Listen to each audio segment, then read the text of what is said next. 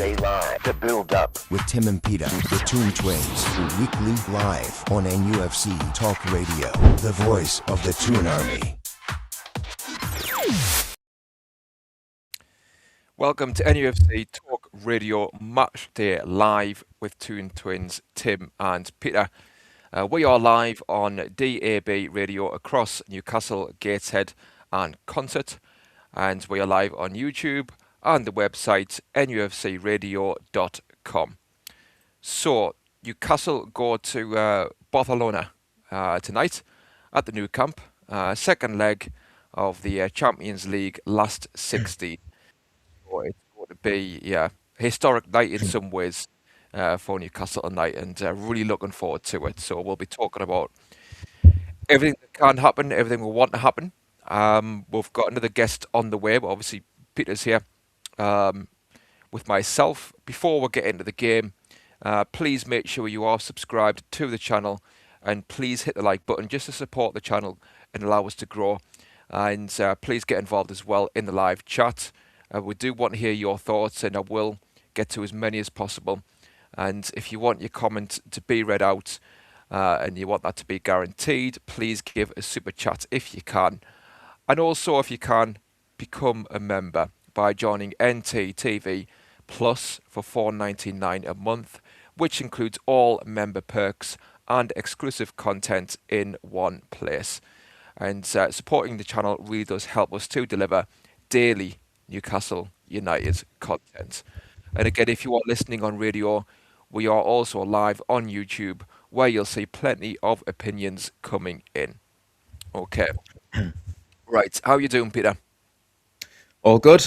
All good. As Gary Busey once said, you know, it's time to grab a seat, enjoy the show. This is history. So, you know. Exactly. Yeah. Exactly. So let's have a look here. So just bear with us here. Yeah. In terms of the team tonight, you know, I've got a few things that I would kind of discuss, and a few things that I'm weighing up. There's two positions really, but you tell us how you're feeling about tonight. Are you confident after the Chelsea game? Well, I'm as confident as you could be, I think, going to the Nou Camp.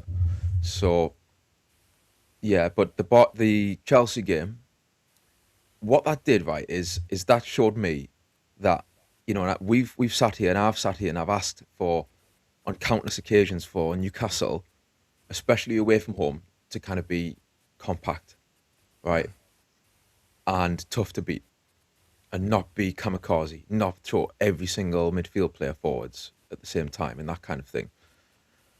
And we did that. Against Chelsea, we were compact. Yeah, we were tough to break down. And I just thought it was brilliant to see. It was like, finally, this is what you can do when you go away from home. You can frustrate the home team. Yeah. Like we did. So that gives me hope. And we've done that at PSG away. And, you know, we've done it not as much as what I would like to have seen. But we've shown we are capable of doing it. So, yeah, I think it bodes well for this match. The lads will hopefully, you know, there'll be confidence going into it tonight.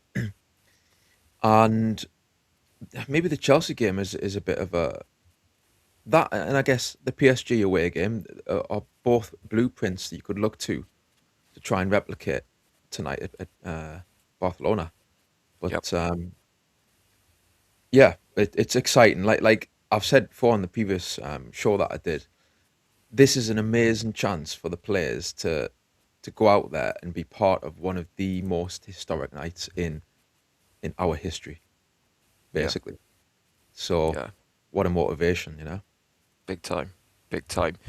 And yeah, just for those who are joining on YouTube, slight delay on YouTube, but yeah, welcome to the show. Obviously, Newcastle faced off against Barcelona last 16. Just to remind those who are watching, we are also live on radio, DAB, across Newcastle, Gateshead and Concert, and on the website nufcradio.com. And yeah, please, if you want to give any comments, we want to hear what you think of the game tonight. So, you know, please put your comments in. And if you want your comment to be guaranteed to be read out, give us a super chat if you can. And as well, if you want to become a member, if you can, that'd be great as well. $4.99 a month, and you get all member perks and exclusive content in one place, and it helps us grow the channel. So any support you can give in that way is greatly appreciated. And yeah, so it's like Geordie Avatar says there, how are the lads? And something else there as well, taking to something. Yeah, so hopefully we can do that tonight. Yeah, it's going to be really interesting. And yeah, you said there about being compact. I don't know, Chris did a video about the dress rehearsal, if you like, at Stamford Bridge. That the dress rehearsal for this game, where, like you say, we were really compact, and it really was different to a lot of games I've seen this season, where we haven't been compact enough, and we haven't uh, been comfortable defending as a team, and we certainly were there. We certainly were comfortable against Chelsea defending as a team, and you could see that. You could see the players weren't flustered. They were fine to be in their shape and to hit Chelsea on the break. So I think tonight it would be silly not to set up that way, but still impose that threat, because we showed in the first leg we can get after Barcelona, and we can carve out moments and good chances. And yeah, so I got Mick Bingley there saying, "Come on, the Toon." Exactly, mate. Everyone will be watching tonight, so I think everyone, so much goodwill behind the lads tonight. So if they can't do it, like I say, it would be historic, and a bit like the cup final against Liverpool last season, in that Bruno said about you go on the pitch as players, and you go back in the dressing room as legends, and we haven't won anything if we win the game tonight, but it's just a really big statement if we can do that. Yeah, so I can't wait. And a few pointers here I want to go through. So the two, I watched Craig Hope's video, and he made a few good points, I thought. And in terms of team selection, there is two areas, I think, that is a bit difficult. First one is right back. So Trippier has been outstanding for the most part since he's came back into the team away at Spurs. From that point onwards, he's been brilliant, and he's one hell of a leader. He's been around the block, and obviously played in Spain, played against Barcelona those years ago. But he has that experience and leadership that you would probably want in a game like this. At the same time, Tino's came back in, second game against Chelsea, just like the rest of the team, was brilliant, was defensively sound, and he also set up that goal, and that was a lovely pass. So he was able to move forward and bring that attacking threat as well. So it's a difficult one. Who you play at right back? Who would you play, Peter? Honestly, I'd want to play Trippier, but like you say, it's the fact you've got this game, then the Sunderland game on the weekend, and coming off the back of the Chelsea game beforehand, and the first leg against Barca, where Trippier did he? Was that Tino actually? Tino came on, didn't he? First leg, yeah. Trippier started. Tino came on, yeah. Yeah. So yeah, obviously he started all the games. He started, quite a few games leading up to this one. We've got two important games, or at least an important derby match after this one. So yeah, honestly, if it was me, I would take all that into account. But I would then ask the player, and I would say, right, I need to be brutally honest here. How are you feeling? I would ask the doctors, I'd ask the physios, what condition is he in? Because for me, in an ideal world, you would have Trippier as right back tonight, given the experience that he's got. Like you say, he's played in Spain before for Atletico Madrid, and he's in form right now. So I'd be looking for Trippier myself. What about you? I can really see both sides, and yeah, the thing with Trippier is you kind of want his experience for tonight and also the derby game. Yeah, But that's yeah, the I problem. think exactly, and I think one has to, play one game. They have to rotate between the two for me. So it is a case of picking, one for one and one for the other. So, um, who would I play tonight? Can't be playing games of football, like, can you? No, no, exactly. Yeah, Can't be doing that. exactly. No, no. No, like obviously you would play them every game, every minute. It's just crack on, lads. You shouldn't be tired. You're athletes. Exactly. Yeah. Um, I suppose, like you say, under Sir Bobby, we didn't really rotate much at all in the Champions League, did we? And you had players playing all the time, midweek, weekends, Yeah. not much rest, and you think of like Sir Gary Speed, who was able to power on, and my word, had the stamina to just get up and down the pitch and never looked fatigued. Kieran Dyer, Nobby. Nobby, Solano, yeah. exactly. Yeah, obviously Shearer, Bellamy, like you say, Ollie Bernard.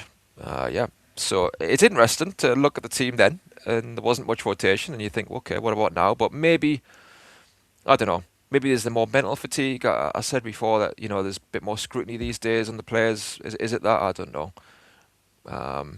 Because do they run around as much? Maybe not. With all the tactical setup, it's more like chess these days compared to back then.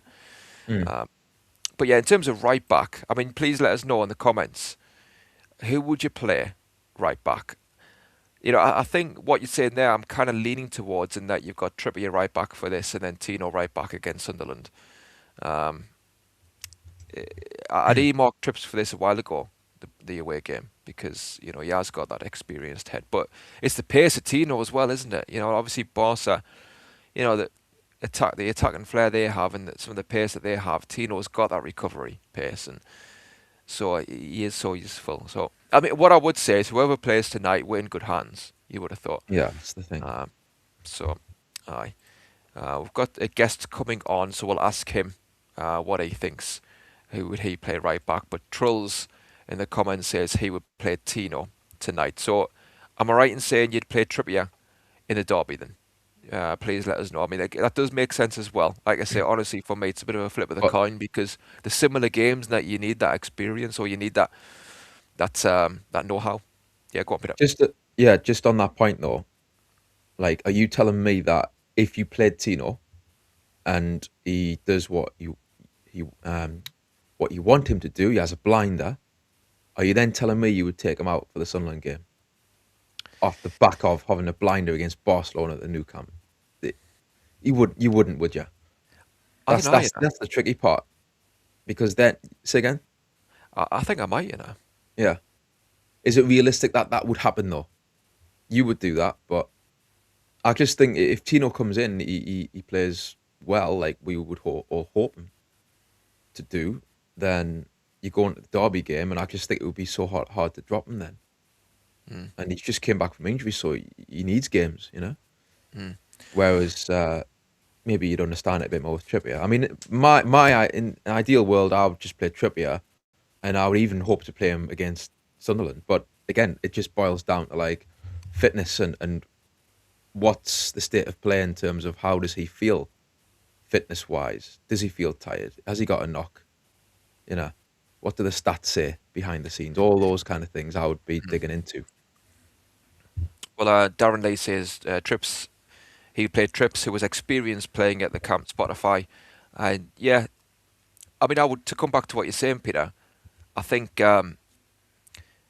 it's like what goes up must come down, and if we do win tonight, whatever happens really tonight, there's going to be so much energy put into it, and it's not just the physical side, it's the mental side, and I just think then they are human to then get yourself up for the derby where you really need to pour your heart and soul into that game. It's only natural that even subconsciously there's going to be a slight drop off if you've went full pelt for 90 minutes against Barcelona away, and you've even got over the line. There'll be a massive elation, but then a few days later, when the adrenaline stops, you've suddenly got a fierce derby around the corner. Again, they are human, so I think we've seen it before when we played Sunderland in 2013. I think it was, where we had Benfica in the quarter-final of the Europa League, and we did pour everything into that game, and we came so close to getting a goal at the end that would, I think, taken us in an extra time, and it was a gallant effort, by the lads, and that was it. Wednesday night was it? I think Tuesday, Wednesday night. Then we had Sunderland at the weekend, Mhm. and we were as flat as anything. We were at that game, weren't we, Peter? We Yeah, were really flat, yeah, we and had both games. yeah, exactly. And I think that's an example. Granted, different circumstances, different set of players, etc. So you would trust these players to, they'll be more for it and have more in the tank. But yeah, I think that's an example we've got to kind of look at and be wary. So I would have the Derby game in mind as well as to who you're picking tonight. You have to for me. Yeah. So the other team selection that I had in mind was the left wing. And this is what Craig Hope raised, because Willock, for all his faults, he has been playing well by and large recently, and he did well against Chelsea. And what he gives you is that pace, is that running power, especially on the break that we are going to need tonight. And the press as well. He can use that running power and pace to press Barcelona on the right occasions. So he is a useful tool to have. But Harvey, so because I think that the three in midfield maybe pick themselves: Joe Linton, Tonali, and Ramsey. Would you play Willock over any of those three? Probably not. So left wing he could play, because you've got Harvey Barnes there, who's had a good season overall, but he's been up and down in terms of performances lately, even though he got that goal recently against Man City. Although I would say I think against Chelsea it was one of his best performances in a while. What do you think, Peter? How would you see that left wing spot? Yeah, I think I would bank on Barnes for that left hand side. You mentioned in there the centre mid and the fact that Willock, he played against Chelsea and he was good, because I've said before, he gives that the pace and the running power that he offers is a nice contrast to the likes of Tonali and Bruno when he's fit, and obviously Voltemada when he's playing in there. Willock's one of the few players who has got that long stride that complements, I think, the players around him, especially in that centre midfield. And that's what we had, if you think back to the season when we finished fourth. That was a major component in that team, his running power, because it was Maxi on the left side for a lot of the time. And Willock was in the centre there with Longstaff and Bruno. And we can be a bit static, I think, without him in there. As good as they are, they've got a lot of quality centre midfield players, but yeah, none of them have got lightning pace. I think Willock's the one who maybe stands out in that regard. But you see, with regards to the three that might play though tonight, you're saying that it picked itself. Do you not think he'll play Voltemada in there? I know Ramsey is back now, and you got Tonali. I mean, Tonali's back because he was ill against Chelsea, and you've got Ramsey and J7 there. I agree. Tonali probably has to come in. I think he does, but yeah, you got Voltemada, you got J7.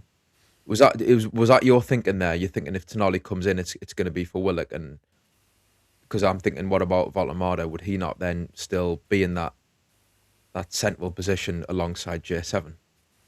Not for me, and I'm quite confident it won't happen. And I think with J7 being available, he is, on his day, he's the ideal player for this game. And he can give you those legs up and down. Not so much like Willock on the ball, but off the ball. He can cover the grounds. And defensively, we really need to be on it tonight. And he's also tactically astute. He can carry out orders from Eddie Howe easily. And I think Eddie Howe loves that. So I've got no doubt, to be honest, that Eddie Howe will be putting Joe Linton in the team tonight. And he has looked better on the ball recently as well. So, yeah. I mean, he was absolutely outstanding against Man United and Barcelona in the first leg. Look at him in that game. Immense. Yeah. So I would play him as well, yeah. Yeah. No, I think But then Voldemort is. you could still have Voltemada, Tonali, and J7, and then it would be Ramsey who misses out. Would you do that? But I'm just thinking, what is that what he's going to do? But because at the end of the day, Voltemada started, didn't he, against Chelsea in that central position? So, and I But thought he'd done okay. He'd done all right. But I think thinking about this fixture though, it's away to Barca. I agree. I think the kind of fixture that it is, maybe you're better served having Ramsey in there. More legs, he's quicker. You can get around the pitch. He's more mobile than Voltemada. If you got him in there with J7 and Tonali, it probably is better suited to a match like this at the Nou Camp. I do yeah, agree. I think that's probably what I would go for. But it's kind of like it's a shame that you then would miss out on the potential of Voltemada's vision and how he could unlock the door in a game like this, where I think chances might be at a premium. He's got that, like I say, that vision and that quality to play someone through. But yeah, at the end of the day, they've all good options. This is the thing. I mean, Ramsey is quality, and I would be hesitant to drop Jacob Ramsey because he's offered a lot since he's been given a chance, and we were calling for that for ages. Jacob Ramsey to get a run, and yeah, I think that probably is the three that would suit this fixture best. To be fair, yeah, Ramsey, J7, Tonali. yeah, yeah. Yeah, so Connor says 50 on the stream only, 13 likes. Hit the like button and support the channel. If you can do that, lads and lasses, it just helps us grow, and we can keep on putting out more and more content. So please do that if you can. Thanks. To go back to what you're saying, Peter, yeah, I think you look at Joe Linton, we're saying how brilliant he's been recently. Ramsey's the same. He's been top class, and he's shown that he is a really good player. And he's been a really good buy. Again, I think Eddie Howe could have played him a bit more earlier in the season. And I think it's been to his detriment that he didn't, because then there's been, I think, more doubt placed upon Ramsey and that signing, kind of because he hasn't been in the team as much earlier in the season. Whereas I think he was always capable of coming in and doing a good job, and now he's flourishing. So I think he's been a good signing. I think he's really hit his stride. So certainly I'd have him in the side tonight. And it is, with Voltemada, to go back to him, to be fair to Eddie, I think it is a case of rotation. He's rotated the side against Chelsea, knowing we have this game coming up, and he's trusted Voltemada to do the job centre mid. And I think fair play in that way. He's biting the bullet, and looking ahead to the games that we have coming up. So I don't mind that. I mean, Voltemada, it's a conundrum that needs to be sorted out long term. And to me, he needs to play up front with a striker. It's simple as that, really, for me. But if you can do a job here and there between now and the end of the season, while we're set in this 4-3-3, then yeah, brilliant. And like you say, he's got that creative spark, that flair, hasn't he? That he can see a pass, he can see a move. Like that assist against Karabag for Murphy that was ruled out. I mean, that was genius passing on the edge of the box. But that's where we need to see him, on the edge of the box. And I think it does take away from his game when he's having to think as much defensively as offensively. So I'd like to think Eddie Howe knows that long term. But you're saying that you would play those three midfield then, J7, Tonali and Ramsey. You'd go with that, yeah? I think I would, yeah. I mean, just on Voltemada as well, obviously the Cole Palmer incident, don't get me wrong, it was soft if that had been given because Palmer's looking for it. But it was maybe a bit clumsy to even try and tackle Palmer in that position in your own box. It gave the ref a decision to make, for him to make a decision on that. So, yeah, I think he still looks a little bit uncomfortable sometimes in those situations defensively. So yeah, thinking about it, I think J7, Tonali and Ramsey sounds good to me. Like, Aye.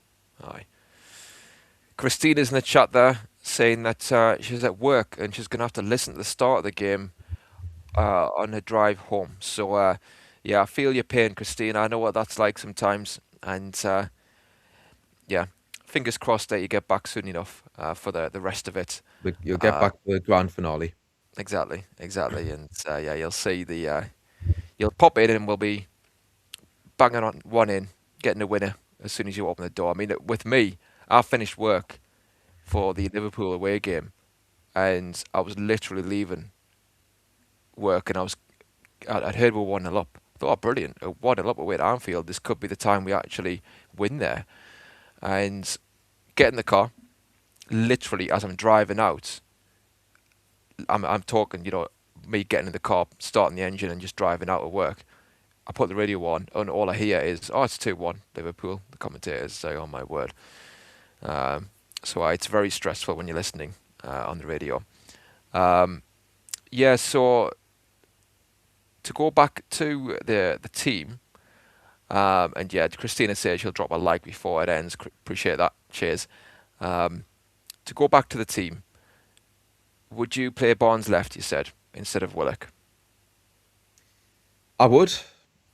If I'm thinking about it, I think just again, it's that potency that Barnes brings in terms of that finish in and around the box.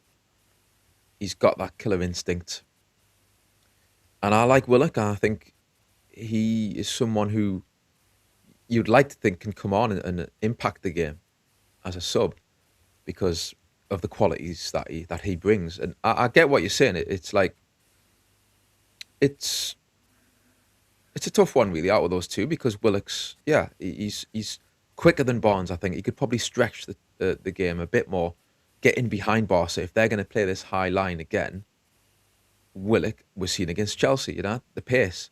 He can keep up with the likes of Gordon. So I get the conundrum. To be fair, if he does it, then I'm not going to complain too much because I understand the thinking behind it. But I'm just thinking as well with Barnes, like I say, killer instinct. I'd probably plump for him because he could pop up any minute with an important goal, and he's probably more reliable in front of goal to finish a chance than maybe Willock. Yeah, that's true. Like that is true, and I think because Barnes played really well against Chelsea, that I think I'd get him in there. And I can see, like you say, the point about losing Willock's pace. He's been really good recently. I mean, he is prone to kind of the odd mishap, isn't he? And sometimes it's like he's got square feet sometimes with his passing. But yeah, he can stretch teams though, and like you say, complements others that way. But I think when it comes to the crunch, I think probably have to plumb for Barnes. His technicality on the ball. I mean, he's not Messi, but he's got good close control, better than Willock in those tight areas. And like you say, if a chance comes along, you would bank on him to at least hit the target more than Willock and pull something out the bag. And obviously, he's got confidence. He scored against Barca in the first leg, so he's going into this game, on the back of that. So he'd be feeling good about himself. So I think you'd probably have to do that. Start Barnes, bring Willock on if needed. So yeah, before I go through the rest of the team, I'm going to go to some of the comments here. So Troll says we should go with Voltamera as the striker and Gordon behind him. I wouldn't for this one because the team, they're in their groove now, playing 4-3-3, playing really well, so I wouldn't want to upset that. But generally speaking, I do agree that we should play with two strikers or two forwards, whichever way you want to put it. And long term, that would be my idea. Yeah, so we'll see how that pans out. I don't think it's going to happen this season, but yeah, that's what I'd be thinking. Trulls also says that Palmer stepped on Voltamera's foot. I have seen it again now, so not a pen at all. And yeah, I'd need to see it one more time, but initially it did look that way. It looked like you say really soft, and I think Voltamera maybe a tad clumsy, but ultimately Palmer's tried to buy that, hasn't he? And thankfully the referee seen through it, despite what Ricina said at the end. Yeah. Can I just say as well on that with Liam Senior? We done the pre-match and I was pretty much sticking up for Liam Senior before the game because of obviously he's got a lot of stick and I can see why as well with the kind of Brent-esque sound bites that comes out. But at the same time, I was kind of backing him, saying, "Do you know what? He's confident. He backs himself, and I like that." But yeah, my word, his comments after Newcastle. Sorry, mate, but you went as KK once said, you went down in my estimation there. Like when I seen what he was saying about Newcastle, he was basically saying Newcastle. Without saying the words himself, it seemed like he was indicating we were lucky, we didn't create anything. It was a get in, get out job sort of thing where they had all the ball, they had all the chances, and I just didn't see that. I thought we looked threatening first half. I think apparently we had more shots than them overall. We cut through them like a knife through butter for that goal. Where was their defence? So, and the whole thing about the ball, again, he's banging on about like respecting the ball. So we're going to go in the centre circle and do a huddle around the ball, even though the ref's right in the middle of it. But we're going to do it anyway. Like, it's just ridiculous. And for him to kind of like come out so bullish and like, yeah, about something like that is just strange. It's weird. I think he's making it a bit difficult for himself, to be honest. So, yeah, sorry, Liam, but come on, mate. You got to do better than that. Yeah, I agree. It was just crazy comments, and yeah, Sour grapes. it seemed that way, didn't it? You want to defend your team, but just to kind of dismiss Newcastle in our part in that game was a bit arrogant and a bit delusional. Yeah, like we were compact because we were well organised, and that's not just luck. You don't just like rock up to a ground and just do that. Yeah. Like we attacked when we needed to attack, and then there was times when we said to Chelsea, "Come on, then, come on, break us down." And it's a balance. So you do that in moments. You don't do it all the game, but you pick, you time it right. You pick the time and to suit you. So. And that's what we done perfectly. And they were doing the tippy-tappy nonsense. The Chelsea crowd didn't like it. They wanted the ball in the box. They could see that we were set, that Chelsea were not getting through. And it's down to them to create something to get past Newcastle because we were well-drilled, well-organised, defending as a team. And if they want to do tippy-tappy and not cross the ball, then that's on them. So, yeah, maybe I think Rossini needs to look at that kind of style of play, rather than looking at other things like the referee and Newcastle, because we should have had a penalty as well, by the way. So, yeah. Yeah, exactly. He's conveniently forgotten about that. Yeah. Yeah. And I mean, tonight with Barcelona, let's see how they go about it, because they'll try and work, the perfect opening, but they'll look to play the ball quicker than Chelsea. Chelsea was so slow, and it allowed us to be compact, and we executed that brilliantly, like you say. But Barca try and move it quicker. I think we've got to try and pause that threat in behind as well. So Chelsea a bit wary, Barca a bit wary tonight, and make them think when they're on the ball. If we've got that threat with their high line in behind, and we're shown that, look, if we break, we're going to cause damage, that'll make Barca maybe be a bit more reserved. They themselves will be a bit more cautious in terms of, we don't want to lose the ball. If we lose the ball, Newcastle are going to break on us. That then can prevent Barca from actually testing us as much as they want to, because they're a bit more reserved. They're holding on to the ball a bit more. They're playing the extra pass than they should, because, like I said, they know that we can break on them. So hopefully, that happens. That's in their minds tonight. I've got a few comments here. So, Adibird says, I hope Alanga starts tonight as well. I don't know why, but I really, really like the guy. I mean, he's trying. Yeah, there's no doubt about that. And I think he was chuffed with the move to Newcastle. So I think he wants to wear the shirt, but I think it has been a bit much for him at times. But yeah, obviously I'd love it if he came good. That'd be a great story. If he turned things around from what it was for a lot of the season. And we've got Kona Leone saying we're two starting right back, Trips who has been in form, or Tino who came back for Chelsea and looked fast when he came on against Barca. Yeah, we discussed that at the start of the show, mate, and it's a really tough one. We were thinking, I think both were thinking maybe Trips for this one with his experience, and then Tino for the Derby game. But it really is a toss of a coin. I mean, what I would say is I'd be having my eye on rotating them for the two games. I know Peter was maybe kind of thinking about Trips for both of them. But yeah, if you're going to rotate, I think that makes sense to me. But yeah, let us know, who would you play, mate? Who would you play? To bring it back to midfield, Jacob Ramsey, we've mentioned him already, but just to say again, he was absolutely outstanding against Chelsea. And the interesting thing about him was that he actually played a bit deeper. And because there was more of a structure in terms of being compact, he himself was playing more of a six at times.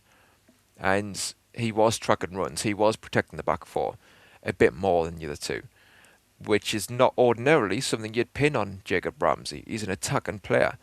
But he pulled that off brilliantly. We can see he's tough. We can see he puts his foot in. There's no question about that. But he was intelligent. And then obviously he's got the quality to use the ball really well once we won it back. So tonight, Tonali comes back in. Would you? It's a three midfield, and we've said a million times, it is fluid. It's not a traditional number six. But there is somebody who starts there in the game and at times is the one to be looking over. Not as much as, I say, a Caicedo, but they're there. Would you have Tonali there, or would you keep Ramsey in that role, Peter? To be fair, I think I'd probably keep Ramsey in that role off the back of Chelsea, playing so well, like he did.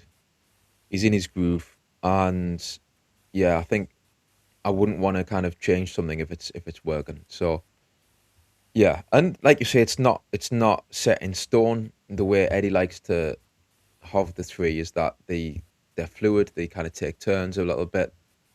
They will all get their turn to bomb on. Again, for me, the problem a lot of the times this season is they all kind of flood forwards at the same time. Never mind taking turns. So that's something to kind of be wary of, I think. So, yeah, you don't want to leave gaps. But yeah, I think with Ramsey, I would say as you were, just take that form from Chelsea into tonight's game. And if Voldemort is going to come out of the midfield, and obviously we had Willock in there as well. Yeah, you want to slot in and hopefully do his stuff in the opposition's half. And I think he could do a sitting job, don't get me wrong. I think he could also do that role where he sits and tackles and just keeps the game ticking along. But he's got a hell of a shot on him. So hopefully he can do some damage going the other way as well tonight. Yeah, that's true, to be fair, in terms of, like you say, he's got that shot on him. And if we can get into the final third, he can unleash, hopefully. It's a difficult one because, I mean, Ramsey, like, he wants to get forward himself, It's not his normal game. I mean, I say his normal game, he's an all-rounder, but yeah, he wants to be creating stuff and trying to score goals, but you would still stick with him there, yeah? I think so. Just as well on Ramsey, he's got a bit of a swagger about him, and that's what I like. And it's, he puffs his chest out, he plays like he belongs in the team. Yeah. But yeah, I think I would probably just keep him in that same role that he was doing against Chelsea. Yeah. Yeah. Well, there's somebody mentioned here about Trippier. I just want to bring this up. because somebody said that they would start Tino for his pace because of the new camp, because it's a big pitch. Yeah, so Colin Neely says, I love trips, but after seeing the size of the pitch, I'd probably play Livramento just to deal with Rafinha's pace. I understand the concern over Rafinha's pace, definitely. I mean, I had that concern at the first leg, to be fair, and I think Trips dealt with him really well. They're probably going to push more bodies forward tonight, so maybe it'll be tougher for him.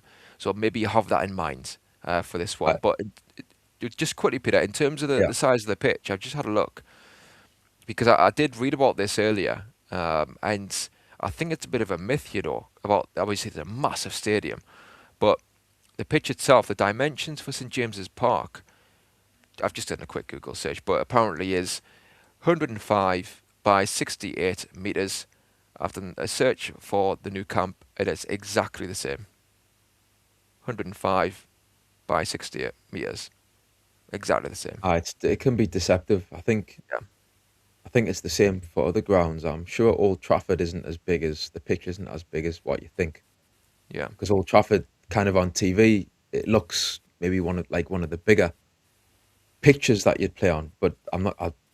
Again, don't quote me on that.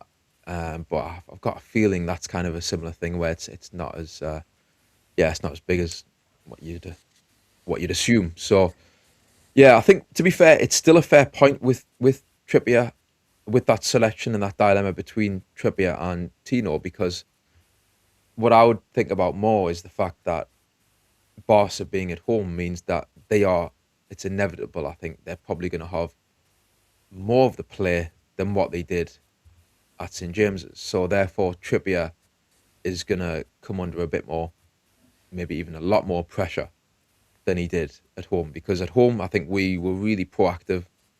We got that balance right where we didn't throw everyone forwards, but when we did have the ball, we didn't just play possession football to try and keep the score down. We were going for the jugular. So, and I think Trippier pushed on and he helped with that. So, it was an amazing performance in that first leg, and Trippier was brilliant, but he's probably going to come under more pressure tonight, and it's going to be a test. There's no doubt about that.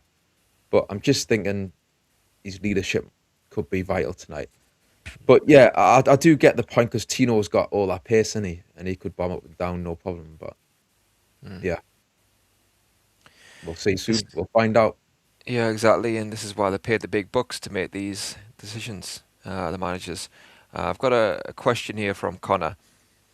With Flick saying they have trained different for our pace and power after the first leg, could House bring a surprise tonight? So yeah, apparently Hansi Flick has said that they've prepared differently for this one, because of the pace and power that we had in the first leg, and they want to try and compensate for that.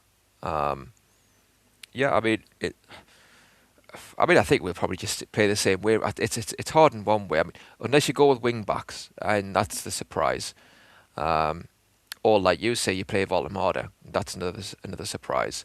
It's not the pace and power that we had the first leg. But I don't think Eddie Howe will do anything radical in that way tonight. And I think he'd get pelters if he did do that and it went wrong. I mean, he's paid to make these decisions, like I say, and if he thinks it's the right thing to do, then he should do it. But I think he'll stick with the 4-3-3.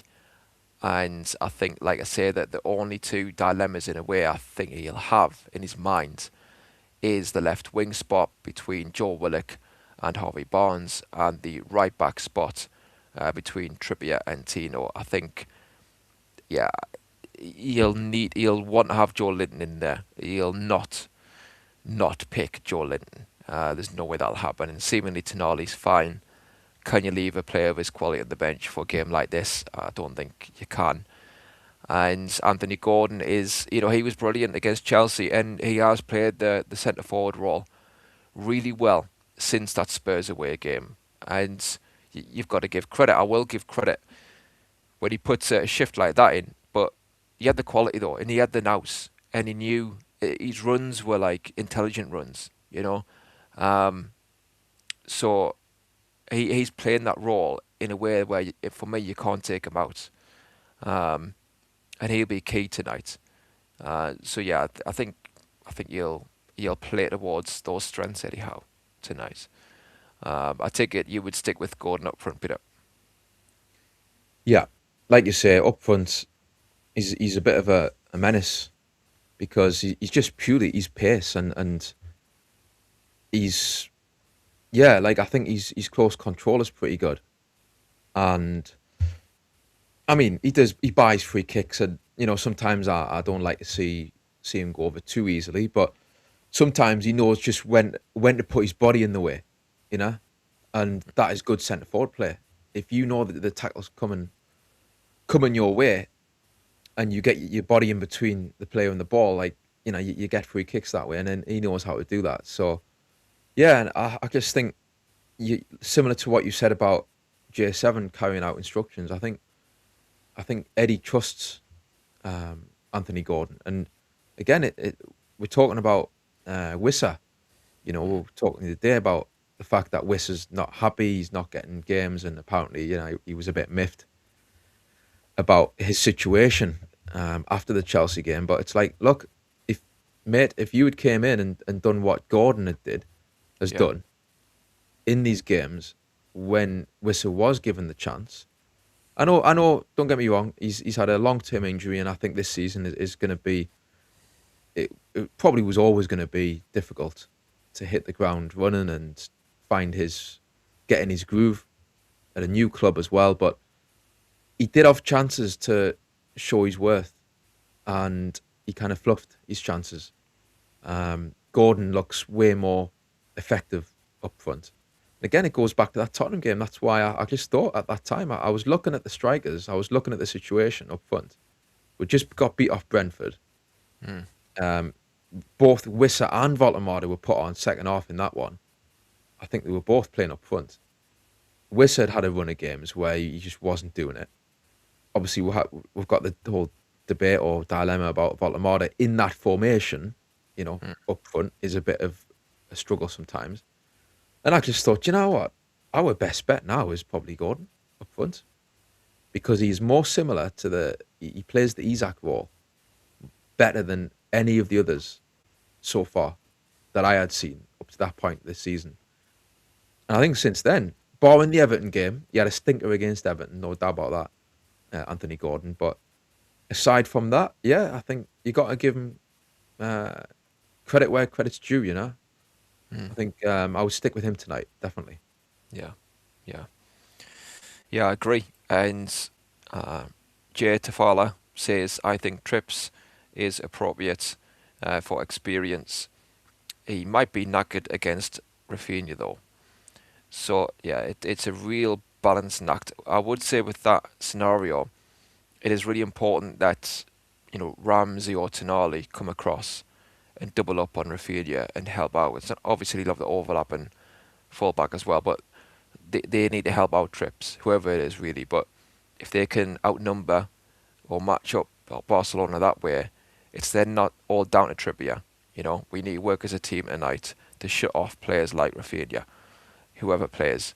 And yeah, to then bring it to the right wing spot, the decision is Murphy or Alanga. And I just want to go to a comment here by Abe Bird. Says Barcelona play a high line. Eddie should start Gordon and Alanga up front. Balls over the top. Use the pace of AG and E. So who would you play right wing, Peter? Murphy or Alanga? I think I'll have to go for Murphy. Like, it's a similar dilemma, right? I can see it's the same situation to, let's say, Trips and Tino, because there's merits to both choices that you're going to make there. And I can see with, like they've said there, high line, Barcelona, the pace of Alanga. We saw in the first leg he was pretty good as well. He caused some problems. So I'm not saying he's a disaster. I mean, he was at one point. The signing had turned into a disaster, but I think recently he's shown a bit more. Yeah, but honestly, I think for me, if I had to choose, this is the thing, right? If you've got all the pace in the world, yes, it can get you up the pitch and get you behind the defence. But ultimately, I just don't think his cross and his service that you're going to have to give to your teammates if you're going to get in behind like that. I don't think it's as good as Murphy still. And Murphy's no slouch. I mean, he's not lightning, but he's fairly quick. And if you could combine those two players, you'd have a hell of a player. The end product of Murphy and then Ilanga's pace and kind of direct running power. But so it's a tricky one again, but I just feel you've already got pace there with Gordon up front. Barnes and Murphy, and they're not slow. So yeah, I would probably just go for Murphy and keep Ilanga as a sub you can bring on, to unleash from the bench. Well, Connor says there, Flick said that they've trained different, so I don't think they will have a high line at the first leg. I mean, that's one hell of a compliment to Newcastle if that is the case, if they don't have a high line in this one when they're the ones at home. And that kind of goes towards what you're saying, Peter, in that scenario, Murphy would be a better bet who can link the play a bit better than Ilanga and pass the ball. He gives the ball away cheaply at times, doesn't he? But just in terms of swinging a really good ball in where you don't necessarily need to be in behind.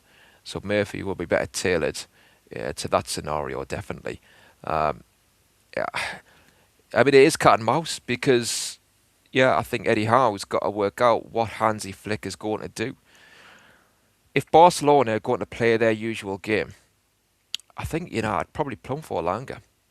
And as much as I agree, Peter, in that his final ball still let him down too many times, he did put some good balls in against Barcelona in the first leg, and it just happened that Asula wasn't on the end of them.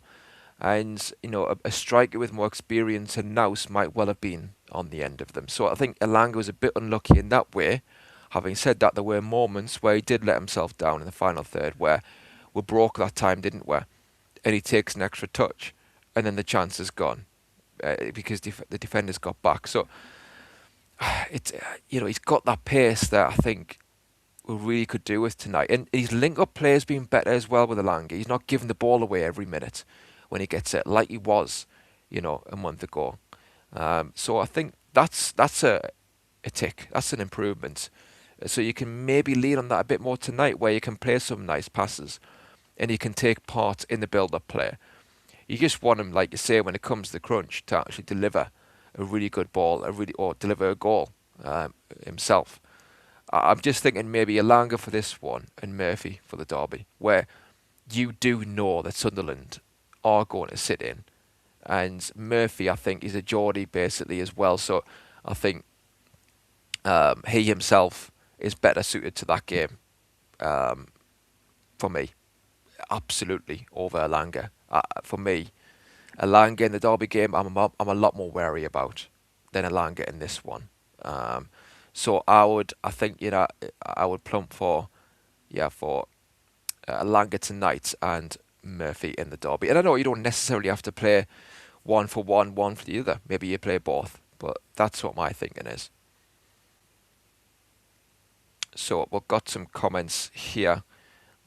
So Mark Anderson says, we have seen a few plays of late where we have put balls through the channels which will work against Barca.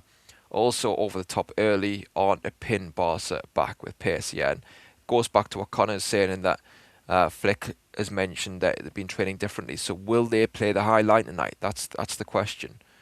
And Steve Waldo says, if Tino is fit enough, he starts. It's biggest game of the season, no regrets. Yeah, it's a flip of a coin in one way, like between Tino and Trippier tonight. Mark Anderson says Bruno has travelled to Barcelona. Yep, he's the official cheerleader tonight with the lads, so he'll be there. And so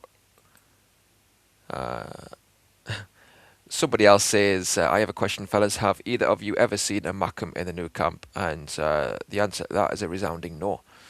Don't know about you, Peter. No. No. There you go. And yeah, yes, Bruno is at the game.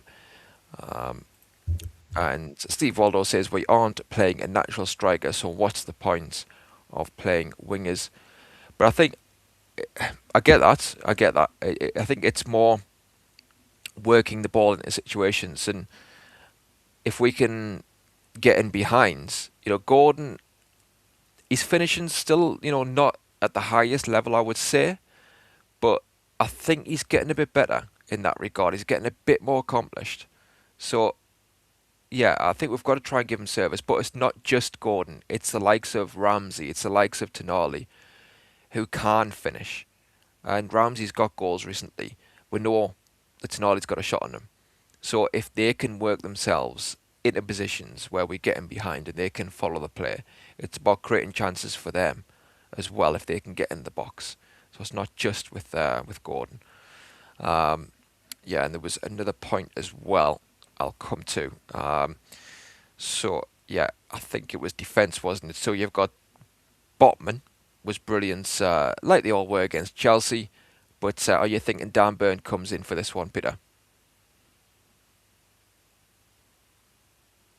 That again is that is tricky because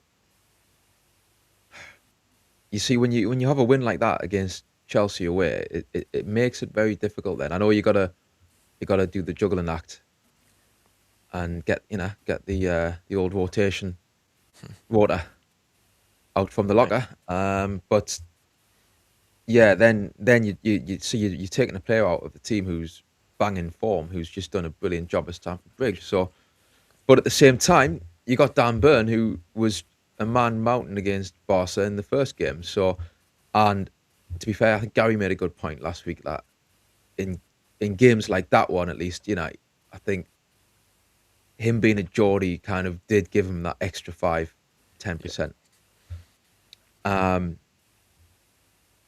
Maybe he will go for the three centre halves tonight for that reason, because they're all, on their day, top class defenders. So it's tricky. Honestly, it really is. I mean, again, with Dan Burn being a Geordie, like, do you start him again tonight? Say again to me.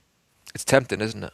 It is, and obviously his height, although he doesn't win as much, at least offensively. We've said, haven't we, watching the games, we've said he should be winning more headers, given the fact that he's way above everyone else, height wise. I think when we do get a corner, it would be nice for him to be more of a threat than what he usually is. But yeah, I mean, do you know what? It comes back to, in the comments there, Connor had a question. So, and I think it's a good question there. He's talking about the fact that Rashford, could you see Rashford starting up front for pace tonight? And again, that might tie into what you were saying before about Hansi Flick. He's saying they've trained differently this leg to what they did previously. The fact that Newcastle, the way that we played against Barca, clearly has made an impression on Hansi Flick. And if he's thinking about tinkering things tonight, maybe Rashford is one of those players who will come in instead of, because it was Lewandowski last week, and instead of Lewandowski, where he's more of a target man, and Burn dealt with him, basically, I thought. So maybe he will look at that, the Barca manager, and think, well, I'll bring in Rashford now, because they're kind of tailor-made to deal with someone like Lewandowski, who is more of the kind of old-school striker. Yeah. Not that he's easy to play against, but you know what I mean? Like, Burn likes to have a battle. He relishes in that, like he does against Haaland. So, yeah. If he brings Rashford in, maybe then you're thinking Botman might be better suited, Yeah. Yeah, it's true. I mean, maybe Botman better suited, maybe, but it's a good point about Rashford, and will he play or not? And we know he's a good player on his day, we know that. And I think he has got a lot of ability. I think that he hasn't shown it enough in recent years, definitely not at Man United. And I think something's went on there mentally. I think he has found himself, not in the right frame of mind, it seems, at Man United for whatever reason. And when he is in the right frame of mind, I think he's a really good player. And one option as well is for left wing. He could actually play left wing instead of Rafinha. I mean, I don't know the ins and outs of Barcelona enough to make an accurate judgment. That could be seen as a major no-no from Barca's point of view to drop Rafinha. But like I said, Tino and Trippier dealt with him well in the first leg. Maybe they'll think Rashford down the wing will give more problems to us. So that's another thing. I mean, yeah, like I say, I think Rashford, he's inconsistent, but he's a good player. And if he's not playing for them, it shows that they've got quality players in the starting lineup. So yeah, we'll keep an eye out to see if he's in the pitch or not. But I mean, I've got a feeling when Rashford plays, because he's ex-Man United, he's ex kind of a Premier League player. I kind of just, because you know who he is, you fear the worst, don't you? For me, it's like, oh, he's going to be the one, isn't he? He's going to pop up and hurt us like he did in the first game in the group stages. So I kind of hope he doesn't play, really, because we dealt with them really well in the first leg. So we know we can do that in this one, and the players have got that confidence. If they see a different team sheet, then it does flummox players potentially. It's like, oh right, okay, I've got him to deal with now, and how do I take on this game? I can't do it the same way as I did the first leg. And as Con is saying, that's what maybe Hansi Flick has got in mind. Yeah, we'll see. So David Spence says, Jacob Murphy, will he be able to play the full 90 if he starts? What do you think? I think, yeah, if he starts, I think he could play the full 90. No problem at all. For me, I would be wanting Jacob Murphy for the Sunderland game. So I would keep him for that one, personally. And I think I would just say to Elanga, look, mate, we're putting our faith in you. You were brilliant in the first leg at times. We just need a bit more end product and a bit more incisiveness when it comes to the crunch. But again, it comes back to Barca. If they play a high line, see what Flick does. But if they do, then maybe Elanga can create situations and chances for us to profit from with that pace in behind. But yeah, what do you think, Peter? Yeah, I think, you're talking about the right wing slots with Murphy Yeah. and Elanga, yeah. Yeah. Again, I can see both sides, but yeah, it probably will depend on, if you're Eddie Howe, you have to then try and assume what's Hansi Flick going to do. That will then have a bearing, I think, as to what you do for that right wing slot. Yeah. If it's a high line, then I can see why you'd maybe play Elanga. But Yeah. if I had to plump for one, me personally sitting here, I would have to just go for Murphy, I think. Again, it's Okay. that end product. I know what you mean. Yeah, so we're now joined by DXK, Southampton's most famous Toon fan. How you doing, mate? Hello, how's it going? I'm Hey, good. Dex. Good? Yeah, Yeah. yeah. How's life? Good, mate. Good. Sun's All out, so good. that's a nice bonus. Yeah, and Yeah. looking forward to this one. How are you feeling, mate, about this tonight? Yeah, I'm feeling good. It's an exciting time to be a fan because we've got all Yeah. these mad games back to back. But I wouldn't say that I'm overly confident on tonight's result, but I just feel like we'll go out there and we'll give it a good go. And hopefully we can kind of do what the other English clubs so far have failed to do miserably, which is put up a bit of a fight. Yeah. Yeah, you kind of trust us, don't you, to do that? I mean, I say this. Could be the curse. We'll go out, 5-0 or something. But you do trust the players, by and large, to put up that fight, don't you, these days?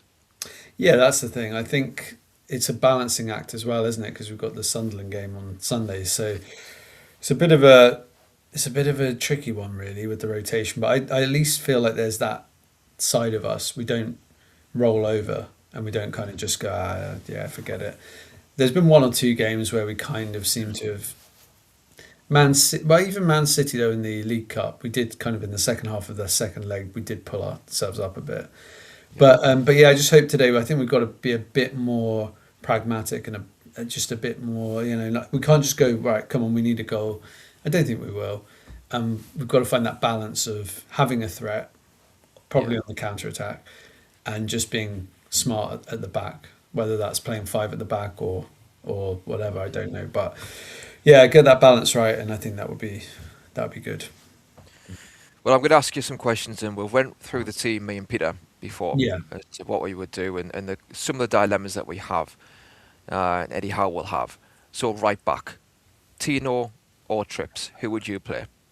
I'd rather see Tino play, but the fact this probably doesn't answer the question. The fact that there was the press conference with Trippier in it, that makes me think he's probably going to start. And I do think in the big games, Trippier does seem to be the name that comes out. The other thing is Tino, can he play 2 games in 3-4 days? I'm not sure he's there yet, and he did play the whole 90, didn't he, against Chelsea? Yeah.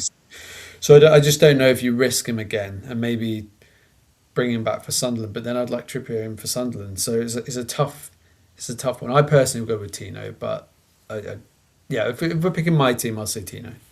Okay. Just quickly on that, Jacob Murphy was in the press conference for I think it was the first leg of the Barcelona game, and he didn't start. So maybe it's a bit of mind games as well from Eddie Howe. That's a good point, actually. I didn't think about that. Right. Yeah, that's a good shout. I just I put two together, I guess.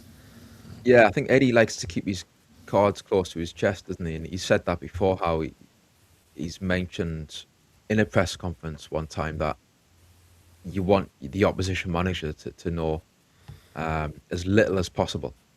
So yeah, maybe he's putting Trips out there as, like you say, A decoy.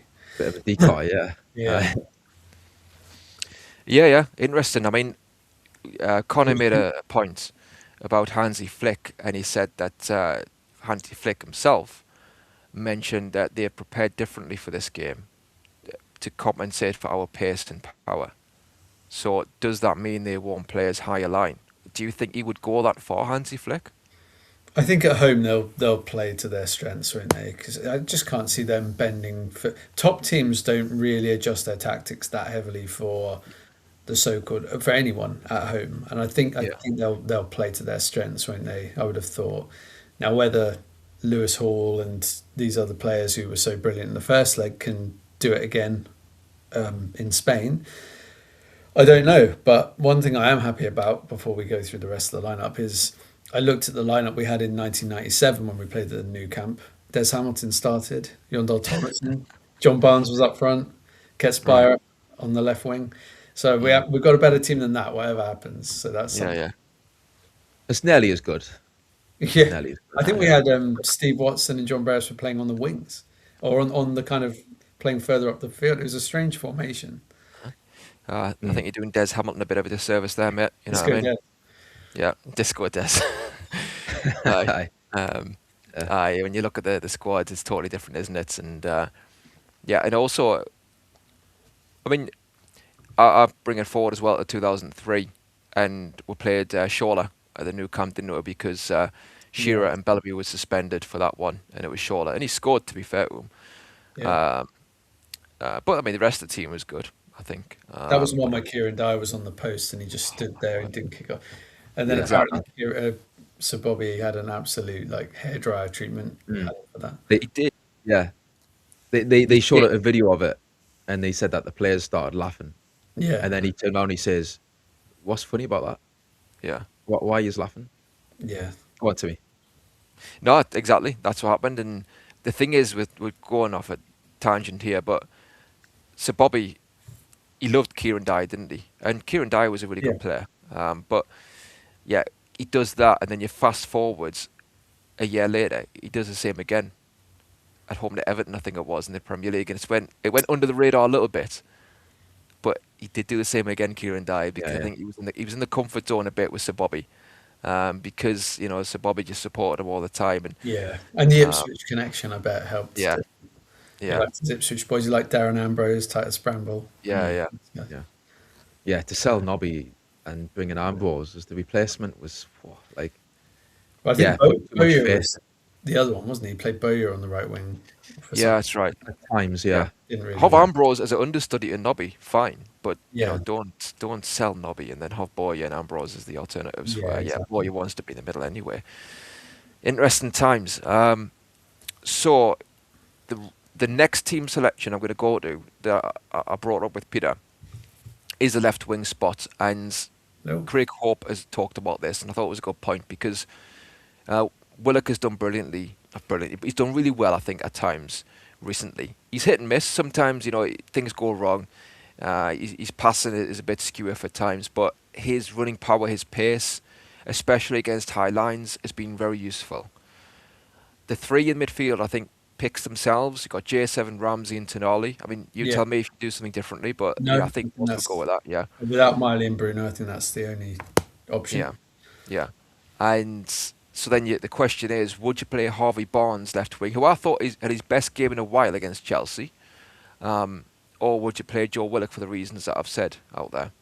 No, I'd play Harvey Barnes because I think you've got to have a goal threat on there, and Harvey Barnes has got 14 goals now this season, and I feel like he's a guy who he can have a terrible game, and you watching him going, God, what is this all about? He's got his boots on the wrong feet or something, and then he'll score a goal out of nowhere. Or Wolves. We played Wolves last season, early in the season, and he was having a bit of a stinker, and he scores 2 goals. I think he scored 2. Anyway, he got the winner for sure, and it was a wonder goal where he cut in and 25 yards out and he killed the top corner. That's what he's always got in his locker. He can play like a donkey for 89 minutes and he can smack one in the net and you win the game. So, whereas I don't know if Willock's got that. Willock will chip in with the odd goal. And you're right, he's been really good in the Champions League actually, Willock, like in a few games. But I just think have him on the bench. You can bring him in central midfield, you can play him out wide. He gives you an option off the bench. He seems quite effective sometimes when he does that. So for me, Barnes, without a doubt. Okay. Yeah, that's what I went for as well. Yeah. Yeah, I think I would as well. I think when it comes to the crunch, you want somebody in the final third who you can hang your hat on.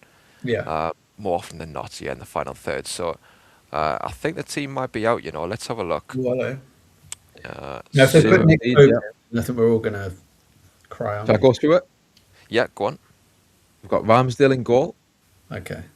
We've got Trips and Hall at fullback. Doesn't surprise me. We have got... I'll jump straight away to right wing. We've got Elanga on the right wing. Barnes is playing, so I think Barnes is left. We've got... In the centre of defence, we've got Chow and we've got Byrne. So, Byrne's been brought back in. And Botman's on the bench. Centre mid, we've got Ramsey, we've got Tonali and J7, like we kind of predicted. And up front, we've got Anthony Gordon. That's kind of what we thought a lot. Well, I think you said Murphy, didn't you, on the right wing? But the only one that not surprises me, but the only thing I was thinking is Dan Burn, the Sunderland game, I'd want Dan Burn in there. I don't care. He's almost him and Bruno would be the first 2 on the team sheet if they were fit. So I was thinking maybe today Botman would play and then Burn would come in at the weekend. But obviously that's not the case. It's a good point that because what I was thinking with right wing was I would have played Elanga tonight, partly because I would want Murphy in the Derby game. He knows what it means as a Geordie, and I think other players, when it comes to the crunch, he will give you an assist, he will give you a goal in those moments. So that's another reason why I would have played Elanga tonight. But Elanga's been doing better, there's no doubt about it. He's got the pace as well to trouble Barca's high line, and he did really well in the first game, aside from some moments second half where he could have released the ball earlier, and that he just needs to improve in that final third a bit more. He did put some good balls in, but Osula wasn't there. It's not his fault, but there were times where he did delay things, and there's still work to do. But I still would have played him at night like Eddie Howe has. So yeah, me too. I agree, and I think your logic for your reasons are spot on. Absolutely. The Derby games, we saw, didn't we, when we had Kabay and all these other brilliant players, and we lost 3-0, and then they had Colback and all these other second-rate players, but those guys knew what it was about. We had a bunch of guys who really, Colaccini, brilliant player, but these guys maybe didn't, at that point, understand what these games are about. No. So I think it does help. You've got to have a few. And I actually, that's why I thought maybe we'd take a risk on Tino tonight and Trippier would get it. But I'm sure Tino will too. Aye, and just as well, Timmy, just to jump in, Chris was asking the question last night about whether this is kind of win or bust in terms of the season for Newcastle, this game tonight. And I just want to give my thoughts on that question, because I think if we had have lost against Chelsea, then my answer then would be yes, it is win or bust tonight. This is the season all on the line. But actually, no, the fact we beat Chelsea, and I said this before the game, we needed to win there. And that's kept us, I think, for me, it's kept us in with a shout for Europa League. I don't think Champions League, but I think Europa League is it's a realistic target. Now, will we get that? I'm still not so sure, to be honest, but it's still attainable if we go on a run. It's not impossible. I think there's not enough of a gap to rule us out. So I don't think it's win or bust tonight. I think there's still something to play for in the Premier League because of that win against Chelsea. It's kept our season alive, basically, for Premier League finish. Yeah. But tonight is still it's potentially a historic match. And I said at the start of the show, DX, like, what an opportunity for these players to go out there and make history. You know, again, we're not getting a trophy out of this if we win tonight, but it will be a historic win in the same way that 3-2 win is kind of historic. You know, we all look back at that and think, what a night that was. And we all talk about Tino and Gillespie, and rightly so, you know, 30 years on. So, it's that the lads have got their opportunity tonight to make the same waves, you know? Yeah. Oh, yeah. And, I mean, it's could be a historic week. I mean, if we pulled off, and it's a big if, but you never know with football, 2 results back to back now after the Chelsea result, that might be the greatest week apart from the cup win. Well, it would be the greatest week I've seen. There was, I think we beat Leeds away, Arsenal away, and someone else under Sir Bobby once when we went to the top of the Premier League at Christmas. But that's the only one that but that's not Barcelona and Sunderland. So yeah, this would have to go. I mean, so it's an opportunity, isn't it? If the players can do it, but it's a tall order tonight. But let's see what happens. Yeah, that's it. And to bring it back to the team, I think I do agree with Dan Burn, because it reminds us a little bit of the first derby game where we had Bayer Leverkusen midweek, and I remember for that one I was saying, please Eddie, just rest Dan Burn and rest Bruno for that game, and have those two fit and firing for the weekend, because we really need those two in the trenches. And we had the squad to use. There's no doubt about it. I mean, obviously, Miley came off the bench that game and scored the goal, and we've seen what he can do since. So we had capable players of coming in. Obviously, Botman, we know what he can do. So it reminds us a little bit of them, but I think the difference, obviously, with this is it's a last 16, and Dan Burn is such a leader. Of course, you want him for Sunderland, but you probably want him for a game like this away at the Nou Camp, don't you? Where the spotlight's on you, the pressure's on you. So it's a really difficult one. I mean, like you say, Botman could have maybe came in and done the job, because he is quality when he's on his game, there's no doubt. And I really hope he can get himself together fitness-wise and long-term, be our main man. But hopefully Burns, he's got it in his tank to just pull off tonight and just be fit and firing for the weekend as well, because he's a Geordie. Adrenaline can get him through it maybe in that way without dropping off in any way. So you'd go with Bonds. Obviously, we've got Bonds out there as well. So, I'm pleased with that. And it's a good bench as well, isn't it? We've got good players who can come off the bench and cause some damage if possible. We've got Visser and Volterra on the bench again, haven't we? Visser doesn't get any kind of time on the pitch now, does he? He's what is he, about 5th choice striker at this point? I think we'd rather play Joe Linton up front. Yeah, it's all went wrong, hasn't it? I was saying to Peter before how Ramsey did so well against Chelsea, and he's been top class for a while now, in my opinion, and he's a really good player, good signing, and he played, we were more compact against Chelsea, and that lent itself to a more traditional number 6. It's still fluid, but because we were playing, like I say, more compact, I think it allowed Ramsey to sit a bit more. He did it so well. He's tough anyway, we've seen that, but he was disciplined. Would you keep Ramsey in that role, or with Tonali, would you put him in that role? Again, I know it's fluid anyway, but one of them normally is there to start with. Who would you play there, DX? Well, for the for tonight, In the number 6. yeah, I'd probably. Oh, it's a tough one. I'd probably go with. Sorry, I've got an alarm going off. Give me one sec. Yeah, no worries. Okay, there we go. Sorry. Yeah, so I'd probably go with. I think. That's a good question. I think Ramsey would probably be the more forward-thinking role for me of the two, because I feel like he's shown he's got goals in his locker, and I think Tonali will have a few goals here and there. But there's something about Ramsey that I just think he's so.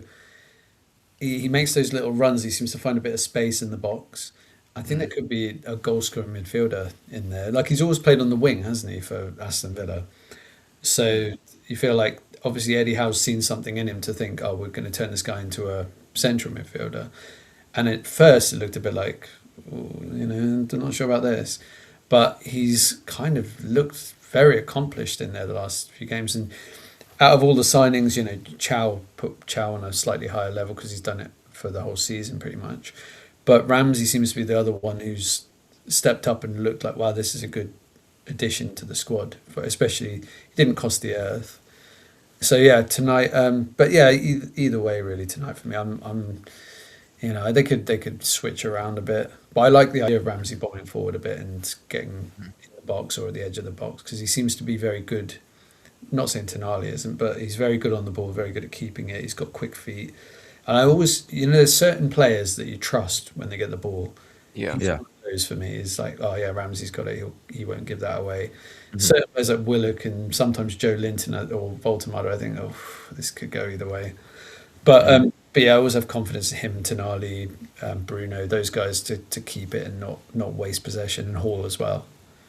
So, yeah, definitely. Yeah. Got a super chat there from Wazza. Just hope Burn and Trips have had their witty bicks. Yeah, do you mean for tonight or the weekend? Wazza, let us know. Cheers, but Wazza. yeah, cheers, mate. Really appreciate that. Just on that, I mean, I do think it's criminal that we haven't found a way to try and fit in the honey monster, like up front, I think after all these years, he'd do a lot of damage, but you never know. Maybe one day might have to resort to that the way we're going with our strikers. Exactly. Yeah. I'll play him ahead of Wissa. Yeah, I think anyone would. He's already being linked with a move away, isn't he, Vissa? And is he? Well, yeah, but we can't. The thing is, we can't afford to sell him because we paid 55 million over a 4-year period. So still 42 million, 42 left to pay. So if we sold him for any less than that, then PSR is going to punish us. So we're kind of stuck with the guy. But I hope he comes good. Some players, they take a year, just not normally at the age of 29. But some of them do take a year to come good. We knew what we were getting. It was supposed to be a ready-made thing. But yeah, I mean, the fact he's not getting on the pitch, I'd be worried if I was him, because maybe going away with Congo, that might wake him up a bit, get him some match fitness. Yeah. Barca team as well, by the looks of it. Yeah, I'll run through that. So the Barca team is Garcia in goal. Let's have a look. Eric Garcia, Kabazi, Gerard Martin, Cancelo. Then you have Mark, Bernal, Pedri. Then you have Yamal, Fermin Lopez, Rafinha, and Ferran Torres. So Rashford isn't playing because we were speculating before whether he would come in or not, to give us something different to think about. Seeing as though we handled them really well in the first leg, and I was thinking maybe he might throw a spanner in the works and put Rashford either left wing or up front. But is Lewandowski in there? No, I didn't see him on the is he? sheet. Yeah, so I mean, they should have 2 players suspended for tonight. That if the referee had done his job, but very true. And Yamal. I mean, that was a shocker, that performance, really. I mean, that was he bottled it, didn't he? He probably knew they were on yellow cards, 1 yellow card away. But anyway, that means they've got no excuses. We're playing their best 11 that they could pick. So that's Yeah. what we're going to beat. And if we beat them, then they can't say, "Oh well, Yamal didn't play," blah blah blah. So that's good. Exactly. And I think it'll be Yamal, Rafinha as the two wide players with, I think it'll be Torres up front. Ferran Torres. Could be wrong, but that's how I'm looking at it. So that'll be the front three for Barca, I'd imagine. So again, it is maybe a bit of a tweak, because then, I think they'll have more kind of mobility up front with Torres compared to last week with Lewandowski. So again, it's probably a bit more of a challenge tonight for the likes of Burn and Chow. Yeah, I mean, Connor's saying forget that team, that it was wrong. So I think Lewandowski is playing. Okay. Lewandowski is right. playing, yeah. Fake news. It's no I good. have to report you for that, Connor. Yeah, Yep. that's the yellow card for Connor. No, but that's okay. So that changes it. Lewandowski, I mean, he's a killer in front of goal. He did miss a good chance in the first leg, but he is one of the best finishers of the last 20 years. He is yeah. So, yeah, I mean, and he's 37, so it's amazing, really, that he's still going strong. Yeah, I big couldn't time. believe it when I knew he was getting on a bit in terms of, the fact he's been around for such a long time, playing at such a high level. But I was really surprised to hear that he was 37, because I was thinking, well, 34, 35. But yeah, There we go. We've got the picture now. Yeah, so we've got Gary and the Mighty Win on board. How you doing, lads? Right, lads. Oi. he's ready for this. Win would be at the game. Y'all ready for this? Born ready. With regard to Barcelona, There we go. This is the real lineup. that's what we've got there. So Lewandowski is definitely. What did you guys think of the goalkeeper in the first leg? I actually thought he looked a bit shaky. There was a lot of hype about him. I thought there were a few times he looked a little bit, even on the goal, I think he could have done a bit better. Yeah, he was flapping, wasn't he? Yeah. Didn't look that comfortable. No. Yeah, I think it's like everything else. Under the press, I think a lot of teams struggle, and I think that is where Newcastle can be at the most dangerous for me. It's the speed of Anthony Gordon. I don't think anybody appreciates how quick that lad is over 10 to 15 yards, and when you're defending the 18-yard box, and a lot of these possessive-based teams love to play out from the back. What they tend to do is, go sideways. And if you've got the correct angles and you've got the three bodies with pace to close those angles down, you'll be surprised how many mistakes can be made just through pressure. We saw that evidence at St James's Park. We saw it at Stamford Bridge. These guys, I mean, you talk about us giving them a bit of a lesson in football. I think PSG showed them it was boys against men at times when you look at the results. I mean, some of the mistakes they were making against PSG was just, it's just blind panic. So I'm hoping, listen, this is, Newcastle's not got a great history away from home in Spain. I think that is something that I think it was 1 or 2 games we've won in Spain. I think the last one was something like 2003, 2004, if memory serves me right. Against Mallorca. Yeah, exactly. So, like I say, travelling to Spain isn't going to be an easy task, but this isn't a Newcastle of old. This is a different Newcastle now. I just think they have to come into the game with the same mentality, with that same approach. Not worry about it being in the new camp, the new camp, if you like. And it'll be interesting to see how Eddie Howe addresses it. They're going to set up the same, Barca, the 4-2-3-1. Fami Lopez behind Lewandowski in that false 9/10 slot. Rafinha left, Yamal right. Bernal and Pedri. Like Bernal didn't have a great game. Like I say, there was question marks whether he would be fit, but he has passed that fitness test. And again, this makeshift back four that I think is tame, if I'm honest with you, from what I've seen. I mean, listen, I know Chris was a little bit tongue in cheek on yesterday's show when it comes to the Premier League getting beaten by European sides. But there's only a few European sides that are good, and I think you have to look at it from that point of view. And when you're leaving yourself open, I mean, I must admit, even though Real Madrid, I think, was only playing in second gear, Man City took the game to them with 10 men. They played excellent. Like I said, it was always going to be an uphill struggle. But for me, when I look at this side, the team, I look at Barcelona now, and it doesn't remind me of a team of old. You used to look at Barcelona and literally shirk at the knees, didn't you? Because you knew they were riddled with quality players. I mean, like I said, I look at this team and it's not a bad side. I'm not saying they're not footballers, but I don't think this side would do very good in the Premier League per se. I think it's very weak physically and, like I say, under pressure, which you are all the time in the Premier League, even against lesser sides. I think they'd struggle. I'm not so sure about if you look at that side now. You've got Garcia, Cancelo, Pedri, Yamal, Lewandowski, I don't think they would struggle personally. Rafinha. No. Listen, football is football, right? But look at the Man Cities of today. The Liverpools all can play football, right? These guys have won European trophies, not a problem.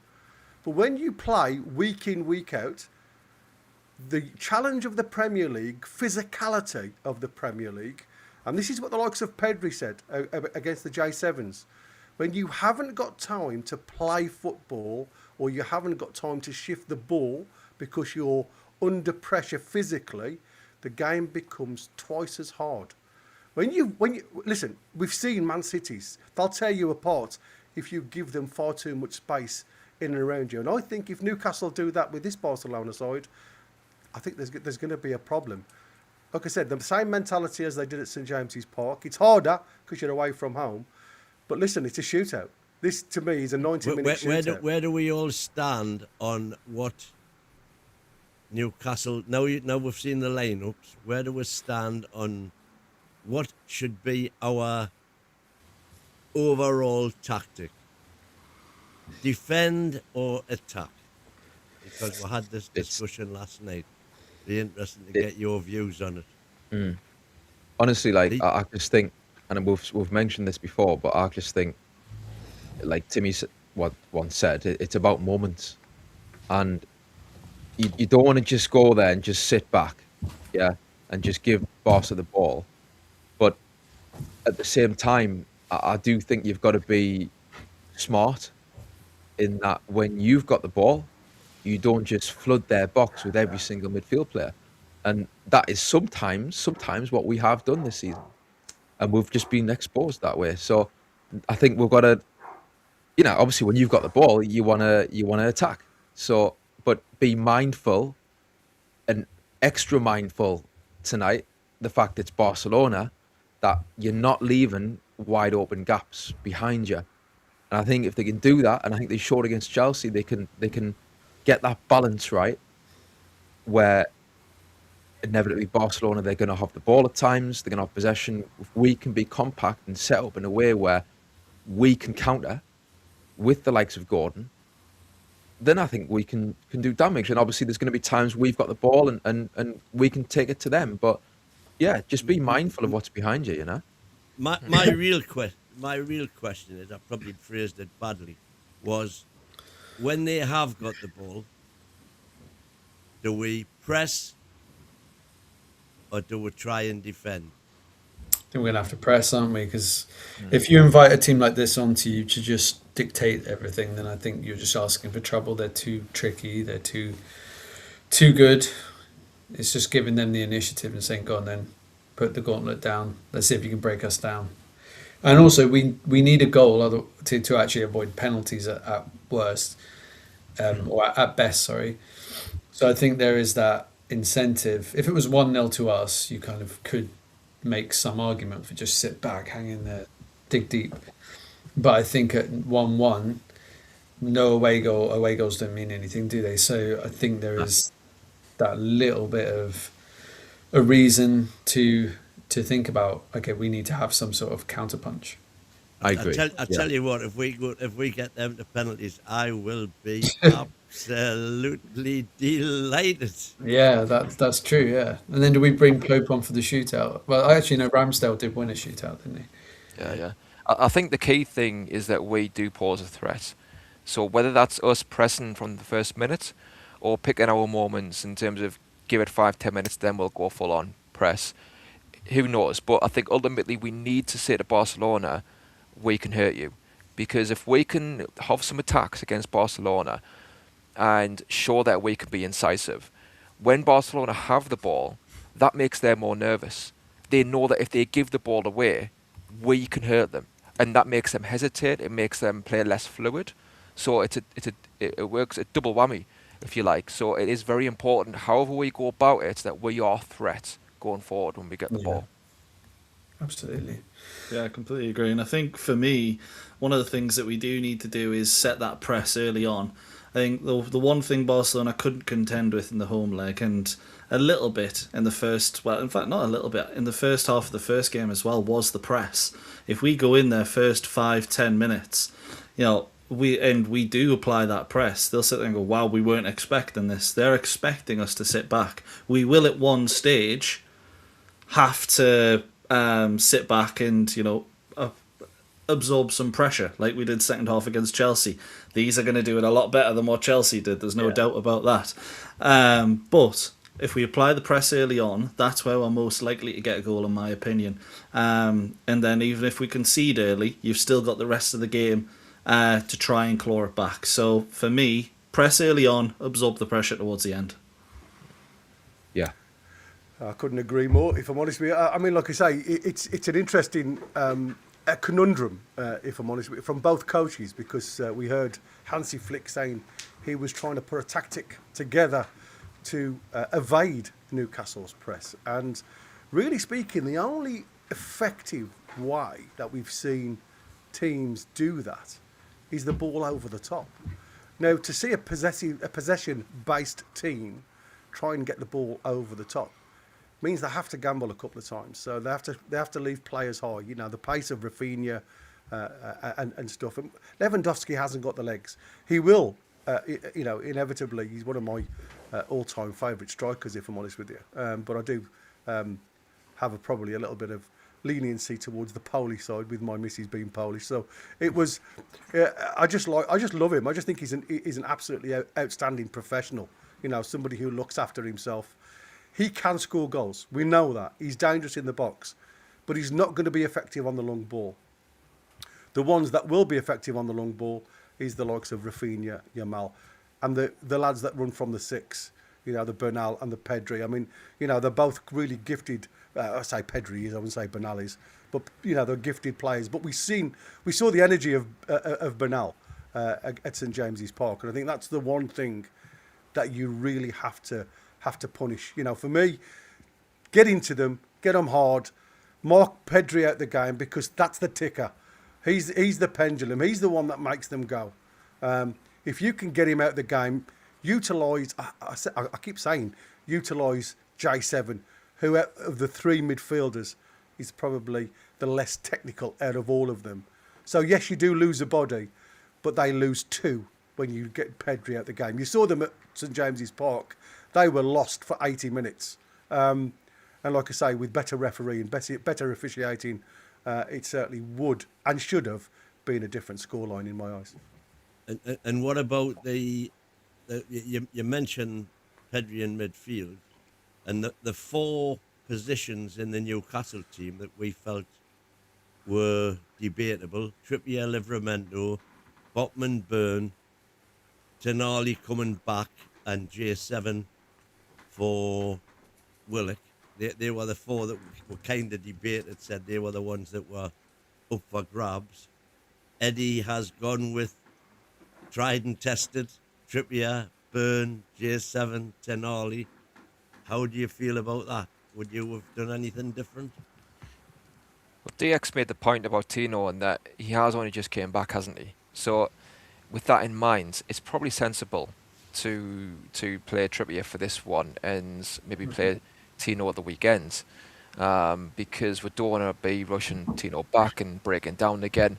It is a conundrum. I mean, even though if they were both, there to pick, it's a difficult one because Trippier, I think his experience, his big game experience, could be vital for this one, and I do lean towards that, to be honest. But then obviously I'd want Trips for the Derby game. But no, to be honest, I think it's the right call with all the circumstances around what I've just said. I think it's probably the right call for me at right back, and it's centre back. Again with Dan Burn, it's a big game, and you want Dan Burn these big games where you want his leadership. And yeah, Botman could have done the job.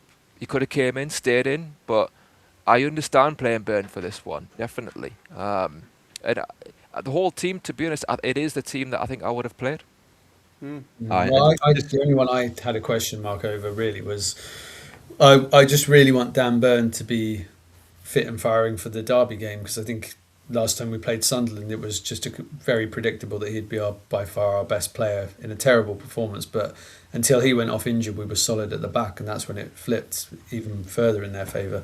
So I think he's so pivotal in those kind of games, and so maybe I would have gone with Botman tonight and Burn in the Derby game. But apart from that, the other ones I think they make sense. Tino to play twice in a week's a big ask right at the moment, so that's the way it is. Got a super chat in there from what I saying. Gary, you win with your pendulums swing. Cheers, boy. You're muted, Gary. There you go. Apologies. Gary, sorry, you've got Wozzers back up there. Where have I gone? There you go. Ooh. Just stop it. Hey, bros, current Pedri or Sobersley, says Student ID. I mean, you've got to go with Pedri for what he can give you in that midfield. I mean, if we'd got somebody like Pedri, and like I say, it's not as if we've got a bad midfield as it stands. I mean, Sobersley, yes, you could say he is used to the Premier League now and the physicality of it. That's what Pedri lacks. But you talk about somebody who can see a pass. Pedri for me is probably he's going to be up there in the shining lights for a long time for me. He's a young lad, still got a hell of a lot to learn, and if you can play the football that he's playing at the moment, what could he be? That's the question for me. So yeah, I'd probably go with Pedri. Anybody else disagree with that? No, I completely agree. I mean, which Pedri are you looking at? If you're looking at the Pedri, the first time we played them this season, when he just completely took over the game after 20-25 minutes, that Pedri, definitely. If you're talking about the Pedri who played in the second leg, where he was nowhere near as effective, and Szoboszlai for me, if you remember with Liverpool, he started off not really setting the world alight, but gradually he's grown into that role. And as Gary just said there, he's learned about the Prem, and now I think Szoboszlai is fantastic now, to be honest. I think of any of them, I think he's the one that got away for me. Yeah, I think he's. Nobody really wanted him, did they? When we were looking at him. Yeah. No, but like I said, when I say nobody wanted him, there wasn't a lot of Toon interest regarding fans regarding Szoboszlai. Are you not one of those, Win? Was it you scratching your head about Szoboszlai? I was championing the fact that apparently his father was a Toon fan going back to the Shearer days, and it was allegedly in town. I was hooting and tooting. Damn it! Another Berbatov. Indeed. Got to get those signed up quickly. Well, there's certainly a couple of young names that seem to be high in the pecking order. That seems to be, really, strong lawyers out there, if you like, for Newcastle going in. And it's an interesting one because, like I say, we were talking last night about it. Our Newcastle now seeing youth is the way forward, as in young talent rather than just going academy style. And there's a couple of really good players in and amongst these names that have been touted. So for me, if that does come true, I think it's certainly the way forward for Newcastle, because you don't get those premium dollars when they haven't. I say they're still going for good money, but you're not paying premium monies for them or wages. So it's going to be an interesting one. We are literally 40 minutes away from the big kickoff. 40 minutes to go, boys and girls. It scuppered me a little bit, if I'm honest with you, because I didn't realise we were such an early kickoff. I hadn't even looked at the kickoff time. And I was in the kitchen, and I was all of a sudden up come the Chronicle, the teams, and I'm like, what? God blimey! I better get online really. Can you imagine you missed the Curry? Imagine you didn't see that, and then like, mate, I'll tell you, second half. Yeah, and you know what? I think it's very much more luck than judgment. I was busy, and it's my son's teacher. Like I say, he's just going in and having a chat. See how he's doing now. He's in sixth form, and because of his disability and everything else, I said to my missus, "Listen, I ain't going to be able to make it. Can you?" And I didn't even think that I was going to be, coming here. Else I'd have been late. My missus only just got back, so I would have been late if I hadn't have stayed. So yeah, it's amazing how things work destiny. Out for you, isn't it? Yeah, exactly. I'll tell you something now, and then this is the gospel truth. I would have missed the match because I thought it was an 8 o'clock kickoff for some unknown reason. Wow. I would have been gutted. I would have absolutely been gutted to have turned up at half time. Oh my days! Yeah, so things like I say sometimes do work in your favour if you're not on the ball. And like I say, I'm very rarely on the ball these days. I mean, you talk about Szoboszlai and being a great player, and I think he has certainly hit the way Liverpool play and set up. I think he's one of those shining lights now. The likes of McAllister et al. Seem to have dropped off a little bit. Whoa! Forget about Liverpool, man. This is Newcastle. No, I'm just saying. But we were speaking last night about certain individuals shining in Newcastle side, right? Now, isn't that the same for like the Liverpool? When you're playing around players that aren't performing on a regular basis, certain individuals that are performing seem to just be, elevated a little bit more. And I think that's the reasons why Szoboszlai is in the limelight a little bit more. And look, we talk about Lewis Hall. Lewis Hall wasn't in anybody's radar. Now all of a sudden, he's in everybody's radar, even Barcelona. So, like I say, it's not as if these young, these young outliers, if you like, aren't being scouted, because they are, and it'll take a hell of a lot for Newcastle to keep hold of these. If it wasn't, if unless we win the Champions League. Well, like I say, we've still got to get up there. Never say never win. We've still got to get up there. Have we discussed anything about this game? Because, like I say, it's an interesting one. Should the scores be tied after 90 minutes, an additional 30 minutes of extra time will be played, and then a penalty shootout if required. Barring an incredible second leg turnaround, the winners will face Athletic Madrid in the quarterfinals after they beat Spurs 5-2 in the first leg of their last 16 tie. I mentioned last night what price Newcastle beating Barcelona, Athletic and Real Madrid on our way to European Cup glory, as we'd had to do in the Carabao Cup, beating the top 4 English teams. This time we'll beat the top 3 Spanish teams. How about that? Yeah, crazy, isn't it? The last 8 tie will see either Newcastle or Barca at home for the first leg on Tuesday the 7th or Wednesday the 8th of April. And then away Tuesday the 14th or Wednesday the 15th of April. So literally it's not too far away, whichever way we go. But we will have the home leg first if we do manage to get the other side of Barca. I mean, like I say, it's something that I'd never really looked at, thinking I'll be talking here about potentially the last 8 of the Champions League. What a season this has been, lads. It's been, such a roller coaster of emotions, hasn't it? Getting involved into the deeper rounds of the cup competitions. Champions League, obviously, last 16 potentially could go to last 8. And obviously not really faring too well in the Premier League, but we're still in touching distance. Well, that of Chelsea those- win is, the win Yeah. against Chelsea has kept us in touching distance. In my book, I think we had to win that, but we did. And likewise, the Macans. well, that's next on the horizon, yeah. But That's for tomorrow. That's for tomorrow. well, that's it. Like, if you just, I think for tonight, we're literally talking about Newcastle United in the Champions League playing Barcelona at the Nou Camp, and it doesn't get any bigger than that.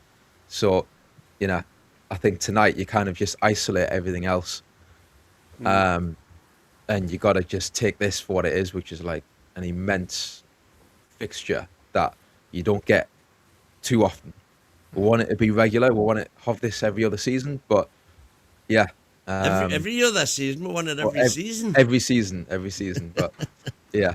Well, it I'm shows just how thinking far the you- club. Where do we stand on the Elanga debate? Because I must admit, This is the game. This is the game for Elanga. is this the game that Elanga comes of age? Because again, Not of it. I had a feeling that Eddie might go with tried and tested Murphy. Yeah. I said Murphy when I got asked the question, just because of his end product is usually Yeah. You can rely on that more often than Elanga, whether it's a cross or a shot. And yeah, I think he's went for Elanga, and I can understand why, because of the pace. And yeah, maybe tonight is the night where he shows us all what he's got. It's his night. It's his Let's- night. fingers Because he crossed. needs to show, he needs to give something in terms of like an assist or a goal. I think he's done really well up until that moment where he's caused problems against the fullback. He's got corners. Do you know what I mean? He's drawn fouls. He's stretched teams, but he still hasn't quite again, managed to be fair to clinically enough. Elanga, Yeah. he should have had more assists than he's had. The only reason he hadn't got as many assists as he should have is because of inept finishing. At times, yeah. But then Murphy's just got that nous sometimes. That do That's you know what I mean? right. He'll put the ball in, it's on a plate, and it's like it's right on someone's foot, on someone's head, and I just think Elanga still lacks that. But again, like you said, tonight is a massive chance for him to go and show us what you've got, Exactly. on the big stage. I mean, you mentioned it. I think it's all about pace tonight. I really do. I think it's about upsettling the back line. It's about not giving them time. And again, if there's far too much space between lines, yes, passing teams get away with it because they've got that vision, they've got that creativity. I think that what I've noticed from Newcastle, especially the Barca game or the last two games, I'm going to say Chelsea game as well, is the movement from Newcastle. The movement from Newcastle has been excellent because they've gone tight and they've followed players. They've not allowed players to really get involved in the game. Two totally different games that we saw between Chelsea and Barca. Barca was harassment, it was chaos, and sometimes pretty teams don't like chaos. Against Chelsea, it was more, let's steady the ship. And I think that was more a case of they needed gas in the tank in readiness for tonight, because I think you're going to see a flyer tonight. I have a feeling that Newcastle are going to be 100 miles an hour for as many minutes as that takes them. And again, you talk about the likes of Murphy, we talk about Asula coming on. There's certain individuals that still got a little bit about them that can still create something. We talk about Tino coming on for Trippier. Trippier, the old head, if he can do a job in that first 60 minutes, then you've got young Tino to come on that's got the legs, that's willing to do those hard yards. I think it creates. And again, so I mean, much if you problems. look at our bench, I know I keep on mentioning this now, but if you look at the bench, Botman, Livramento, Murphy, Asula, Willock, Wissa, Voltemora. There's a lot of alleged talent in there. Yeah. And that bench as well shows just the fact that we're playing this game as well shows how far we've came in the last 4 years, doesn't it? And I think you've got to kind of appreciate that as well. Like, what a journey it's been, not just this season, although it's been, too many downs this season, but the last 4 years has been one hell of a journey. And yet again, we're in the Champions League, and we're not only in the final 16 of the Champions League, but we are going into this game with a chance of doing something. We're not going there just to take part. We're going there to win, and we're not going there 2-3-0 down. We're going there 1-1. So, yeah, I mean, my word, you would have, if you told a Toon fan 4 years ago after the takeover that's what's going to happen, you'd be like, my word, I'd snap your hand off. So, yeah, it's a brilliant night to kind of remember that in a way. But obviously, you don't want to dwell on the past. It's about the future, and we've got to power on. And in terms of the right wing position, I think, you know, I'm sceptical of Elanga by and large, but I think I would have went with Elanga tonight the same as Eddie, because I want to save Murphy for the Derby game. He's a Geordie. He knows what it's about. He is clinical. We need him in that game for me. And tonight, like you say, Gary, about the pace, tonight Elanga could bring that pace to counteract Barca's high line. And he's getting better. He could have had an assist in the last one. Asula wasn't there on the end of it. Probably should have been. Not Elanga's fault. There was other times where he delayed the pass Elanga and it fizzled out. So he has got to improve. In the first game, Gordon should have scored. Willock should have scored. Yeah. So, yeah, Elanga can do damage tonight if his head's in the right space and he's on it like he was in the first game. So it's his chance. Yeah, go and do it, mate. Hang on, that could also be a bit of a shot in the foot as well, because you're saying keep Murphy, the Geordie, for the derby, but if Elanga lights it up tonight, do you do that? Do you say, right, you've had a great game, I'm dropping you now? Be a good sub if you do that. I will say as well, came on done nothing, but yeah. Yeah, I will say as well, you say to anyone tonight whose position might be in question on Sunday, you don't play well tonight, you don't get the chance to redeem yourself on Sunday. You play well tonight, one, you get us through the Champions League, or even if we lose, we put up a good fight. You'll have the chance to redeem yourself. If you go down in flames playing terribly tonight, you also don't get the chance to redeem yourself in the derby, because let's be honest, there shouldn't be a single player who played in that game in November or whenever it was, early December or whenever it was, who shouldn't be flying at the February, March, April. I can name months. There shouldn't be a single one of them that's not chomping at the bit to get back into that team and play Sunderland again. So you say to them, tonight is your chance to cement your place in that squad. It's also a chance to cement your place in Newcastle history by, you know, getting us one of our biggest wins off of St James's Park. Yeah, I mean that's and the thing, continue the good away form. Yeah. Well, that's the other thing. There's a lot of voodoos, like I say. Travelling to Spain hasn't been the best thing since sliced bread for us. You know, regarding results. I was going to keep off the factoids because they're not good. No, exactly. That's what I said. There's a lot of things that could change. That's what I'm trying to say. What about that pre-season trophy? That's Colo and Kevin Nolan lifted that time. I didn't know what the hell it was called, but was that the Intertoto? It wasn't the Intertoto. Oh crikey! It's gone out of my head. I know which one you mean. It'll come to me in a second. But there were some crazy names for trophies. I mean, you talk about Elanga. We talk about the top line, right? And how important defending from the front is going to be today, because I think that's what Newcastle have to achieve. We've also got to start looking at the likes of Hall. How does Hall approach this game today? Is it going to be man v man? Is it going to be, is Eddie Howe going to be gambling and going man v man, as we know he does, especially out of possession, especially when they start to push. If we push on and press them back into their own half, does Newcastle have a chance here of getting left with the ball over the top? Is that something that Hansi Flick could try and do against us? Like I said, that's what he said in his press conference. He wanted to try and be negative towards the press and create a tactic that the lads could utilise. I think Hall was absolutely outstanding, but we've seen the legs of Trippier. He's not the world's fastest on recovery. Malik Chow, obviously, we know Chow burn. Again, sometimes it does look like the Suez Canal and a barge being turned. But I mean, is there enough in Barcelona up top to fear that ball over the top if that is how Hansi Flick is going. Yeah, absolutely. I think Lewandowski will probably come a little bit deeper. Rafinha and Yamal will play a little bit higher. We saw in the first leg, the two midfielders on either side were helping out the fullbacks so much. Yamal didn't get a sniff. Rafinha got a little bit of a sniff, but not enough to cause any real damage. Created a good chance for Lewandowski.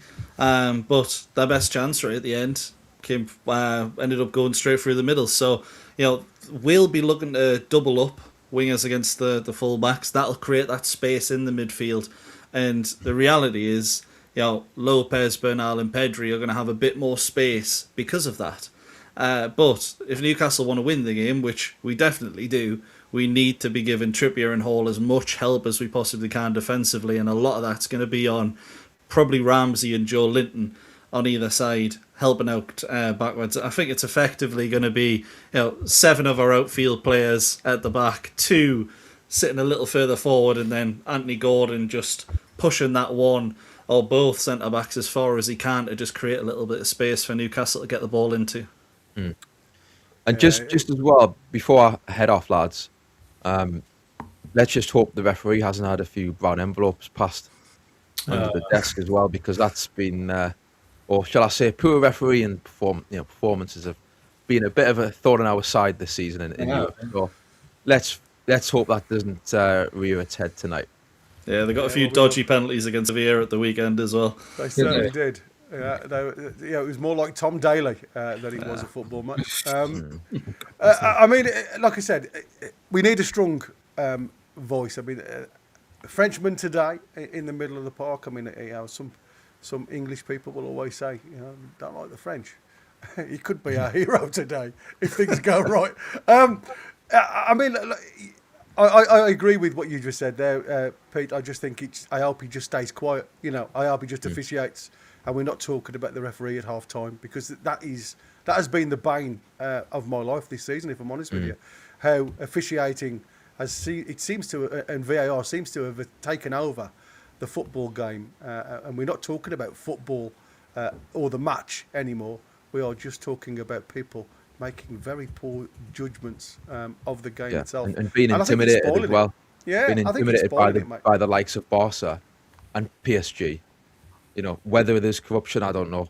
Wouldn't be surprised, put it that way. But even if it's just them personally looking at these clubs and these players and being, intimidated, I think that comes into it as well. Yeah, there's Wazza again. Let's throw Wazza's chat in. Go on, Win. I'll let you do it, because we're both trying to do the same thing. We're thinking at the same time. We went straight down the middle. That Chelsea goal was a prime example of straight down the middle, wasn't it? It certainly was. It was the Red Sea parted. And what a ball! Yeah, very interesting. Andy Carroll, and to be fair, Willock did really well. Yeah, and have you heard the news about Andy Carroll being the gaffer of Dagenham now? Really? Well, yeah, he's now the gaffer at Dagenham and Redbridge. Manager. I think he's manager. Just manager. He's down as player manager, but it will just be manager. It won't be fit enough to get on the pitch. Lee Clark at Rotherham as well. Lee Clark, I was going to say, There's a couple of old names. Just a Geordie saying, imagine you as a Toon fan going all the way to a game saying we are beat before kickoff. This is fans. We don't need, even though it's a big ask. Listen, I think there's a lot of people thinking, this is going to be a job too far. But I am not intimidated by this game whatsoever. Not like I normally. 10,000 Geordies in Barcelona who don't think so. Yeah, I was going to say there was a few. He was also saying about what a big game it is for Ramsdale. We've not spoken about Ramsdale. True. I've been impressed with what Ramos has done, if I'm honest with you. I just think he gives the defence so much more confidence. That they're not bothered at all about using him as the fifth defender, if you like, and he's regularly out of his box. I mean, you talk about confidence. I mean, it was even nice the fact that even Dan Burn tried to get a shot off against him because he was that confident. What was you going to say, DX? No, I was just saying his distribution is so much better, isn't it? And we've become accustomed to having poor distribution from the goalkeeper. So it's just nice to see he's 2-footed. I'm not saying like he's Allison, but he's got pretty good feet. There will be the occasional Rick. There was almost one. It wasn't Chelsea, was it? It was which game was it where he almost kicked it, almost got us into trouble. But that's going to happen now and again. But just the distribution in general is such a game changer for us. It means, like Wynn said, we don't have to panic, like sweat every time the goalkeeper has to kick the ball. That makes a massive. My point particularly was that they're not frightened to pass him the ball, even with a bit of pace. Whereas you could see if they had the opportunity to play a quick ball back to Pope, or just do anything, kick it anywhere, they would choose the kick it anywhere option. Yeah. Because they did not have the faith in Nick Pope to handle a back pass. And as we evolve, we need to change. The team has to evolve with the kind of positions and players and stuff. So, of course, that seems to be a natural evolution to get a goalkeeper who can play out from the back. Might be Trafford next season, you never know. Yeah, you're right. I mean, like, eventually. Just talk. Yeah, guys, have you got to disappear? Do you want to go and get yourself sorted before the game starts? And let's get our shirts. Go and get yourself all prepped and ready to go. Thank you so much for the start of the show. It's been fantastic. Thank you ever so much. Away the lads. Indeed. 2-1 to the Toon. 2-1 to the Toon. Yeah, good on you. Love that. 2-1 to the Toon. Love it. Right then, gentlemen, as the lads disappear, again, here we go. We are literally 20 minutes away from the kickoff, the biggest game of the season for Newcastle, I think, this season. So we'll be right back with a little bit of biggest game news. in post-war history, arguably. Yeah, exactly. After this short little break. You are listening to NUFC Talk Radio, the voice of the Toon Army, live daily on the website, on YouTube, on the AB, and on every online radio directory. NUFC Talk, the voice of the Toon Army. Right then, there's been some really strange stuff. No power banks of any size are permitted into Barcelona. Of anybody who's obviously got a phone that want to be charged up, no power banks. Barcelona have secured a licence, apparently, raising the capacity of the unfinished new camp to 62,652 with immediate effect. As a consequence, the Newcastle allocation was increased from 2,215 tickets to 2,986, but there's 10,000 out there. They sold out on 45 points. Due to the increased allocation, the away support has been partially relocated within the new camp, rendering some previously completed seat selections redundant. Confirmation emails with new seat selection by NUFC were sent to the lead booker. The opportunity to select different seats wasn't offered. Obviously, we know Sandro Tonali is in the squad while Bruno has travelled, obviously with the squad just to give them support.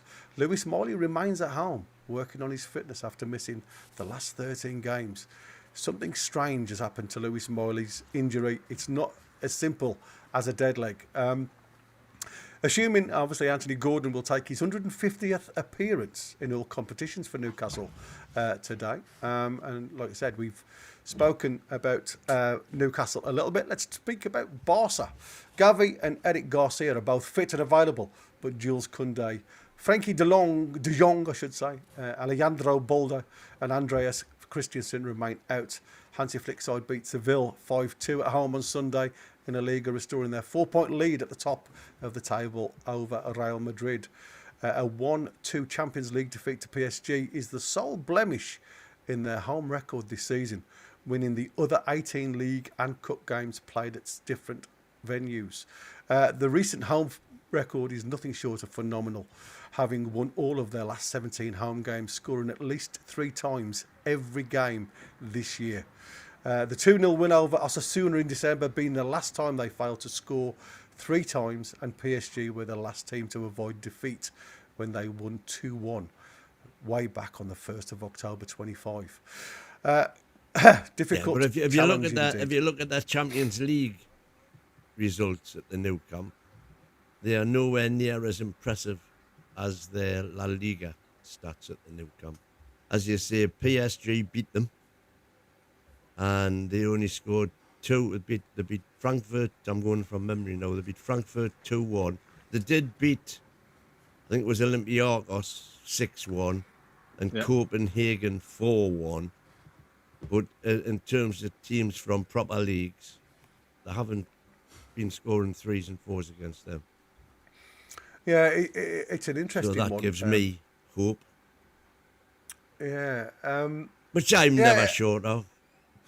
I mean, this is Newcastle's 20th competitive cup game this season. I mean, again, you know, we talk about how many games that they've had. To think that they've played 20 cup games, competitive games. I mean, that's the most in any season. One more It's than the the most of 19th any in team in 2004. Europe. 05 and 06 and 07 because we played 19 back then. So they've surpassed that. And again, you know, you talk about the two-sided coin. You know, it's good that Newcastle are playing this amount of games because they are in every competition going far.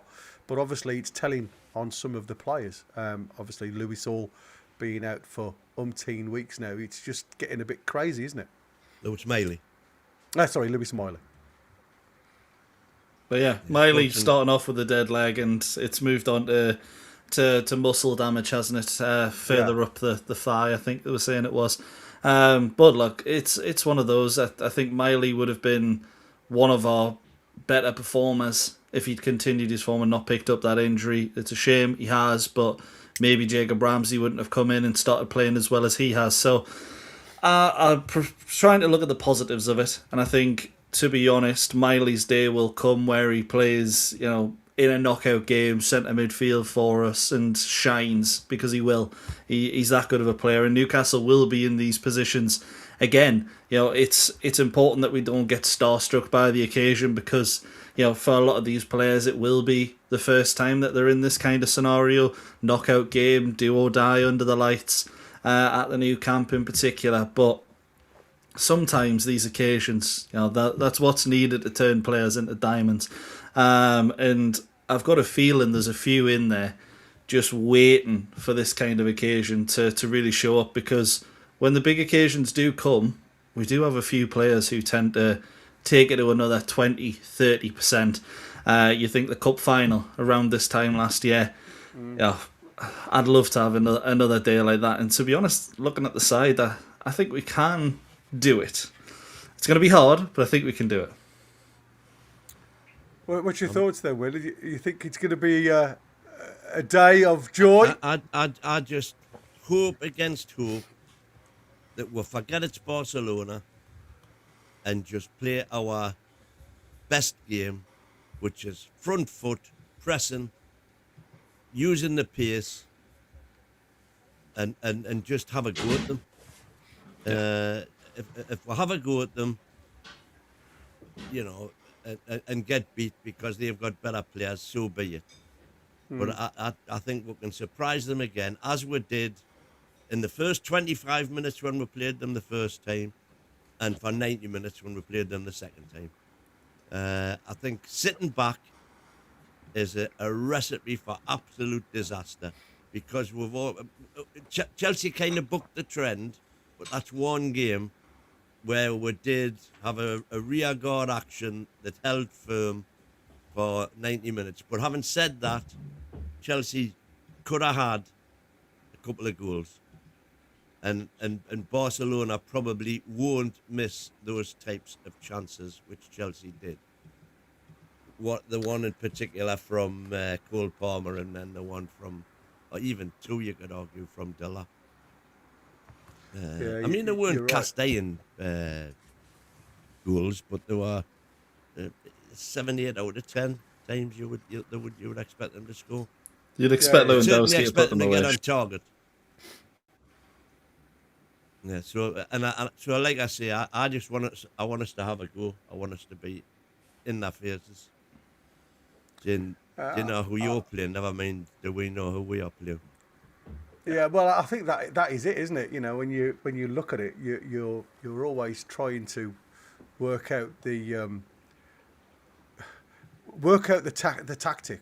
You know, what would work for you? And like I say, for me, the one thing that worked for Newcastle really well is that press. It's just it was so difficult for Barca to try and do anything against us. I just thought it was excellent, absolutely excellent, and I just want the same again.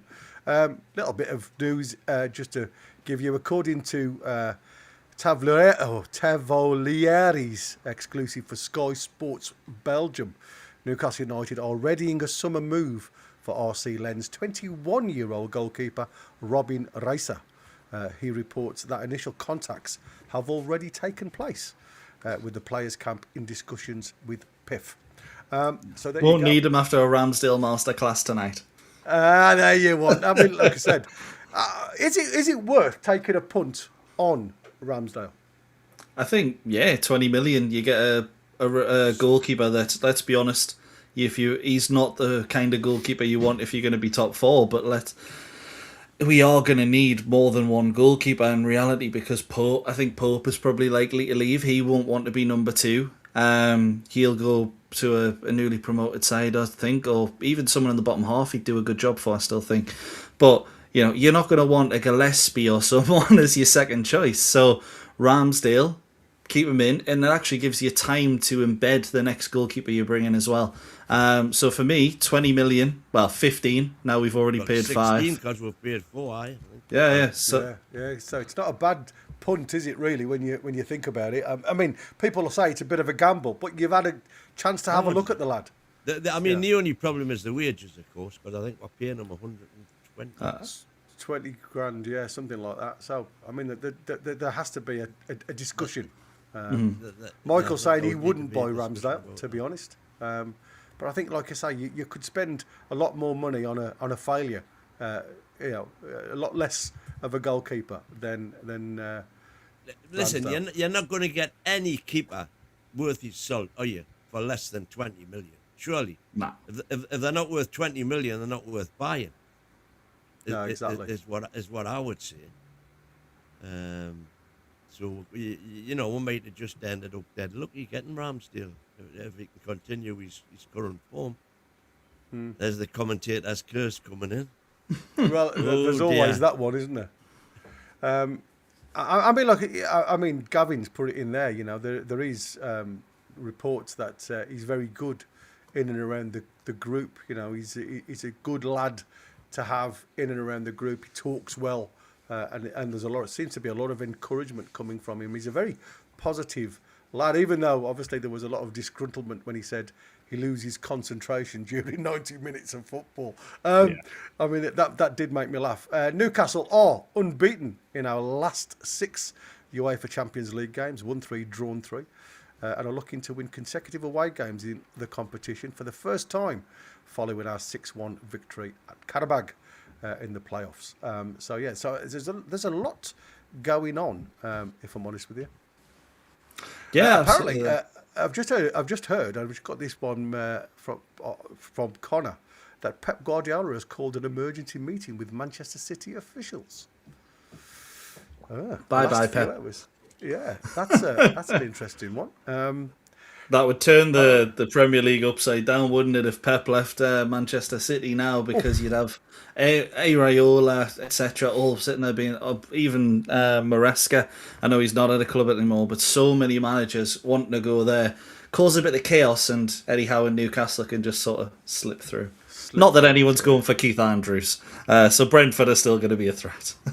Yeah, Eddie Howe has just been talking on T Sports, and he said we'll need to be at our absolute very best to qualify. Eddie Howe previews Newcastle's Champions League clash with Barcelona, and we knew that. I mean, it's not something we didn't expect him to say, to be fair. I had 2 Magpies sitting on my garage roof this morning, so that guarantees us a win, says Becca. Well, there you go. I'll take every omen going. Thank you very much. Yeah, absolutely. That is definitely the way forward. Right then, let's have a quick gander at this Barca team, according to what they've put up on screen here. Let's see if I can get that on. There you go. It's pointless. I'm not going to do it. It's just pointless. It's just a picture, and like I say, all the wording's very small, so we'll do it our way.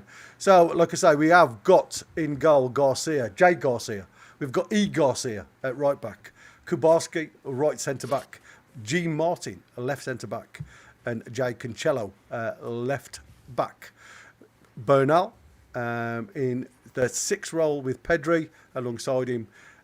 Yamal right hand side, Fermin Lopez, and then you've got Rafinha on that left hand side, and Lewandowski up top.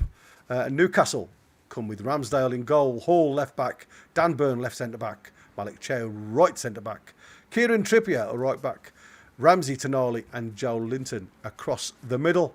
Alanga a right side, Anthony Gordon left side, centre, and Harvey Barnes left of the 3 up front. Again, it's very much let's go for pace. And there's, like I say, for me, that midfield, I like the look of this midfield. I must be honest with you, lads. I really do. Yeah, absolutely. Sorry, Gorman.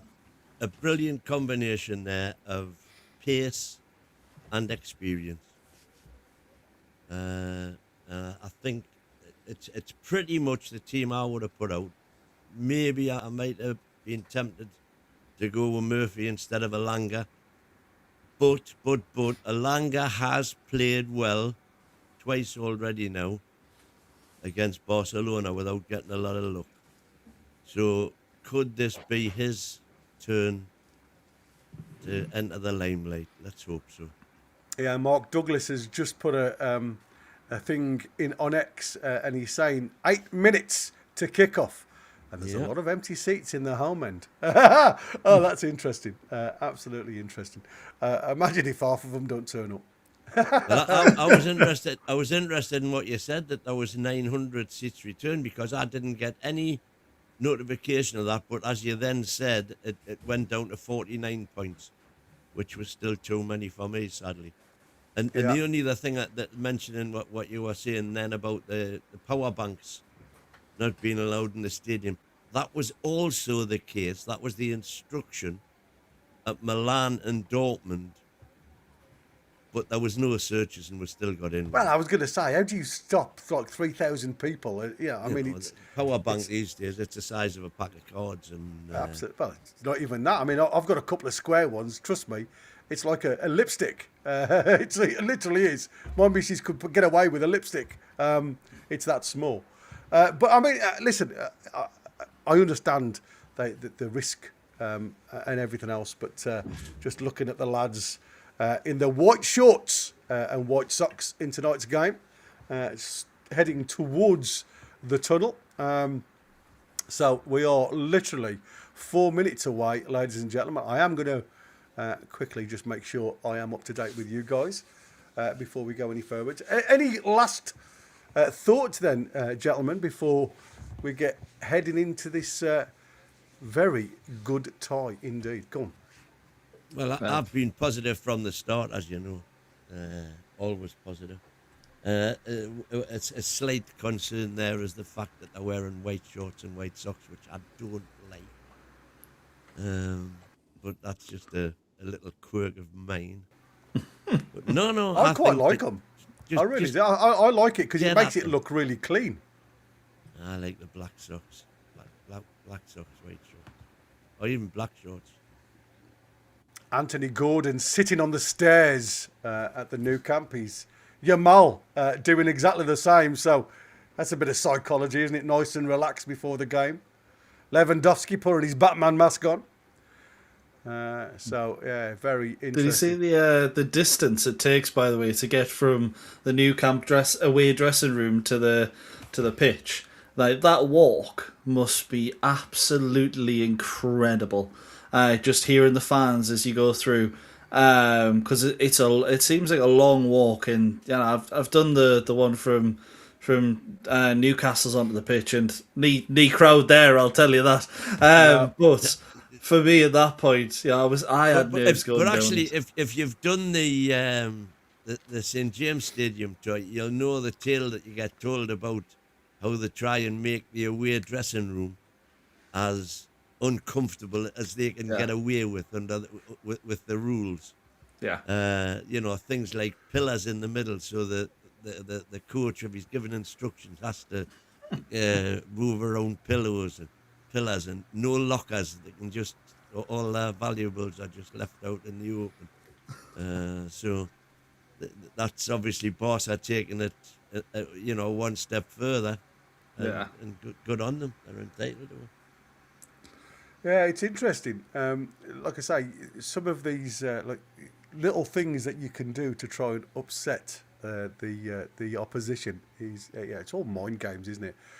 We always used to try and make it, the dressing room literally as cramped as you could, so that it was like, the smallest room in the building was where the away lads got dressed. And we always say, oh yeah, with the away dressing room is under development. And they used to get changed in a porter cabin. It was so funny. But again, it's all mind games, and it doesn't. It shouldn't affect them too badly, to be fair. But like I say, the walk, it's like a warm up when you go to the new camp. I went many moons ago, back in the early 90s, when I was at the new camp. It's an amazing ground, but obviously it's changed a lot since I was there. Yeah, it's one of those under construction. When we first got them at the start of the season, I was hoping it would be away, just because one of those games you'd love to go to the Camp Nou, but you didn't even know if it was going to be open or not. So a lot of Newcastle fans got the pleasure of being in there. For some, it'll be their first time. For some, they might have even seen us there in the past. But let's just hope this is one to remember. Yeah, I must admit, I'm still surprised that they've been able to keep Dani Olmo happy sitting on the bench, because obviously they've got Pedri in the middle. He's such a great player, Dani Olmo. Yeah, could Newcastle go and tempt, do you think? You know what? We'll win the Champions League first. Okay, we'll do that. Rafinha is captain for Barcelona today, which is interesting. We're just looking at the teams as we stated before. Garcia, Kabarski, Martin, Cancelo, Bernal, Pedri, Yamal, Lopez, Rafinha, Lewandowski. There's some big players, but again, physicality is the thing for me. Can we do it? Newcastle, Ramsdale, Hall, Byrne, Chow, Trippier, Joe Linton, Tonali, Ramsey, Barnes, Gordon and Elanga up top. And again, we're just looking at Yamal kissing the floor, pointing to the sky. He wants to be number one. Great challenge for Louis Hall tonight, again, against a great player. I don't know if the American mag's watching anywhere, but if you haven't got your prediction in yet. Ooh. And neither has PDK. Come on, guys. It's too late now, fellas. Kick off. Dog Dean. Newcastle kicking off. We are kicking right to left at the new camp, all the way back to Ramsdale, who again goes long, looking to seek out Harvey Barnes on that right hand side. Does really well, Harvey Barnes, all the way back to Dan Byrne, and again it's Ramsdale collects that ball back to Byrne, and again just trying to get the ball high up the field of play with Anthony Gordon now under the press, and it's just headed clear by Barcelona for a throw-in. Newcastle take it quick. It's back to Gordon from, I think it was J7. Gordon on this left-hand side. He's on a turn. He got it round. Is the referee going to... He is.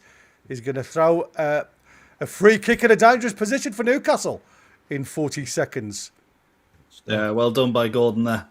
Gets around his man, gets pulled back. Handful of shirt. Yeah, Garcia was nowhere to be seen there. Nearly had to pay to get back in. He was that late. Just got to keep it away from the keeper here. Don't get it. Don't put it right on top of him. Don't give him anything easy to claim. Don't give him anything easy. Exactly. Tonali dressing this ball. What's he going to do with this one? Do you think? Looks like he's got the bladder facing him, so he's obviously looking to get some whip on this ball. Barca, just trying to whip it in. It does come out to Elanga, who flicks it back in towards keeper, but it's easy for Garcia, who throws it out down to this right-hand side towards Jamal, who chests it forward, but a J7's there and packs it nice and easy inside to Tonali. Oh, what a ball. Newcastle starting quick here. Lovely ball down the line to Harvey Barnes. Harvey Barnes heading towards the byline, back inside. Dig to the back stick. Oh, it's headed clear. And João Cancelo heads it behind for a corner. It's good pressure from Newcastle at the start of this game, Lois. Yeah, good start indeed. Little bit of aerial presence there from Yamal. Lewis Hall, he gets the one touch. J7 wins it back. Newcastle gets straight up the other side and not causing some problems, but looking dangerous in the early stages. Yeah, corner again. Comes short into the near post to Lewis Hall. And again, it wasn't brilliant, but Trippier's managed to get it back and recycle it on the edge of the box towards the back stick now. Floated up. Chow. Take it forward to Dan Burn. Dan Burn with a shot. Oh, he's straight, unfortunately, into the chest of Garcia, the keeper of Barcelona. But it was a great turn and sharp from Dan Burn, who gets a toe on it. Big toe poke. Like them. Probably the best he's ever struck a ball, to be honest with you. Needed it to be a little bit scuffed to just go into a bottom corner, maybe. Well done again, J7 intercepting that one. Oh, Elanga half-hearted with that pass, but again, it's panic at the back for Barca. Kicked out for a throw into Newcastle. Yeah, the way that Flick was talking about the press early before the game, you're sort of wondering if he was a little bit fearful of it. Barcelona have certainly started like they're a little bit fearful of it. And rightfully so. Absolutely. Ball down the line towards Elanga, but it didn't quite get to him. And Gomez just, again, ball over the top. Can Elanga get on this one again? Hammered forward. Just more in hope, if I'm honest with you. Lewandowski can't get that under control. Dan Burn gets it all the way back to Ramsdale. And Ramsdale again looking to throw it out to Trippier. Trippier can only head it back into play. But now it's inner Barcelona half, and it's Barcelona who picked this ball up again. Just Kabasi just trying to slow the game down a little bit with Martin. Now Pedri picking that ball up again, just trying to dictate a little bit of movement with the ball. Barca. Pendulum in their own half. Yeah, exactly. They're just trying to get hold of the ball, and Newcastle at the minute. Oh, that's what you want. You don't want to see. Dangerous for Newcastle now. Well done. Ball coming in, but it's a great block from Dan Burn, from Rafinha. And again, he's pumping the crowd to get involved in this match. Crowd all of a sudden really quiet. But Dan Burn does well to get across. Dead there. Yeah, it was always going to be the situation, wasn't it, with Trips? Eddie Howe straight away. Having a look at that now. Yeah, having a look at what happened there. It was easy. I think it was Cancelo just tapping the ball round Trips. Ball comes in towards the back stick, and well done. Ramsdale picking that one out of the air. Oh, it's poor. Aerially, I say it's more floaty. Well done there, Anthony Gordon, but Elanga did drop off his man there. And again, it's all the way back with the keeper for Barcelona, and Garcia goes again short to Pedri. Hammers it down. And again, it's a great turn from Yamal. Why? It was slipping all over the gaff. Yeah, we're slipping. Ball, there's a chance for Barca. It's a goal. Easy. Rafinha. Ciao. Far so easy. And we slipped really poor. Ciao slipped. Well, it was so poor. He turned so easily, Yamal in the middle of the park. And that turn just opens up the lots of space. And then there was a ball through into the middle, and Chow, unfortunately, it was Lewis Hall actually, not Chow. Lewis Hall who slips, and the ball just gets through to Rafinha, who's able to control it, bring it on his left foot, and he tucks it into that far corner. Great goal, to be fair, good finish. No, it was Chow. What was? The first slip was Chow. Oh, the first slip, yeah, Chow. But I'm on about in towards that. Yeah, but after that, there's nobody with him. No. But I mean, it's still there, look. Lewis Hall slipping there, and again, it's 2-on-1 with Tonali, look. Oh, so that's two slips. Two slips. But like I say, Tonali's got no real, who does he mark? You've got two players in the box there. And it's recycled really well, really quick. Yeah, 1-0 to Barca. We needed. It is indeed. Great start from Newcastle. Can't let it drop. Ramsdale again now, going long on this left-hand side. Again, Barca happy to let it bounce. There's a touch there, but again, it's only cleared half-heartedly, to be fair. The referee is going to blow for a free kick against Dan Burn there on Lewandowski.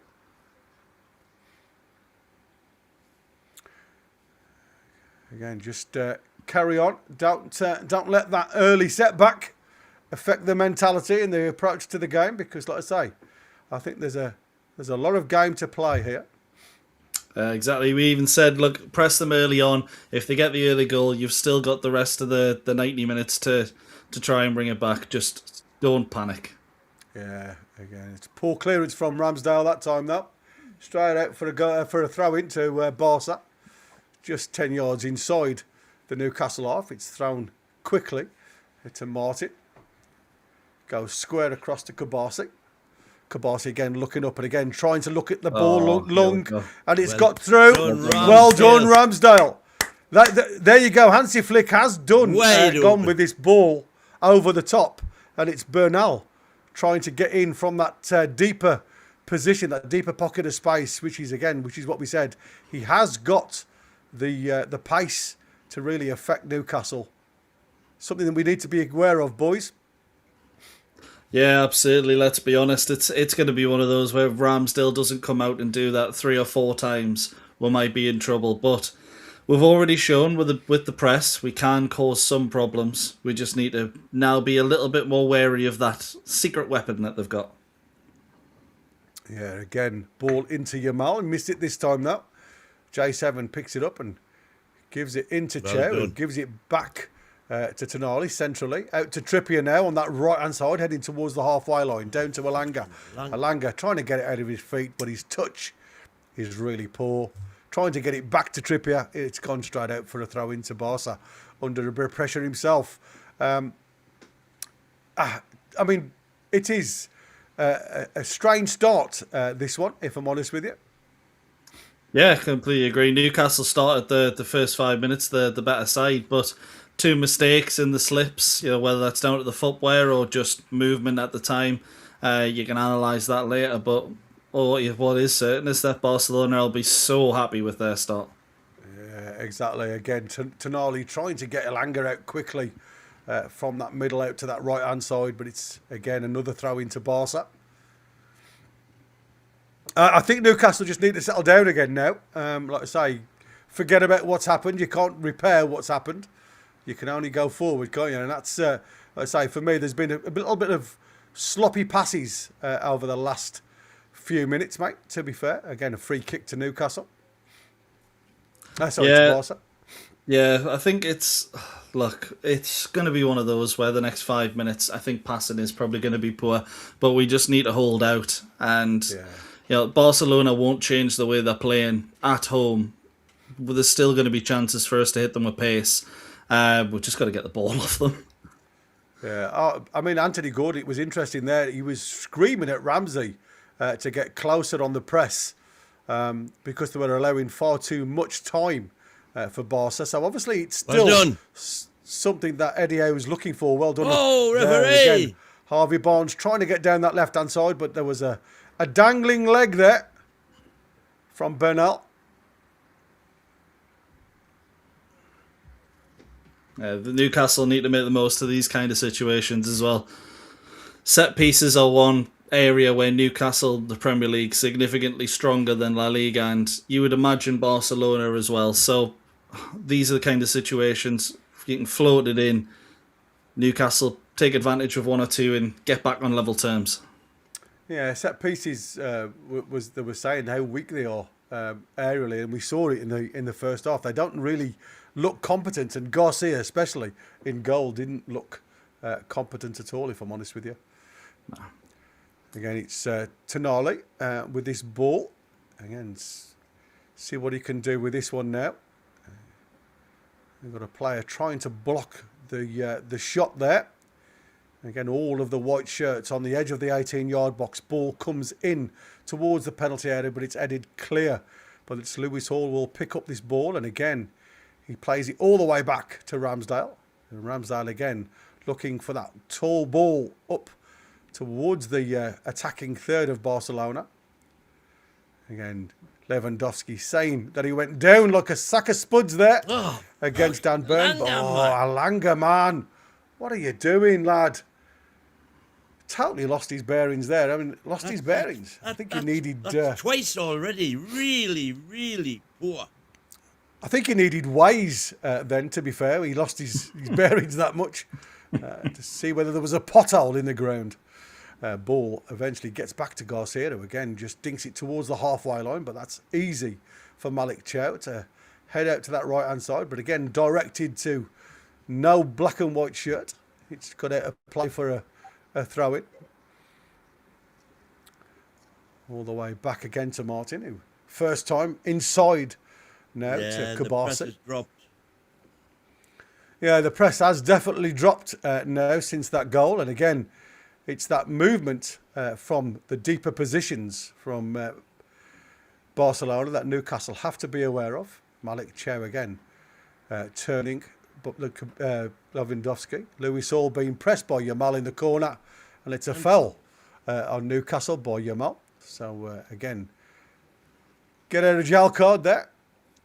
Yeah, though he does well. I mean, let's be honest, teams do it to us all the time. It's nice to see us doing it for a change. But this has got all the remnants of that PSG game earlier in the campaign. You know, Barcelona started really strong. PSG started incredibly strong on that day as well. Newcastle grew into the game. You've just got to still be in it after 20 minutes. And we didn't have many chances that day. We took them when we got them until the end, where unfortunately we missed the chance to miss it. This time round, hopefully it's the same story and we get that chance.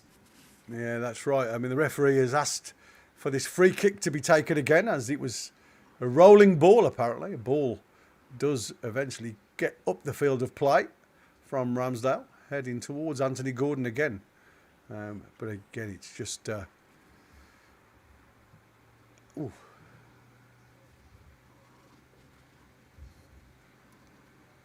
Trips playing Joe Linton into danger a little bit there. Did seem to struggle. But it is a bit choppy, what I'm seeing at the moment, so can't say for certain. Yeah, ball does fall back to Barca. It's gone forward, but Trippier sees that one. I'm going to try and... Get in! Lewis Hall on the left-hand side. Alanga! Oh, he's got it! Got it! Elanga! Can you believe it? I missed that one. Done, Lewis Hall. Completely missed that one. Come on! The lucky dog does the trick again. Yeah, Lewis Hall brings the ball up on the left-hand side. He plays it out to Harvey Barnes. He carries on his run. Harvey Barnes gives it back. And then he literally squares the ball into the box. Elanga's there open. And, again, he looks a yard offside to me, boys. But the referee and the linesman, let's have a look at it again here. No, he's not. He's not. No, he's onside. I don't think he was offside. It's a goal for Elanga. There you go. I thought he'd blown it. I thought he'd let it run too far. Get in. I can't believe we lost the feed just at that time. Can you believe it? Come on. Yeah, we relied on Who win. are you? All I heard was Elanga. And I'm thinking, no. Well done, boys. 1-1 at the new camp, boys and girls. Yeah, lovely and bit of play on the I left-hand predicted side. it. My prediction 1-1. I wish I'd put a bet on. We've still got 75 minutes or whatever. I was going to say, we've still got a lot of time ahead of us. This could be my prediction. And now all of a sudden the press is back. Yeah, here we go. Tonali doing well there, but again, he's managed to get that ball out of his feet. Whoa, it's gone. Fermin Lopez. It's gone to Newcastle throwing that. Yeah, just for the goal there as well. Brilliant play from Barnes and Hall on that left-hand side. Barnes, we've not seen much of him so far, but we do have him on that left-hand side at times. And the play that sort of pass to Lewis Hall, then Lewis Hall knocks it into Anthony Elanga. Great link-up play. Yeah, and that was from a ball out by Ramsdale, by the way. Yeah, ball out from Ramsdale. I mean, again, you look at it, Lewis Hall with that run. Such a great run that is from Lewis Hall. Sandro. The ball again up with the Ramsey in the midfield, who's been a bit quiet, if I'm honest with you, this first 16 minutes or so. I don't know whether he's been tasked to sit with Pedri. But like I say, he's not really been involved a lot. It's Martin now for Barcelona. You've got options down the left-hand side with Cancelo. Comes back inside to Gabasi. And now it's Eric Garcia. Again, Yamal does get the better of Luis Hall that time. But again, it's big J7. Throws him to the floor. A bit soft.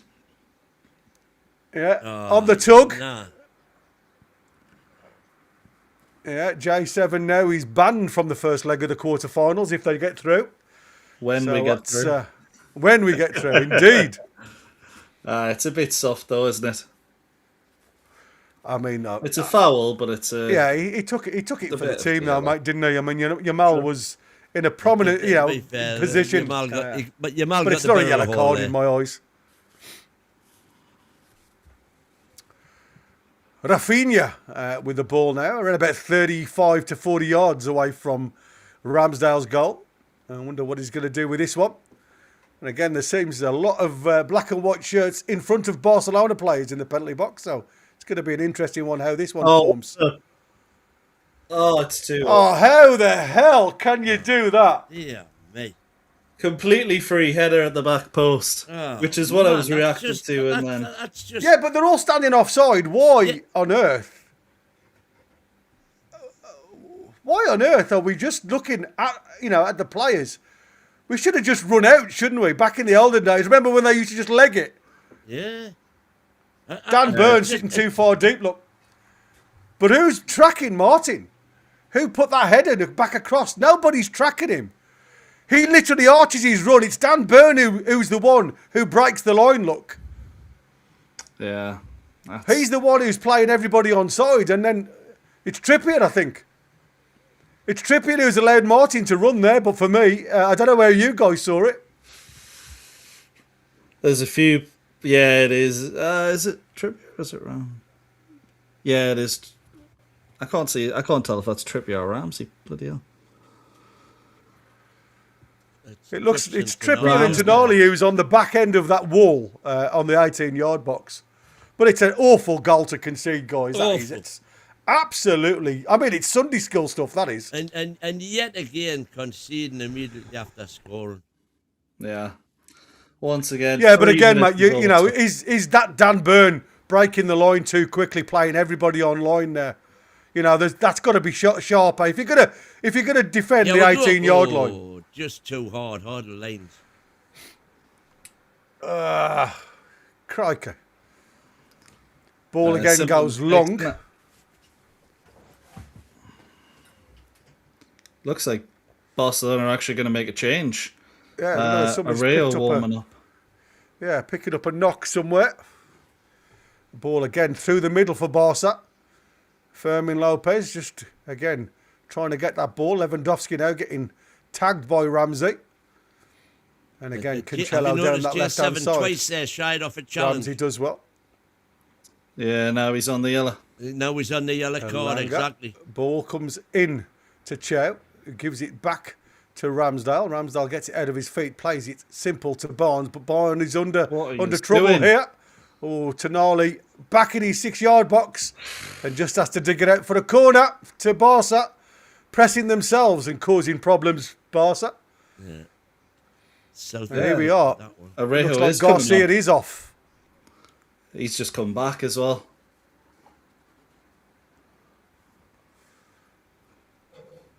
Oh, is it? Yeah, Garcia. Yeah, Garcia, who's literally just returned. Again, he's something's happened. As I say, he doesn't look problematic there, does he, when he's walking off? Unless they're saying he's been beaten too easy. He doesn't look very pleased.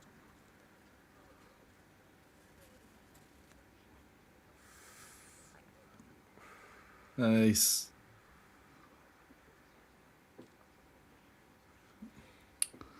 It looked like he just ignored Flick, but he did go to him at the end. He did go to him in the end, yeah. That's a bit more height in that box for them now as well. So Yeah, with a Rue help.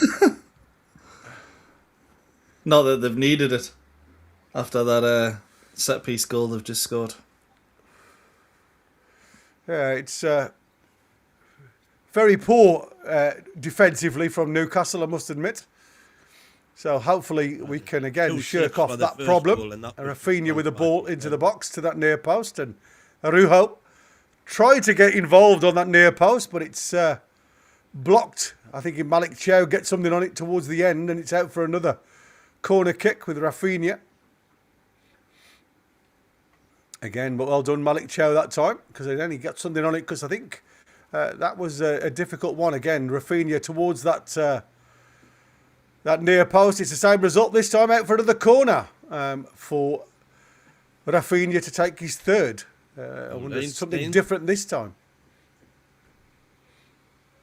Under a bit of pressure, Newcastle boys. Yeah, it's the same corner 3 times there, by the way, Yeah. all into the same player. And all 3 of them have ended the same with, well, not the same, but the ball going out. This time Arejo gets a clean contact on it. Yeah, J7 that time, who wasn't switched on for that near post. There you go, Dan Burn. The arm of Dan Burn playing, well, no. I was going to say it's the arm of Dan Burn playing him onside by the looks of the graphic they've shown, but it was the arm, the head, the neck, the leg, everything.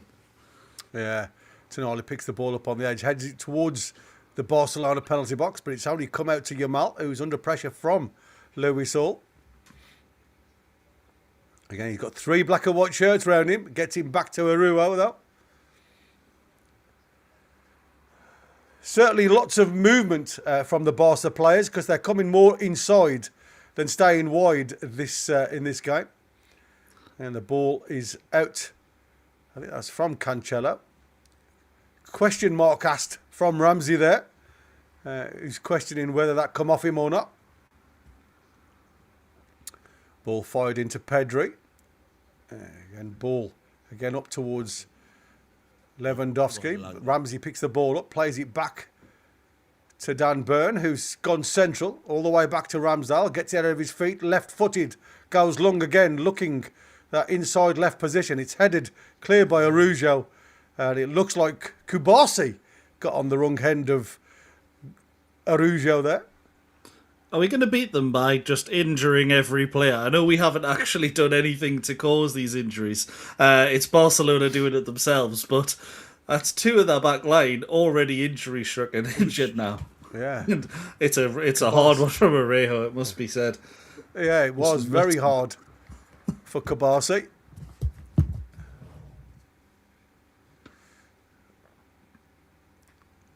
It looks like Just you'd be getting alright. a drink, he should be fine. 19-year-old Kubasi there, a bit of a heavy fall, but he's got to go off.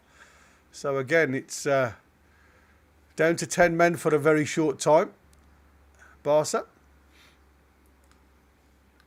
Never really see Newcastle capitalise on these kind of moments, do you, when they're down to 10. I know it's only for a short period of time most of the time, but it feels like when we end up going down to 10, we always concede a chance, at least. So it'd be nice to see it the other way around.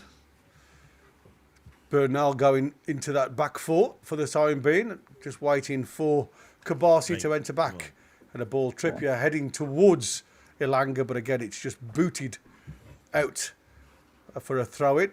Literally just deep inside the Barca half, I should say. Again, Martin panicked a little bit there under a bit of pressure from Elanga. Joe Linton picks the ball up again from the throw-in, and again, it's ball played back to Malik Chow, who plays himself into that right-back position. Burn centre. Out to Hall now. The Newcastle go to this 3 at the back system. With Hall carries on. And there's a lovely little ball over the top there. Garcia out of his box to clear that one. But again, it's only up in the air. And J7 trying to get that ball. And ball has played down towards Rafinha's area. But Rafinha had dropped too deep to claim anything from that. And it's a ball out to Trippier, who's headed it back to Chow. Ball over again to Trippier. First time up towards Elanga. Elanga getting blocked in the back there from Martin. Soft. Yeah, a little bit. We still had the ball as well. Something happened to. Is that Trippier? I don't know what happened to Trippier there. Oof. Joe Cancelo just forearm slap into the. It's very needless, that, to be honest. It's needless, but I tell you something now. That ain't very nice sportsmanship either, because that should have been a yellow card because he meant that. Yeah, completely agree. Should have been yellow carded for that, and let's be honest, it stops the fast break. That is no different to him just kicking the ball away. None whatsoever. Like I say, he runs. Trippier's putting the ball down to try and get the ball in play quickly, and Cancelo is completely out of position. Ramsdale now eventually gets that ball forward to the edge of the Barca box. Burn was the target, but again, Chow was the thing. Hall's picked that ball up. It's now with Harvey Barnes. Harvey Barnes across the box. Ilanga! Get in again! Ilanga got 2 from the assist from Harvey Barnes. Get in! Ilanga! Come on! Ilanga for the hat-trick. Woohoo! Can you believe it? Come on, the backs! Tony Ilanga. Who would have thought Anthony Ilanga being the man to score twice in the first half for Newcastle at the Nou Camp? Barcelona scoring twice. It had the risk of running away, but Newcastle have responded both times very, very well. And Barcelona will be a little bit worried that they can't hang on to these leads. Come on! I mean, look at this. I mean, it's lovely play from Harvey Barnes and Hall. He megs Araujo there, and it goes to the back post. And Ilanga literally has the key of Barcelona to get that goal in. Get in! It's fantastic. You've got to be in the right place, though, at the right time for the tap-ins, boys. Come on! Look at that, Lewis Hall had an air shot. They put the Garcia on his bottom, and I think that helped Ilanga. Had a Gaza moment then. Yeah, well done again. Well done, J7. J7, who wins that ball back. Ball out to Kieran Trippier. There's, I don't know, is it Pedri who stayed down? Ball now down to Ilanga. Ilanga into the box. First time. Oh, Anthony Gordon has put it wide. Oh, my days. Everybody is screaming. Hansi Flick wants a free kick, but there's no free kick on that one. I'll tell you something now. Pedri gets a little arm across the face. There's nothing in that, to be fair. Just uses his strength, doesn't he, boys? And Pedri goes down as if he's been hit by a SUV rather than J7, I must admit. Look, I know J7's got a canny arm on him, and he's a strong lad. But let's be honest, the hand on the chest doesn't lead to you going down like you've just been punched by Mike Tyson. Dreadful. He did it a few times in the first leg as well. And the press is back. Yeah, here we go. This is fantastic, boys and girls. Barca 2, Newcastle 2. 3-3 on aggregate. Who'd have thought it at the Nou Camp? But we're still in it. It's been so far. Great game of football. Short. So Garcia out to the edge of the box with Pedri, who's under a lot of pressure from Ramsey. He does get a turn on, but he's not gone far. Out to Cancelo now. Back all the way to Martin, who again he's being pushed and forced back. It's Garcia now. Under pressure from Gordon. Out to Rahu. Under pressure from Barnes. Down the line towards Yamal, but it's easily picked up from Dan Burn, who's again over the top. Ball. And it's Harvey Barnes again getting the better of Araujo. Harvey Barnes dinks it back to Hall on the left-hand side. Oh, come on, into J7. J7 is central, trying to get a yard of space. He plays it easy to the halfway line to Chow. Chow at Lung, the inside right position to Ramsey. Trippier now on the right-hand side. Trippier, again, delayed his pass down to Ilanga. But it's a throw into Newcastle. Yeah, you're right. There was a ball on. If anybody's interested, if Ilanga scores a hat-trick, is that the 55 million paid off, boys? If we go through. If it gets through the next round, yeah. Absolutely. Against Barcelona. Yeah, I don't know about Lewis Hall there trying to play a ball down the line. And everybody, look at Eddie Howe, he's screaming, get out of the field of play. He wants them to press. He doesn't want them to hang back. Ball goes long down towards Lewandowski. Chow does really well under the press risky of though. both Rafinha and Lewandowski. Ball into Ramsey with Trippier. Elanga down through again as a square on ball to Gordon. Oh! Again, Anthony Gordon gets a save, but I think it was offside.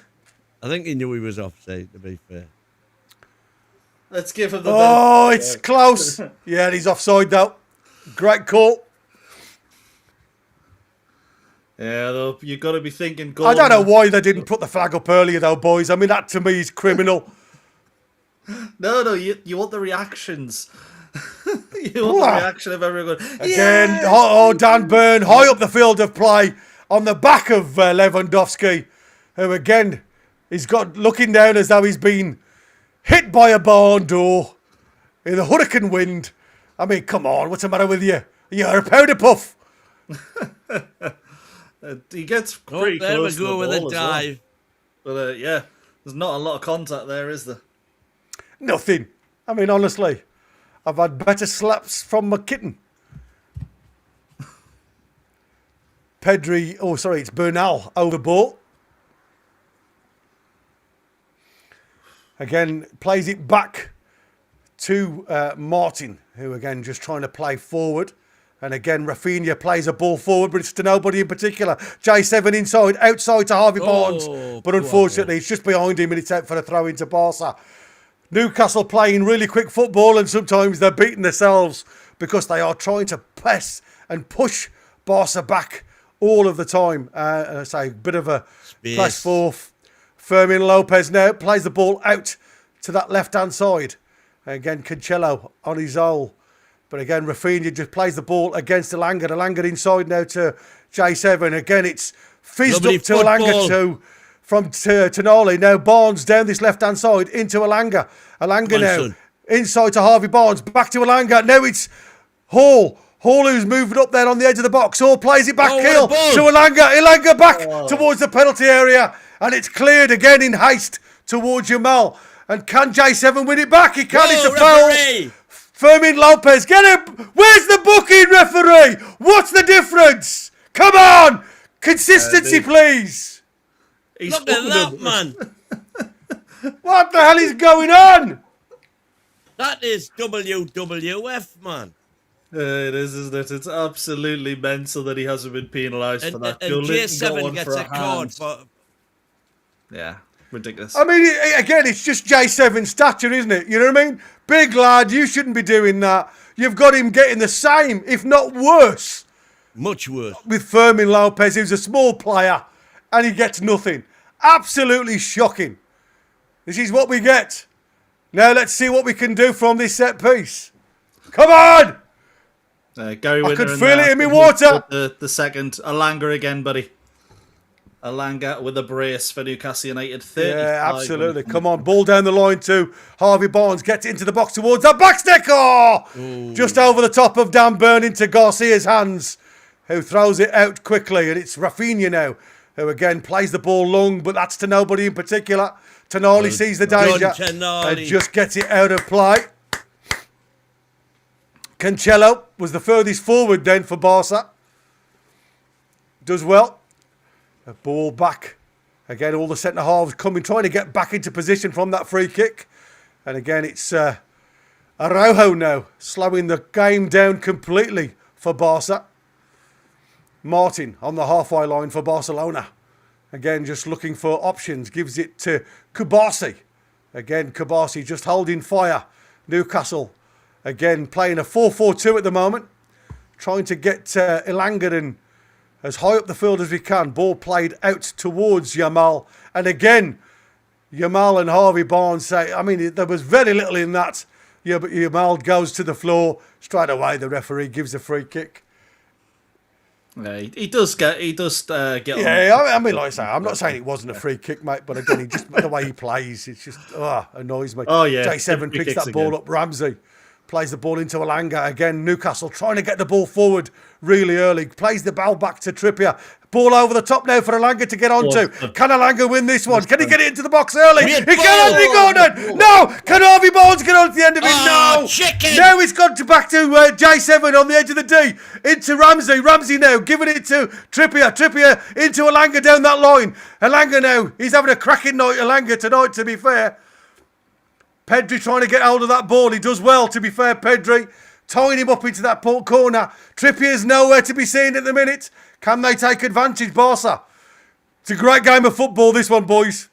It's fantastic. I'm gripped. If I was a neutral, I'd be very, very happy this is on the early game. As a Newcastle fan, my nails are going to have a pretty bad night if this continues, because I'm feeling the nerves a little bit, but it's so exciting. Yeah, my throat's starting to give up on me. I could feel it. I could feel it in my water, but I think that's just my age and the dribbles down my leg. But here we go. Araujo with the ball. Oh, I'm so excited. It's untrue.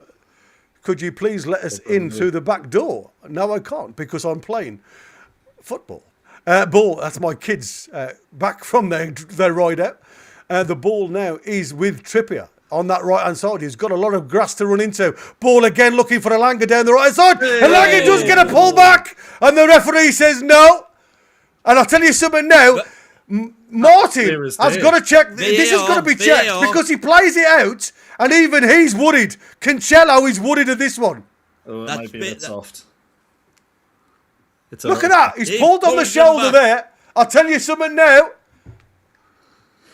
At the new camp, that's not being given. It's too soft. Look at that, though. Oh, that's I'll tell you something now. That is shocking. He got beat all ends up there by Alanga. Have they looked at it? If it's the other way, it's a penalty, 100%. But at the new camp, they're not giving that to Newcastle. Have they looked at it? I think they're doing it now. They're all having a chat now. The two captains, Araujo and Trippier, around. So again. Yep, checks over, it's a throw-in. There you go. You're absolutely right. Ridiculous.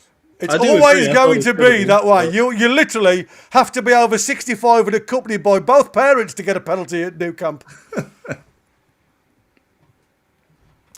Incredible. Trip again, looking to throw this ball long. Not sure whether Trippier's got a long throw-in. He does well, to be fair, but it's Dan Burn. Again, it's cleared by Barca, but it's Lewis Hall who's going to pick this ball up.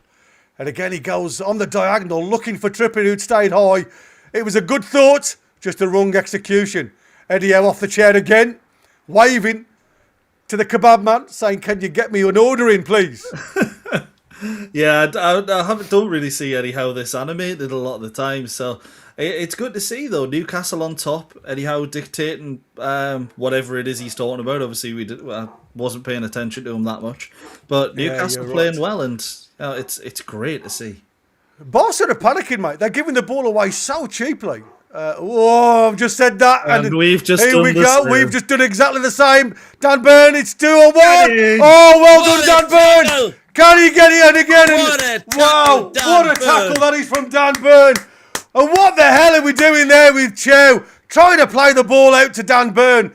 He completely mishits it back. He's got so much time on the halfway line. It delays, and then he gets the ball under his feet. He falls over. But I'll tell you something now, that is some block that is from Dan Burn. And he has the goal to get up and head the ball clear. Tremendous! He may have got it wrong for the first goal, but he got it back there. I was about to say, that's almost as good as a goal. So you know what? He's made up for the error earlier in the game, in my opinion. What I will say is I'm not sure if someone stands on the back of Chow's foot, because he chips it somehow. He gets nothing on it and he chips it. So for me, that's almost like his foot is sort of stopped halfway and he's ended up having to get underneath it because of that.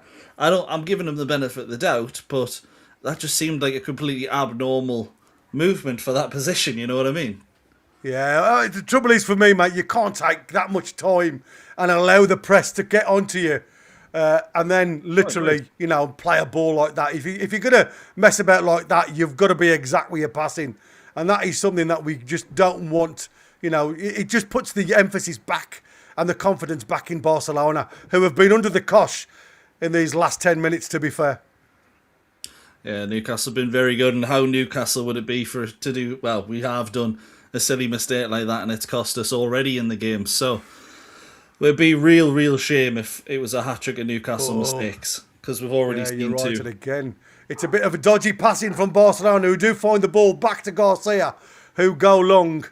And again, it's Araujo. Heads it clear, but it's only come to Tonali. Tonali again, delayed, and Fermin Lopez takes it off his toe. He's got Rafinha outside. He plays it back inside. And again, it's chaotic here at the Nou Camp, to be fair. Pedri now picking the ball up. A lot of hassle. And again, the referee has said, "Nah, let's give him a free kick because you're too close. You want to smell his perfume. You want to lick his ear. That's not good enough for me. Let's give Barcelona a chance to play football." I mean, that's just poor. I'm sorry, that's just poor officiating to me. This is a man's game. What's he playing? Dominoes? It's really soft, isn't it? Lewandowski finds some space on the edge of the box, but again, he finds the shape only down and into the chest of Ramsdale.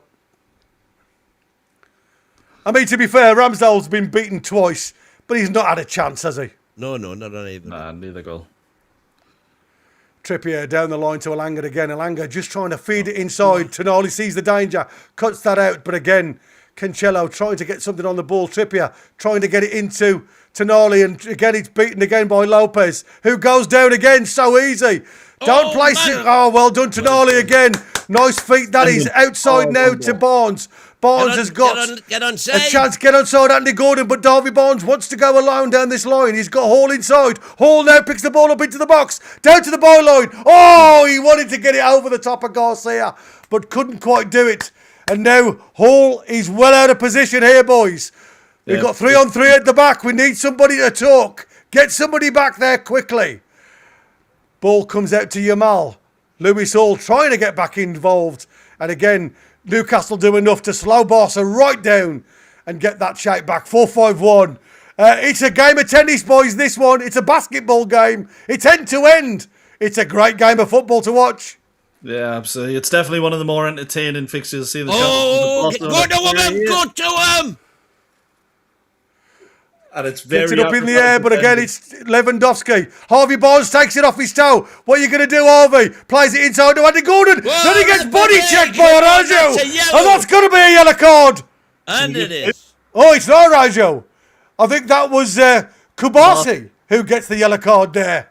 There's two body checks. Total body check. Both of them are yellow cards. Araujo does go through. Cabasso is really late on the challenge. I mean, you're right. There should have been two yellow cards there, to be fair. Newcastle doing really well on the counter, looking really dangerous. Lamine Yamal stropping like a child because the ball didn't get to him there. And Newcastle probably stropping that there wasn't two yellow cards there because there should have been. Yeah, I mean, I must admit, it's dark hearts here at the Nou Camp. Tonali's gone down, looking for the breather. Oh. I mean, this is an incredible Barcelona. When you look at the age of these players, and they can play some beautiful football, but they don't like the physicality of it, do they? No, and I think it says a lot. I think is it Rafinha that's captain? Yeah. Not really the kind of person I want leading a team, if I'm honest. Great technical player, but doesn't strike me as a leader.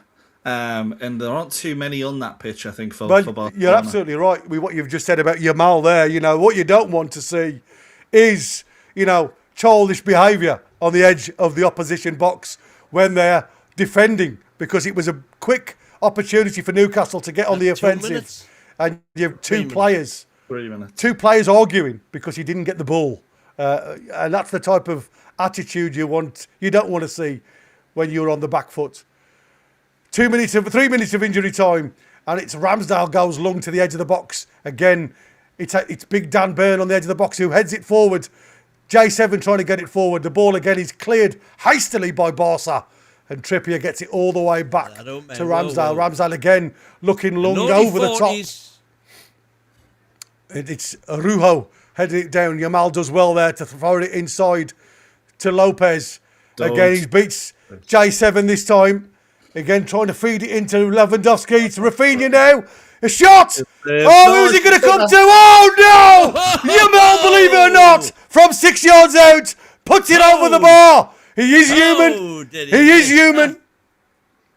Yeah, we got lucky with one there, didn't we? And Aaron Ramsdale staying down, but I think he knows a little bit of a clanger not holding on to that one and knocking it straight into the path of not just Lewandowski, but Yamal as well. And between the two of them, you'd expect them to put it in the back of the net. Hopefully he's all right. Yeah, I mean, I think this is just dark arts, mate, to be fair. Rafinha screams one across, and like I say, he gets a hand on it, and then he seems to bring it back onto his other arm, and it comes falling to the feet of the only bloke on the field of park you don't want it to be. Yamal gets it right over the bar, but then I think it's Ramsey who gets trod on by Lewandowski.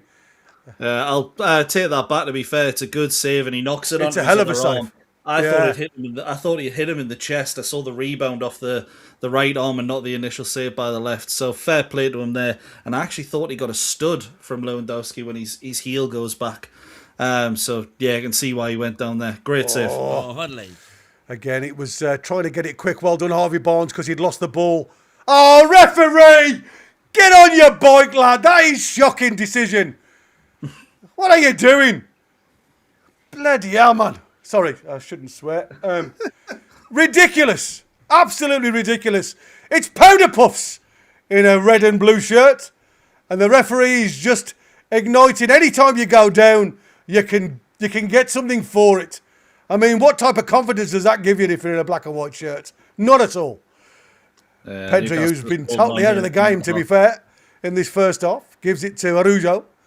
Again, he's got Yamal on the right-hand side. Again, get tighter, Harvey Barnes. Great ball that is to Lopez. Lopez to the back stick. And again, Rafinha wants something from that one. And this time, it's Rafinha who's saying he's got held by the arm. He's screaming at the referee. It looked like... Oh, there was a tug. There was a tug. Yeah.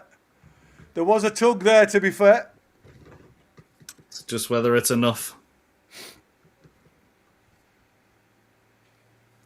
Oh, here we go. Look, here we go. To the screen for this. Yeah, you'll get guaranteed, this mate. One. Here we go. It's not great defending from Trippier again, though, to be fair. He hasn't switched on again. And again, he's gone for the tug. Yeah, it is a pen for me. Trippier out, not a little lost over pace. He's going to go at the monitor. Here we go. Absolute rubbish. Absolute rubbish. Didn't send to the screen for the other one, did they? No, exactly. They said there wasn't enough on it.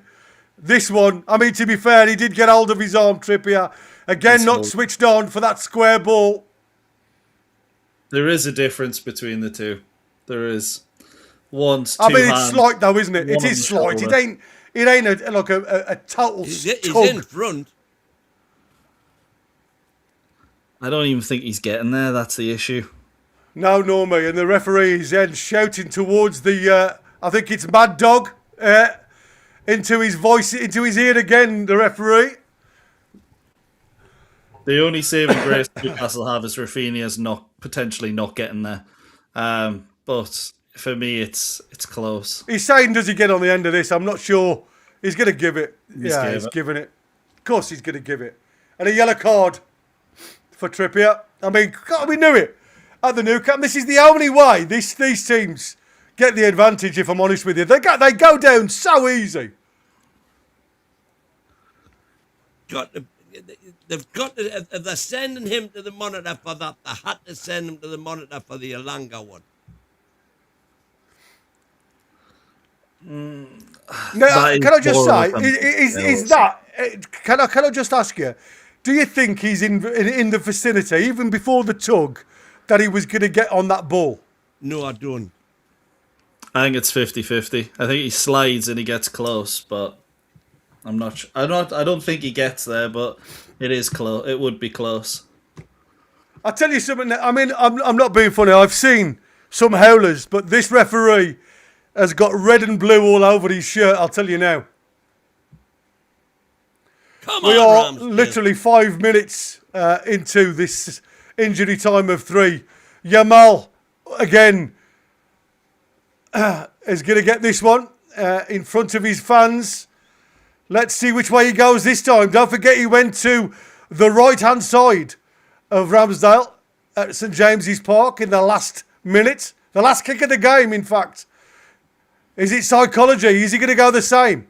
Which way do you go, Rammers? I'd go right-hand side, son. Yeah, go same way. Here we go. Yamal! Oh! I thought he got it. It's a good goal. Down to his left-hand side. He does guess the right way. 3-2 Barcelona. Against 12 men. It's a disgrace for me, guys. Look, it's a pen for me. You could say the one Newcastle should have had one as well. It doesn't say there's, there has been about 4 or 5 refereeing decisions which have been absolutely baffling. For me, that pen wasn't one of them. And Barca lead 3-2. Yeah, I mean, you've got to start questioning whether, I mean, Steely's saying in the chat there, first goal Burn and Trips at fault again for both goals. Should he have started, boys? Should we have stuck with this team that played so well against Chelsea? Is it the fact that experience doesn't always give you the attitude? Because unfortunately for me, it's been a poor showing from Trippier. He did get something on that, Yeah, he gets 2 hands on it, but it's, well, to say 2 hands, 2 fingertips. He's unlucky there, Ramsdale. It's a good dive. Yeah, I think if he goes with one hand there, you get a little bit more leverage. I think he'd have got that. Potentially, yeah. I'm not, it's harsh, though, isn't it? It is harsh. I mean, listen, I'm not denying it's not a penalty. Oh, the only thing I'm denying is, one, would he have got to the ball? That's the question. He was a bit far behind. The last kick of the match.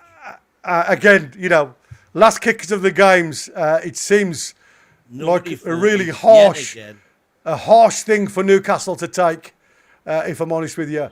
Gentlemen, I am going to give my voice a rest, if that's okay. And I'm going to listen to your dulcet tones for a second, because I am rasping here. So I'm going to let you take the 15 minutes. No worries, mate. How are you feeling about that so far, Win? A bit deflated now? Delighted with the performance, obviously. Yeah. What can you say? It's like a stuck record, this, isn't it? Blaming referees. Yeah. But it's dual standards all the time, isn't it? That we're seeing. And they just never seem to go in our favour. Yeah, we do tend to get the wrong end of the stick more often than not. And I think going to the new camp, you kind of felt like it was going to be the case before the game. Again, I think the Elanga one is a penalty, but I think it is one of those that's maybe if the referee gives it, it doesn't get overturned. And because he hasn't gave it, they're not going to change his decision. But the referees, when you go to the new camp, when you play Paris Saint-Germain, even when, in England, they're just terrible. But when you go to these grounds, you do kind of expect this kind of stuff, don't you? But listen, on the positive side, we've went behind twice, we've come back twice. So who's to say we can't do it again? Yeah, absolutely. Let's be honest. A lot of this game, Newcastle have been probably the more attacking team. Certainly the one that's on the more on the front foot. I know Barcelona have had a lot more of the possession, but with that, haven't really been as dangerous as what you'd maybe expect. The first goal, well, all 3 goals you can say come from Newcastle United errors, and there's goals to be had there for Newcastle, but next one is so important. I'm looking at the momentum, and it's probably 60-40 Newcastle. Yeah. Barcelona 1.85 XG to our 1.42. Nine shots, 5 on target. We've got 4 shots, 3 on target. 2 saves to their 1 save.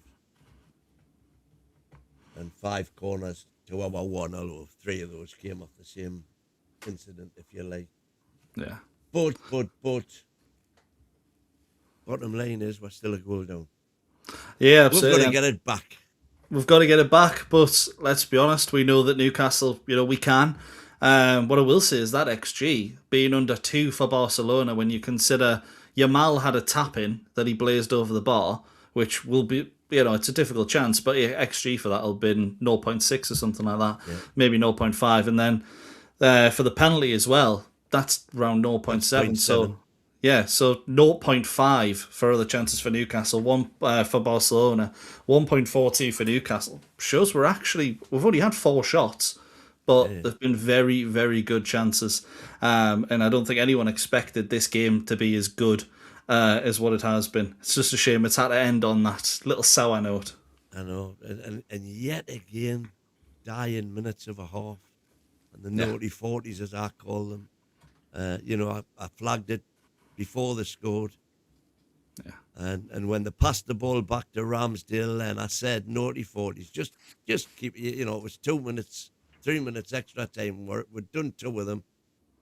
Just get rid. See the half out. See the half out. Do you think we'll see any changes second half? I think there's been a few comments saying Trippier and Burn. Well, for a start, Burn, whatever his faults, that block the team made, because that must have been a 0.5 in itself of an XG. And that was one hell of a, one hell of a block. The flying exocet that is Dan Burn. Cheers, random access has gifted a membership, and it has gone to Ashkun 115. Thank you, Random. Always appreciated, mate. Thanks a lot. Absolutely. And welcome to the channel, Ashkun. I hope you enjoy the members' content, which for you will begin with the player ratings after the show. Well, the after show, shall we say. But just on to your question of do I think we'll see any subs? I don't think we'll see any straight away. I think you'll look at that first half, and now knowing that Kieran Trippier's on a yellow card, I think realistically, if you're going to make one, it has to be Livramento for Trippier. But I think you'll give them 10-15 minutes out the first half and just say, lads, these are the substitutions we're probably going to make around 60. Yous that are on there for 15 minutes, go play your heart out, go make the difference in that next 15. Because they'll know they're not going to, very unlikely, to have to extenuate as much energy as the others. So let them go for it. The only thing I'm worried about now from a Newcastle perspective is those yellow cards. Trippier, Joe Linton. Let's be honest, the ref would probably love to send somebody off just to make this a little bit easier. How bad is it when we're coming out with statements like that? And by the way, not unwarranted statements. I think we see these kind of dodgy decisions for Barcelona quite a lot, and the penalty was a penalty. For me, there's no doubt in that. Alanga's, for me, it's just the wrong side of 50-50 for them to give it on VAR. But you're looking at Joe Linton and Kieran Trippier. They'll be looking at Kabasi and probably thinking the same thing, but I don't think they have. I don't think they have the players actually to come on because of their defensive crisis. We've got Tino Livramento and I guess it would be Joe Willock to come on, which maybe is not as good, or you could go 4-4-2 and bring Voltemada on. But for me, you've just got to keep it as it is for 10-15 minutes.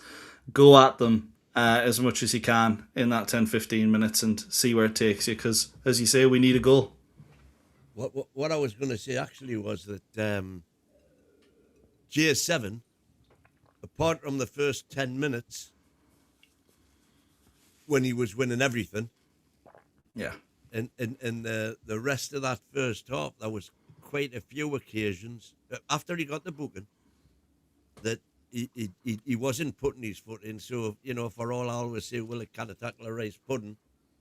At the minute, neither is J7 because he's that worried about getting another yellow card. And he can't play on instinct. So when a player can't play on instinct, they're not going to be at their usual standards of performance. Maybe, you know what, it's a good point. If you're going to bring anyone off, is it J7? Yeah, I think that would be my first protocol. And I don't know if I wouldn't. I know it sounds ultra defensive. I don't know if I wouldn't bring him off and put Botman on. And, Go five at the back. And I think I'd also be tempted to bring Tino on, give him a full 45. Yeah, I think if you're going to bring Botman on, 2 yellows off. Yeah, I was going to just say exactly that. If you bring because if Botman the referee on, gets a chance to send somebody off, he will. Yeah, 100%. If you're gonna play 5 at the back, you need the energy of Lewis Hall on the other side as well, and Tino gives with that. Yeah. It's definitely a good shout, and I think we've seen Ramsey and Tonali can work as a 2, albeit not often. But 5-2-3, Alanga playing pretty well. Barnes playing pretty well. Haven't seen a lot of Gordon, but he has been isolated at times. Missed a couple of chances, but offside for one of them. We've proven that we can hurt them on the counter-attack. That 5 at the back might just cement things for us at the back so we don't concede 6 and have it finish 6-4. Because obviously 3 in the first half, still 45 minutes to go, and we've seen it shown by the mistakes, maybe the occasion's getting to us a little bit. Like I say, the first goal was 2 slips. And by slips, I don't mean mistakes. I mean actual physical slips, you know. Joe slips, gets through, and Hall is covering Yamal, and he slips on the turn, which is what Joe did. Obviously, the pitch has been well and truly watered. So that was what cost for the first goal. The second goal was just absolutely abysmal defending. From a, I'm saying a set piece effectively. I think what it was is, I think for me, the reason that exact situation I was saying, maybe the occasion's getting him, because Byrne moves maybe a step quicker than what he normally would, knowing that Barcelona could get him behind, and that the sort of occasion of a big game, you don't want to be out of position to make that mistake. You want to make sure you're in position. That was sort of where I was going with that, to be honest. But if we are going to make changes, you could argue J7, Byrne, or Trippier could all come off. And they are the 4 positions that were discussed at the start. So it's not as though we're going, when we mentioned the bench in the pre-match, it's not as though we're going to be drastically weakened at all, other than the Willock. But we need a goal. So Willock, you would argue, gives you more going forward than what J7 does, generally. If he's at the top of his game, and he had a decent enough game on Saturday. So I don't know. Fingers crossed. It's just a shame that yet again the overriding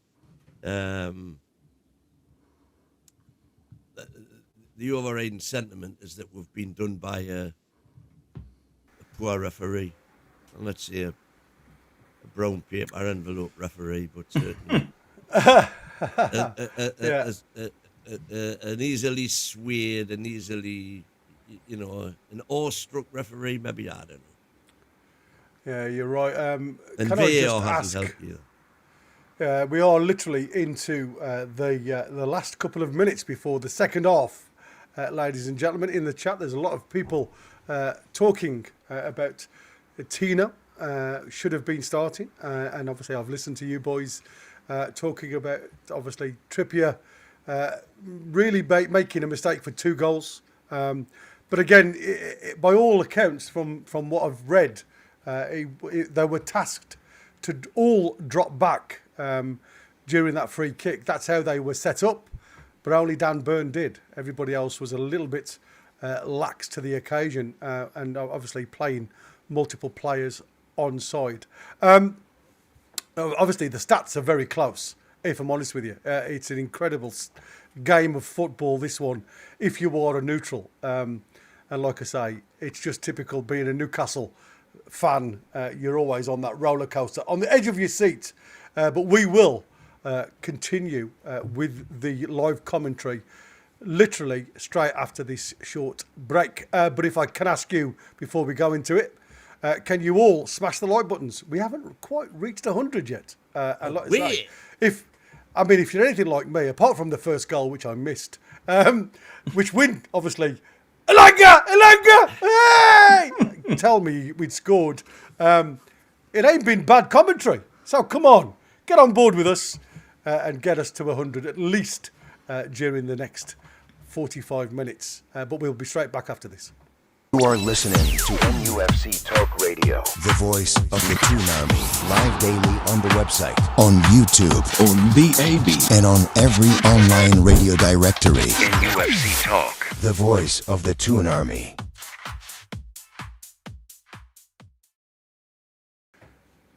Yeah, lots of people saying Toon Army. Indeed, we are. Literally, it's a great game of football. Take the score away. It could have been, and potentially, if it wasn't for Dan Burn intervention, it could be 4, guys. So, at the end of the day, we are still in with a shout in the second half. And like I say, we are literally just about to start. So, like I say, we are still on the edge of your seats with this one. Should Newcastle make changes at the half-time, do you think? Or do you think it should be stay as you are? Still. Yeah, I can see J7's in there still. J7's still there. Yeah, as I say, give them 10, 15 minutes and let them go all out. But I think if there is a change, it'll be Trips. Just on that yellow card against Rafinha. It was an interesting start as well, because to me it was a game of 245 minutes for Elanga. The first 10 minutes, it looked like Elanga needed ways to find himself up the right-hand side, because everything he touched certainly didn't do Newcastle any favours. He was virtually giving possession straight back to Barca. But after that, he's certainly come on his own, hasn't he? He seems to be the player in the latter, 3/4 of that first half, the player that Eddie saw at Forest. And the reasons why Eddie brought him to the side, because his pace does allow him to get into those positions. We need to see a bit better though with the ball, don't we? That's the only thing for me. This is really interesting. Barca are hanging back in the tunnel. Yeah. And I still haven't seen Eddie or Trips. I wonder if he doesn't want them to know that he's about to make a sub. Oh, they've just literally entered. I haven't seen them yet. Yeah, it looks like everybody. 2, 4, 6, it does look like Tino's on. There you go. Tino's Tino is on. Yeah. I can say. I've just seen a bird's eye view there of the field of play, and there's Tino on the right hand side. So they're potentially Tino Livramento on for Trippier, because obviously he's got the yellow card, and there was question marks, a lot of discussion at half time about it should have been a red card. So I wonder whether that has also changed the mindset of Eddie Howe, because he was getting beaten for pace a number of times, wasn't he, down that right-hand side? Yeah, did well in the first leg. I think he was a little bit suspect in this game. But we're off. And we are off, and it's right the way back with Garcia. And again, it's simple football at the back there for, again, Newcastle. Need to get up some ground up there. And again, they're on the press straight away, Newcastle. J7 trying to get involved, and the ball gets played long, and it's headed clear by Dan Burn on the halfway line. It's a throw-in to Barca. Again, it certainly looks like Hansi Flick has done the long ball technique to try and get and break the Newcastle press. He's trying to get the ball forward to the pacier players. And like you said, Lewandowski is the one who seems to be dropping into the hollow a little bit more.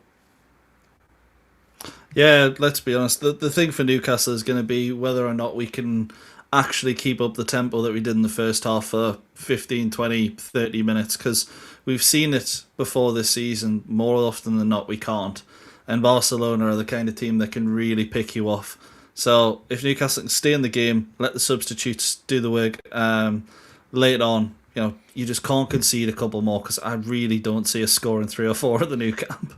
No, We're on exactly. 2. Well done, Tonali. Oh, again, Elanga and Tonali on the different booking, to be fair. Now, one's going with Virgin, the other one is going with Saudi. Because, like I say, the ball didn't get to the right place at the right time, from J7 to Tino, who takes his first touch.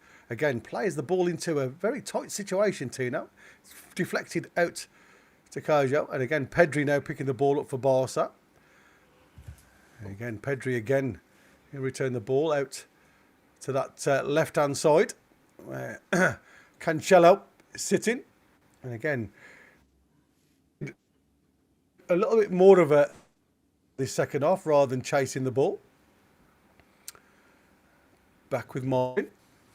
Again, in the Newcastle half at the minute.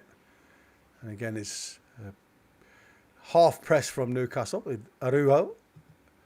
Again, Barca just trying to dictate play at the moment. But again, straight away, Tonali is the one who gets that ball back.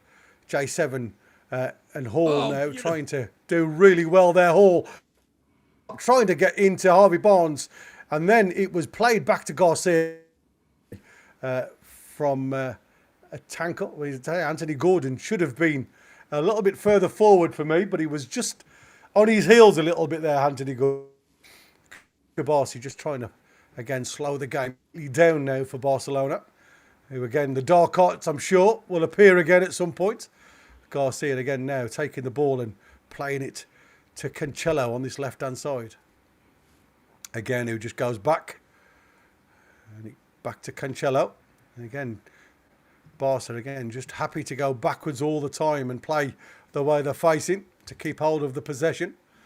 Pedri, again, being marked by Ramsey. He's followed him all over the park in the first half, Ramsey.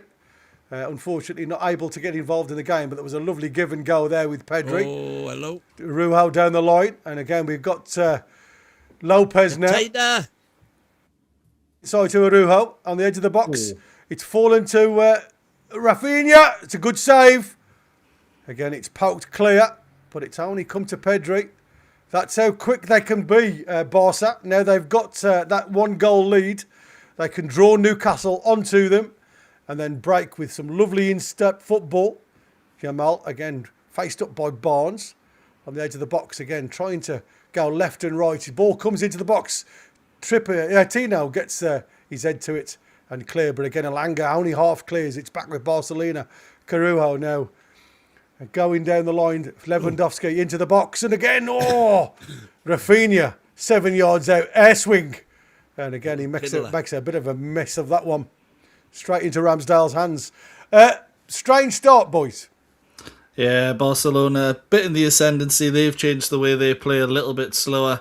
They've clearly realised that if we just play with the way we normally do, probably going to be onto a goal fest here. It's already 3-2. They'll know that we're probably not. One more does kind of. It doesn't end the game, but gives them a really, really good standpoint, and they know that if they just slow the game down, they'll probably get it, I think. Yeah, Pedri again picking the ball up just inside the Barca half, and again it's Martin across to Kubasi, who goes all the way back on the half press there from Newcastle. Back out to Martin, who again comes inside, and it's Tonali who again gets a foot on that one, and a chance for Tino there to try and get something going. Tonali on that left-hand side now, followed all the way by Rafinha, who's come across. Harvey Barnes now, Hall on the inside.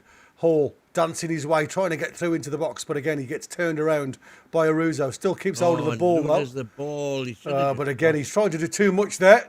Yeah. And again, not enough showing in my eyes, if I'm honest with you.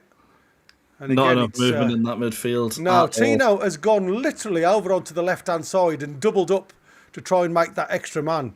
And now he's got to run the diagonal of the pitch to try and get back on to his own side. Cancelo Again, Barca just happy to play the ball along that back line. Martin. Again, looking to that, whipping that ball. So easy. And again, there you go. It's far too easy. Fabian Lopez now into the goal. And there you go. It's 4-2. We are well open there. It was just so easy. And Newcastle literally just allowed them from that little bit of a lax positioning from Newcastle. Moving across it. Everybody was questioning who should be parking who. Bernard come out to give Lewandowski. It's again that light run. And it's Fermin Lopez who would come deep to collect the ball. And then all of a sudden it's just one ball out. I think it's from Yamal. It could be from Bernal. But it's a ball into that area that had been vacated by Dan Burn, who had gone high up the field of play. They'd gone man for man. And it's just played in. And Tonali just allows Lopez to run past him, to be fair. That's where Tino should have been. And as you said, he never, ever... He went onto the left-hand side for whatever reason, I don't know. Yeah, Fermin Lopez there tucks it into the far corner, and it's 4-2 now at the Nou Camp. And again, some work to have been done to get the next goal, to be fair, for Newcastle. It's a typical uphill battle in 10th gear now, isn't it? That's how it feels. And again, it's a great finish.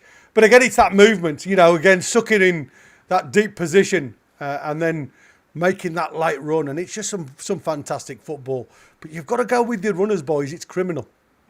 Yeah, I'm not sure what's happened in that second half, or in the dressing room, because there's no movement from Newcastle at all now, and I don't know if it's because they've changed the way they're playing, but they're in behind again, and it's well done again. Yeah, well done, Tonali there, who chases all the way back, but he's got a knock on the ankle for his.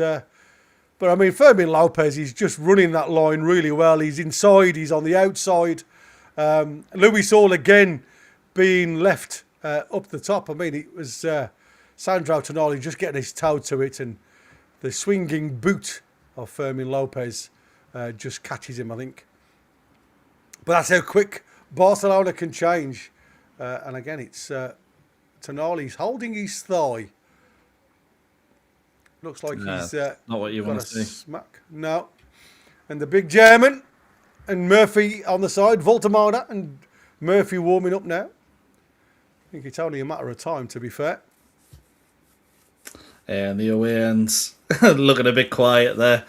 Yeah, certainly are. Realising what's happened in this early second half. They'd say if Barcelona got the next goal, it was probably over.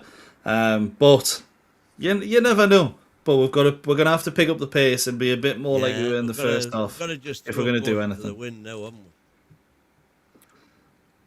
I don't know what happened there, because it's his left thigh that he seems to be holding, and that's where he fell down. He fell onto that.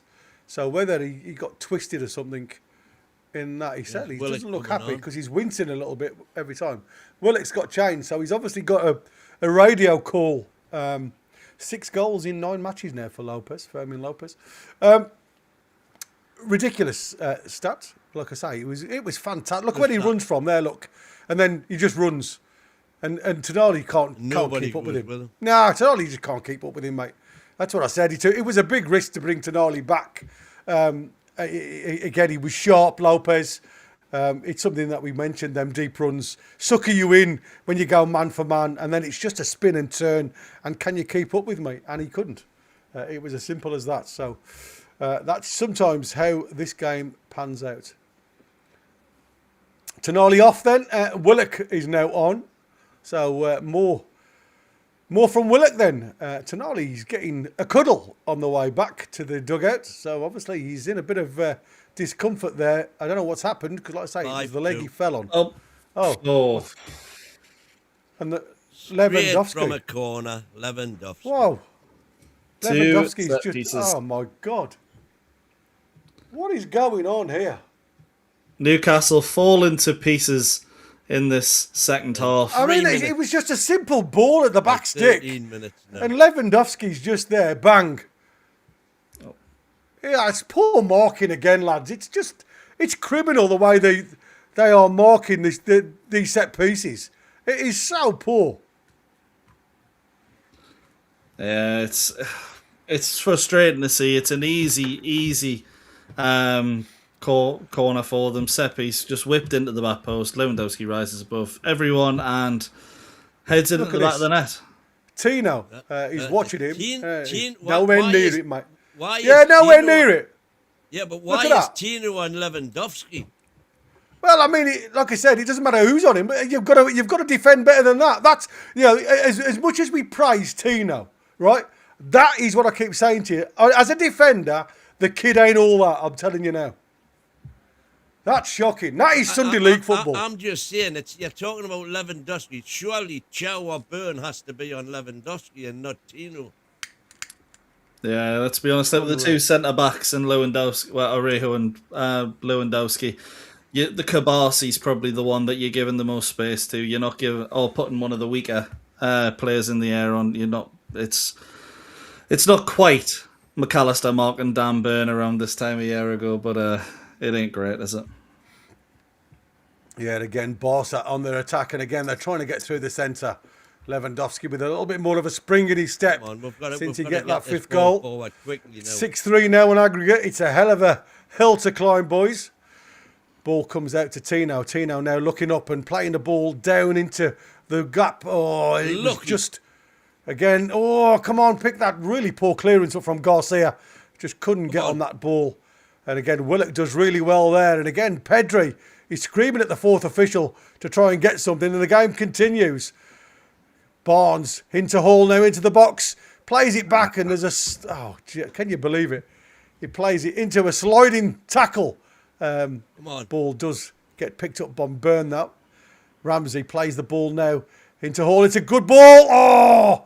And again, Barnes got a bit on it, but he slipped at the wrong moment.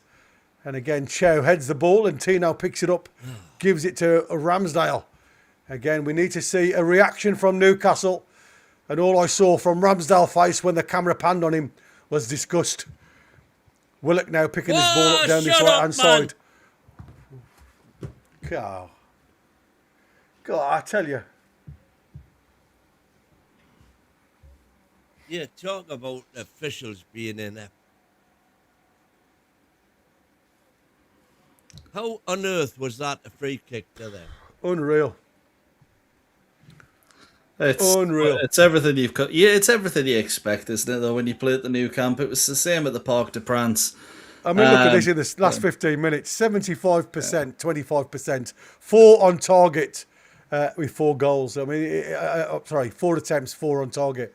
It has been an absolute turnaround since they've come out of the dugouts, guys, for this second half. Whatever was said at half time, or whatever the plan at half time was, it hasn't worked. Willock now with a yellow card and a pullback. I mean, he got beaten all ends up there by Pedri. And again, it was so simple.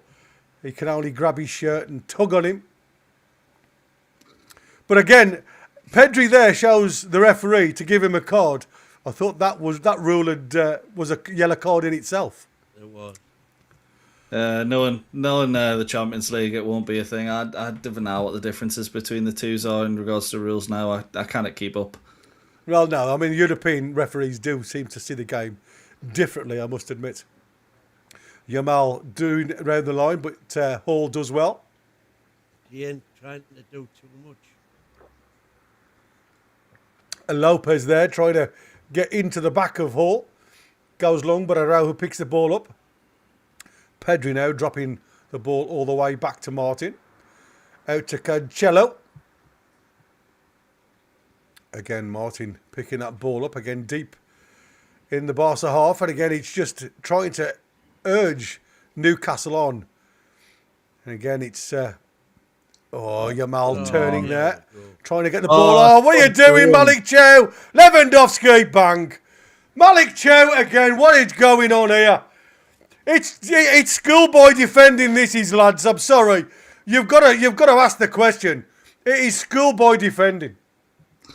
Yeah, it's getting embarrassing now. If it wasn't embarrassing before, it is now. It's really, really soft from Newcastle United. No bite in there in the second half at all. It's almost as if we came out to be passive. And Barcelona have took advantage. 3 goals, 15 minutes. Well, if it wasn't game over already, I think it is now. But there you go. Look at that. Dan Burn comes out to Yamal, and Yamal just dances past Dan Burn. He hasn't got a clue. Yeah, Turns look at him the space so there. easy. Look at it. I mean, there you go. Lewandowski runs into the space. And what's Malik Chow doing there? Just follow your man. Trying to get his heel to it, which takes him out of the game altogether. That is, I mean, I'm sorry. That is just terrible. Absolutely terrible. I mean, Lewandowski finishes off like he should do, to be fair. Right into the you'd corner. expect. Doesn't give Ramsdale a chance, to be Lewandowski fair. was never going to miss a chance later. Crazy. At this point, just sit deep and stop it from getting even more embarrassing. Bring 10 defenders on. I just don't know what's happened. It's a capitulation. I mean, movement from Barca's been excellent. I'm not going to deny that. Well, but we can't make mistakes like this, lads. I know it sounds crazy, but is it coincidence that Trips and J7 went off? Well, we look unorganised. We look so hang- unorganised, it's Hang untrue. on, we've got Botman coming on. We had Baltimore coming on, and then he's put his training. I think Murphy's coming on as well. Oh, here we go. I think J7 is trying to plead his innocence here. He looks like he's tapped Lewandowski on the ankle. And again, I think that's Pedri asking the question about a card. And I just find this absolutely insane. I mean, that is silly. That is silly, from J7. He's lucky there's not more contact, because if there was, ref probably would have gave it. Not that they need it. Well, like I say, we've played against 12 men a lot of the time. I mean, to play 10 against 12. Now Botman's going on for J7, which was the change I kind of... Yeah, you were said I saying at would half time, weren't you? half-time. Yeah, Elanga's off as well for Murphy. Again, I think that he's just, like I say, just to try and keep 11 players on the field of play, if I'm honest with you.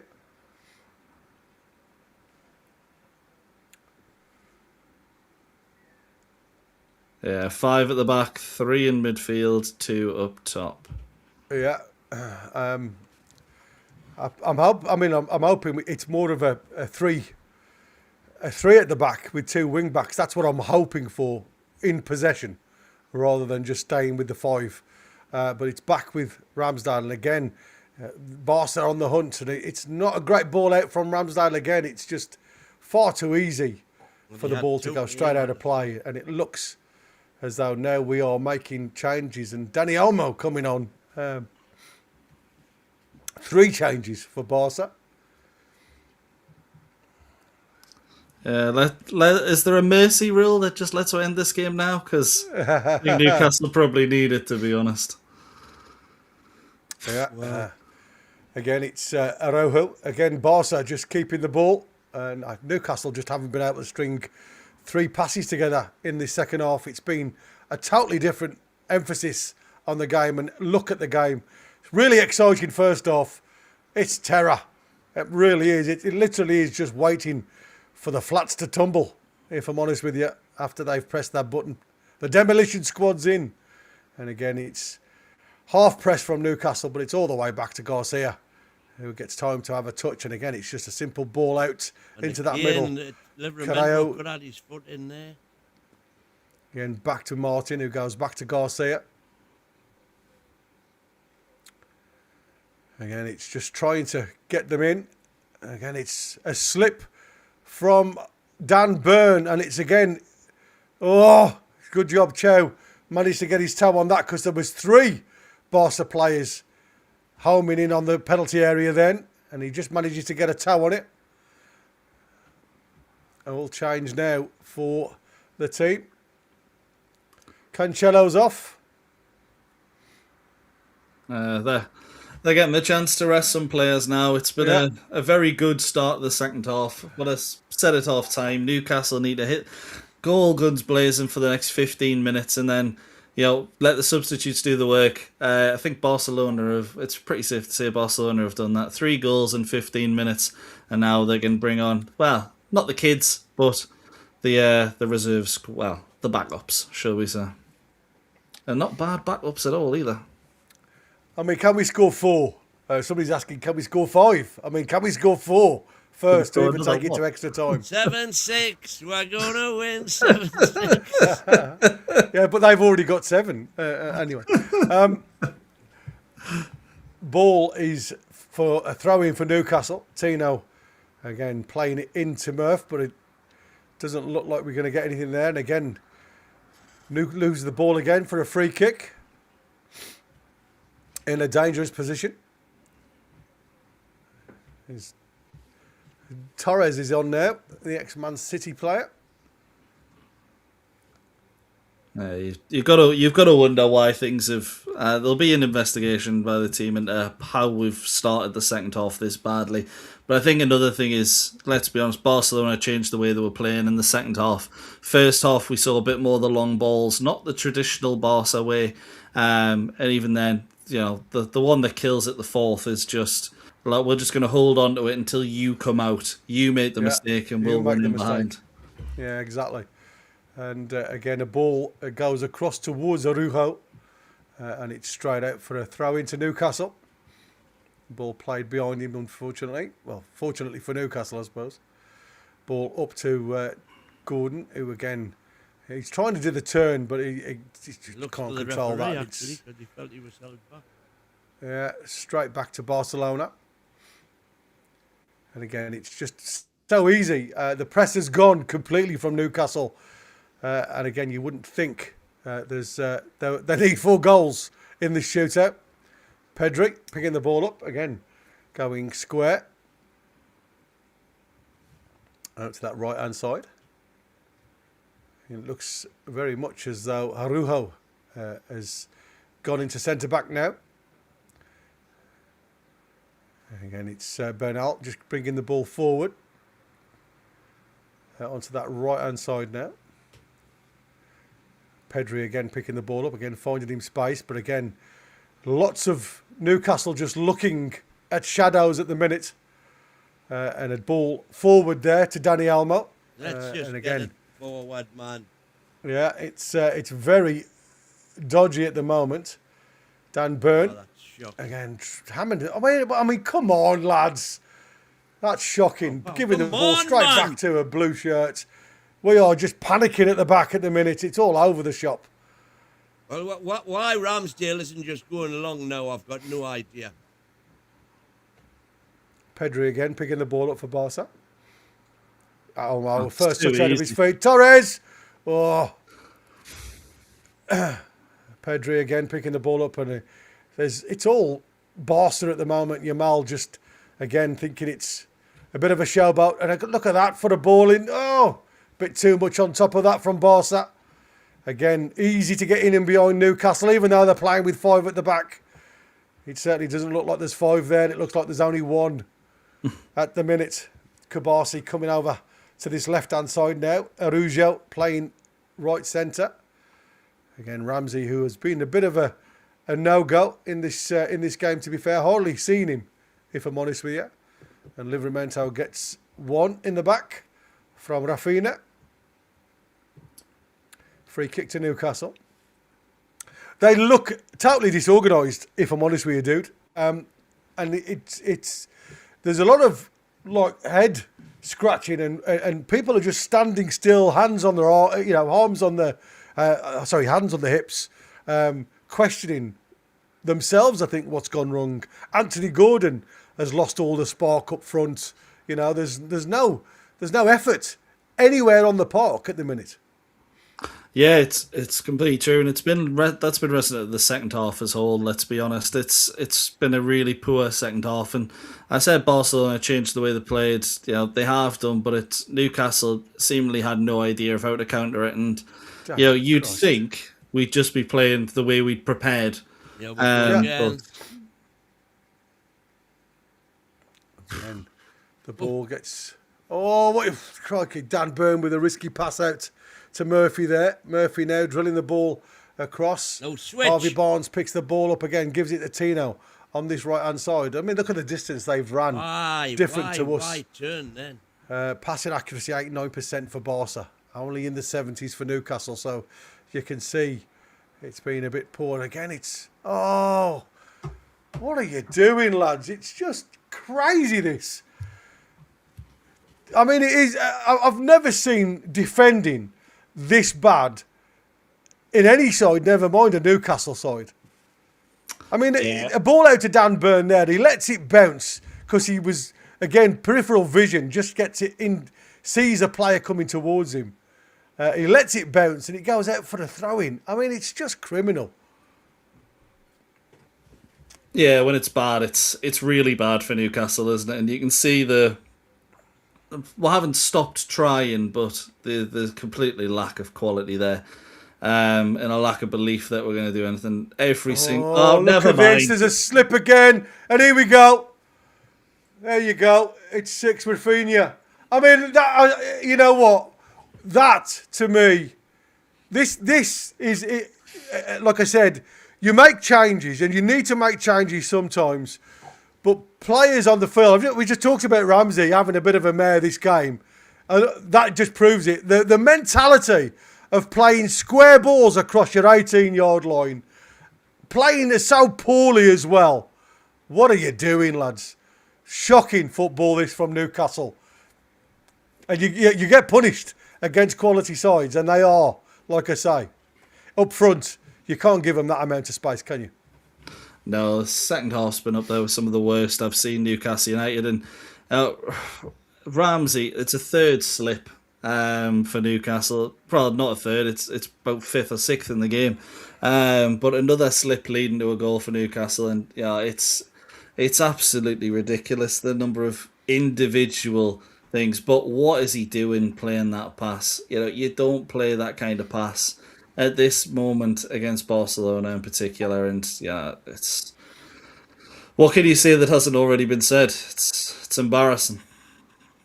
Oh, it's criminal. Absolutely criminal. Like I say, I have seen the second half. I've seen better non-league football than I've seen and witnessed in this one. And like I say, the shape of the team looks all over the place at the minute. I don't know what Eddie Howe has tried to set out with this 2 up front, because, like I said, there's just no metal there. There's nobody trying to get hold of the ball. I mean, the ball's being played around by Barcelona as if there is literally just blue and red shirts there.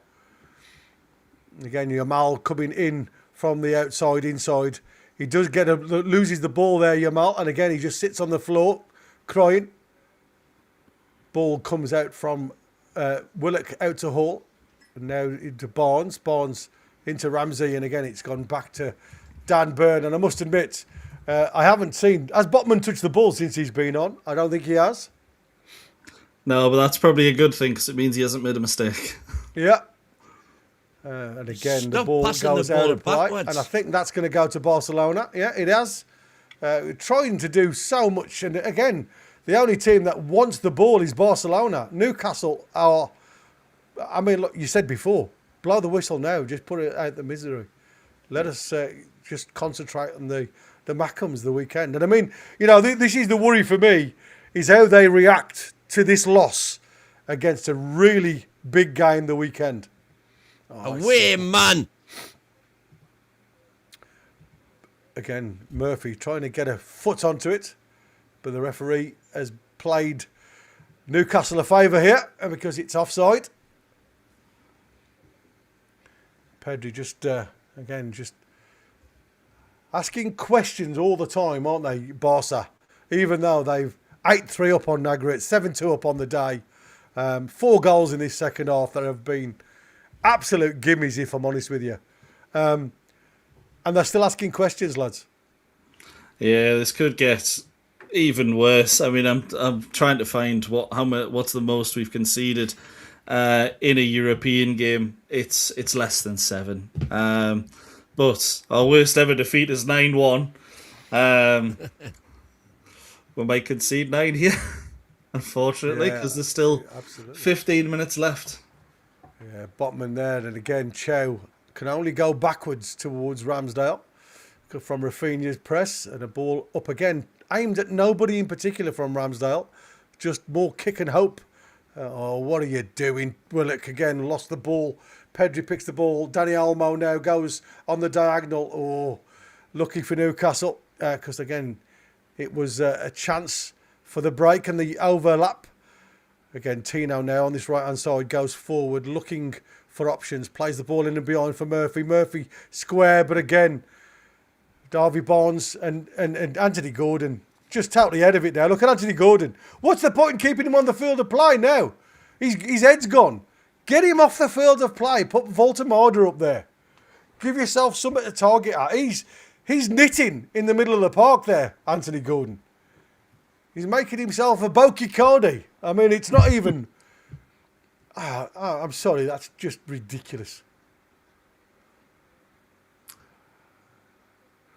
Ball again now. First half, Go on, we were all right, weren't we? First half, we felt like we knew Barcelona were the better team, but we played well on the night. And second half, we've stayed in the dressing room, haven't we? And Barcelona have just tore us apart.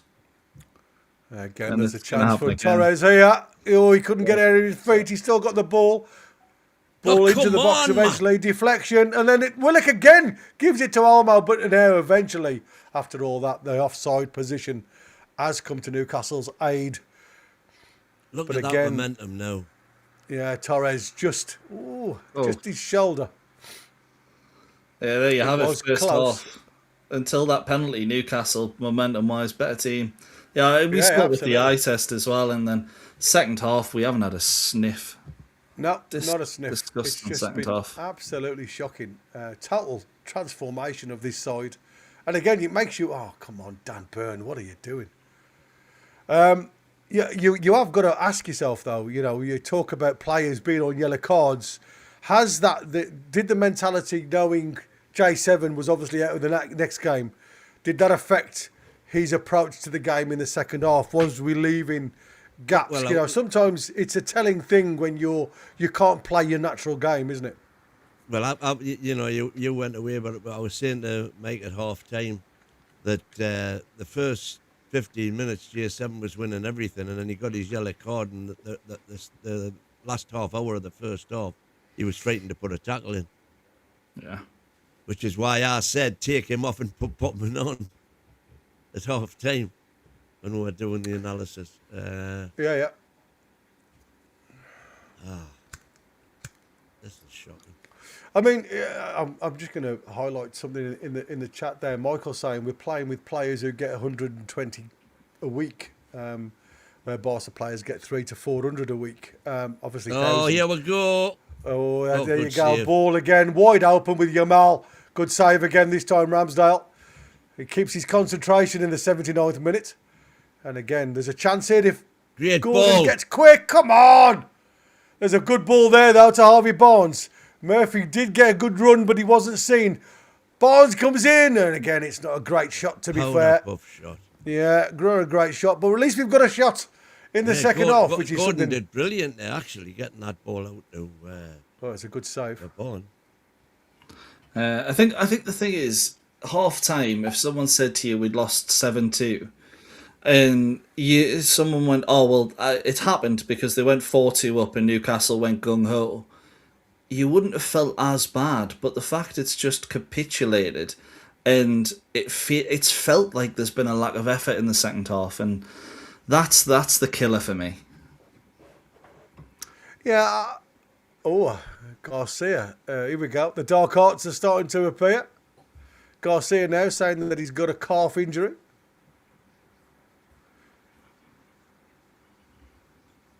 It's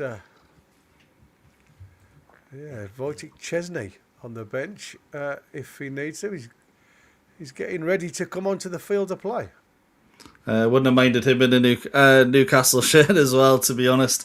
Two great goalkeepers they've got there, and yeah, someone said, you were saying, someone highlighted before, they're on 400. They got players on 400k. We've got players on 120k. Across 90 minutes, I know over a season that you can tell that all the time, but it's in one game. That's not enough of a difference for 7-2. not for me. Yeah, but I mean, in the first half, you wouldn't know which team was on 300 to 400k. That's the difference. It's that energy. It's that want, the will.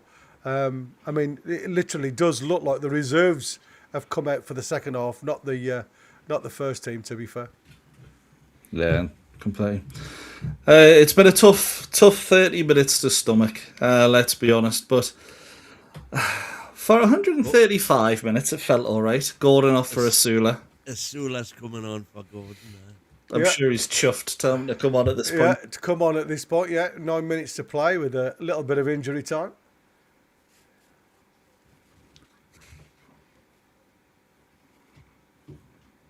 Well, nobody would have predicted. Well, I don't think anybody predicted. Well, certainly nobody in our prediction. It's 7-2. There was a few. Chesney's on for Garcia, who's obviously picked up this calf injury from the shot that he saved from Harvey Barnes, which seemed pretty standard, straightforward save, but he obviously went down and twisted something.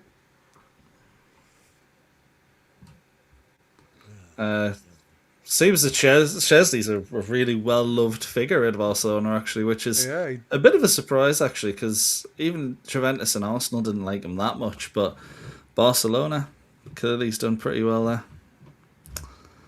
And how long has he been at Barca now? Is it this season? Couldn't tell you, to be honest. It's been at least 8 years, I would say. Right. It feels that way, at least. I might be wrong. I thought Not 8 years. He was at Barcelona. He was at Juventus for 8 years. Juventus, what are you? He was at Juventus for 8 years, and then he's been at Barcelona 2 years. Is it 2 years? Because I know they were struggling for keepers, weren't they? And he obviously said he'd be happy to go there. But anyway, we are still, like I say, I turned it off at 5-2, says Paul Wright. Well, thank you for sticking with us, buddy. It is appreciated. Exactly. Livramento with a, I won't say long throw, headed clear by Barca. And again, Barca, and well done. Deflection from Murphy, gets the win back. And again, where you're going, Willock, he doesn't seem to be really going anywhere in particular. It is a Newcastle throw. Deflection off Pedri. And going back there. Botman with the ball. Again, just looking to play the ball. Diagonal to Hall on the halfway line. Hall on the turn, does well. Plays the ball out to Harvey Barnes again. Barnes just trying to turn and he gets... Go forward, man! We've got a free kick halfway in their half on the touchline. Get some people in the box. It makes you wonder why we're not going forward at all. Ramsdale, again, just showing a little bit too much for Rafinha. Again, he got his hat-trick a weekend against Sevilla. Got 2 tonight. I'm sure he saw his lights, his naming lights again. Come on. Again, it's just too, for me, it's too much. Touchy. Again, Tino's first. I mean, that's terrible. Olmo. Again, now with Yamal inside. Hall for company. And again, Aspar just again keeping hold of the play. Again, Araujo. Martin. Rafinha. Question from John Michelson in there as well. 7. Has anyone been sent off or did they just wave the white flag?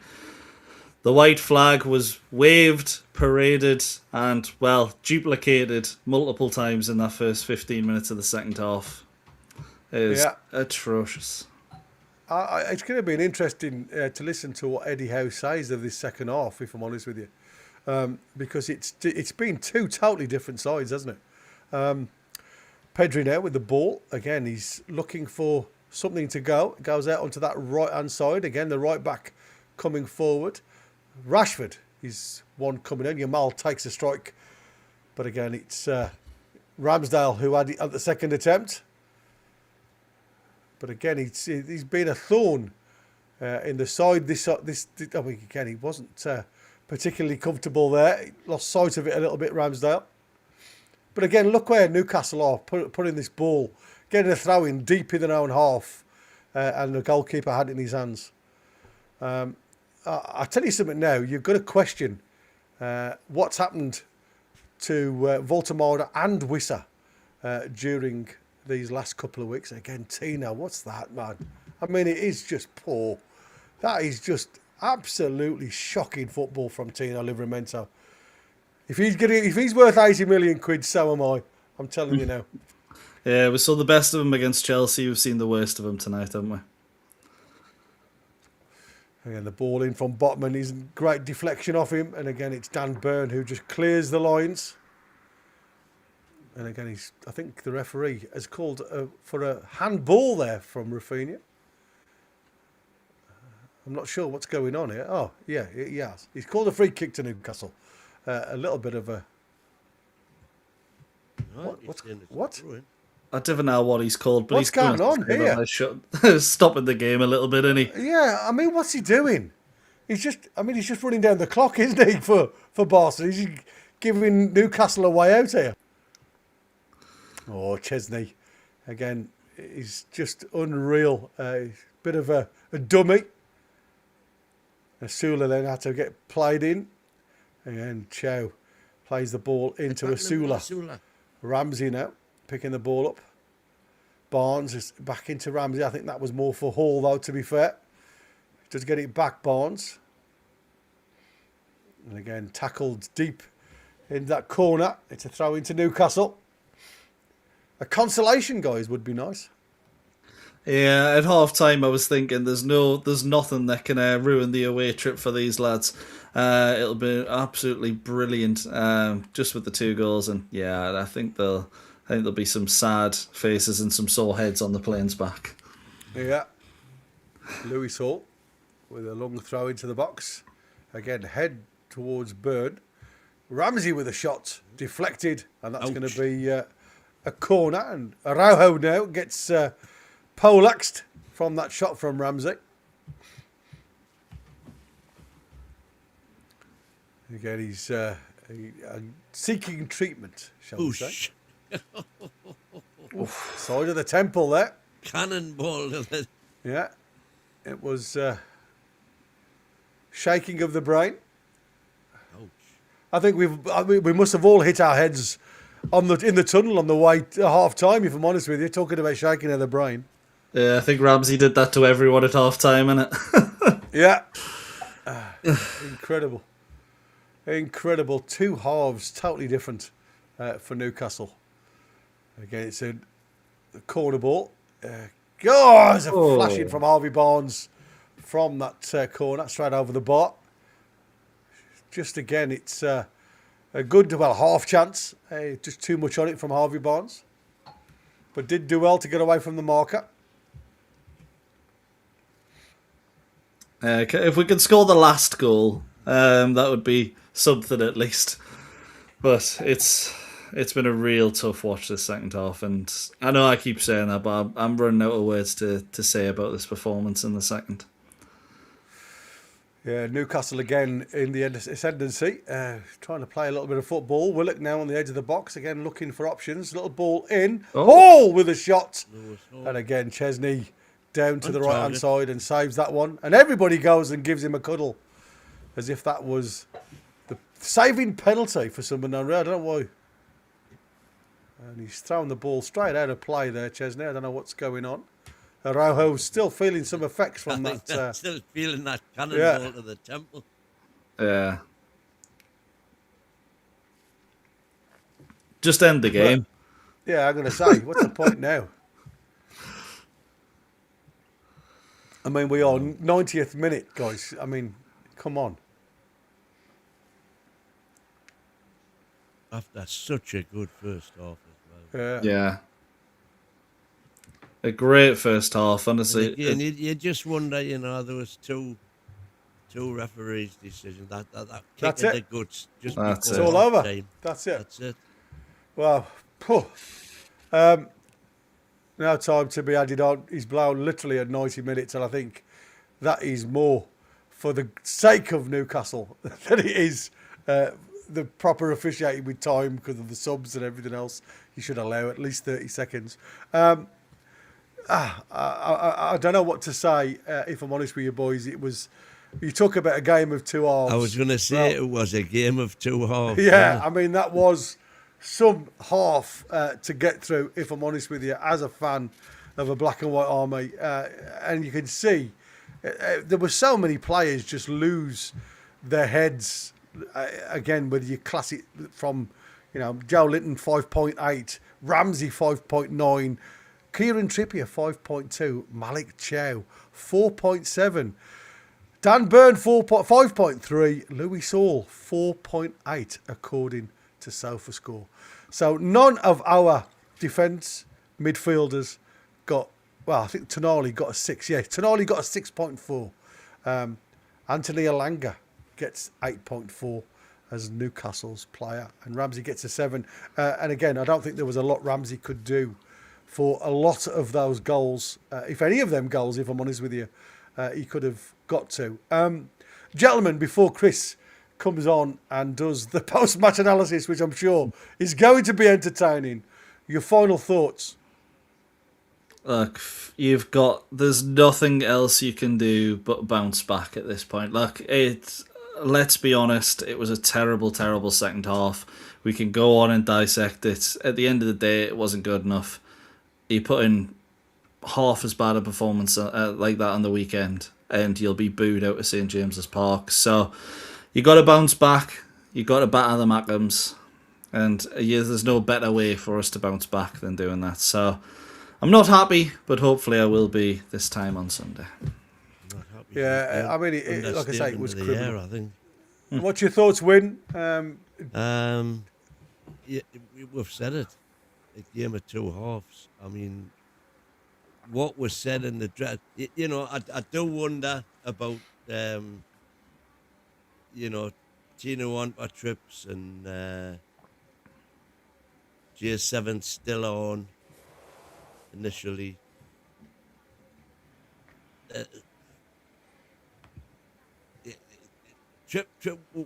We criticised Trips for being caught a couple of times in the first half.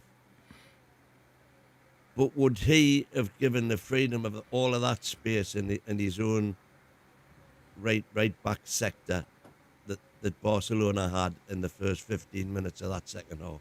I'm not sure he would. Like I say, we did look a little bit lost, I must admit. And again, the change didn't affect us at all. Apart people from say it's irrelevant pointing fingers at the officials, but if we get that penalty when it's 0-0 and we take the lead, you can argue it's a different game, but you're clutching at straws there. To be fair, there was just too many bad mistakes, bad performance. Both their goals. First goals were cock-ups. Yeah, very, very multiple poor cock-ups at the start. on one. Well, it's an interesting one because our Boki, this is an hour ago, put this in, literally. Great game, though, and we are still in it. That was at half-time. I haven't seen his reply in the second half, I must admit. Listen, like I say, I words at this present moment in time, apart from emotional words, I'm just not there mentally, if I'm honest with you. A team, I've never seen a team capitulate so badly in 45 minutes as I've just seen. Their one half outstanding, really going for it, and I say apart from a penalty, very evenly matched. But again, when you look at this second half performance, like I said, I've seen better football in non-league. We were totally outplayed by Barcelona, who, like you say, technically they're better. But what happened to the graft? What happened to that mentality, that drive? And like I said, there was far too many players. We talked about Tino's goal against Chelsea. Well, Tino's pass, the five passes that got Gordon the goal against Chelsea. Movement, You saw Dan Burn, Tino on the diagonal, running back into position. You've got Dan Burn coming high to try and keep his man, Lewandowski, which was obviously, that was he's told to do. But then he's pointing a finger to fill the space behind him, because obviously that is another task. Tonali lets Fermin Lopez run past him, and that is it. It's game over, really, isn't it? You know, it's shocking. Anyway, listen, we've had fun, and it's been. Well, we had fun. We had fun for an hour. Fun in the first 45 Just minutes. say, I think we need to redefine fun. Yeah, we had fun for the first 45 minutes, and again, we've been to the funeral in the last 45 minutes. Stay with us. Listen to Chris with a Match phone. reaction I'm sure. coming up. You'll be automatically transferred. Get over there and see what's what. And we'll see you. Meanwhile, I'm going to bring say, on I'll the see you tomorrow. Mackhams. How are the lads? Lasses and bands. Try and have a nice rest of the evening, everybody. See you on the next one. Take care. Bye-bye.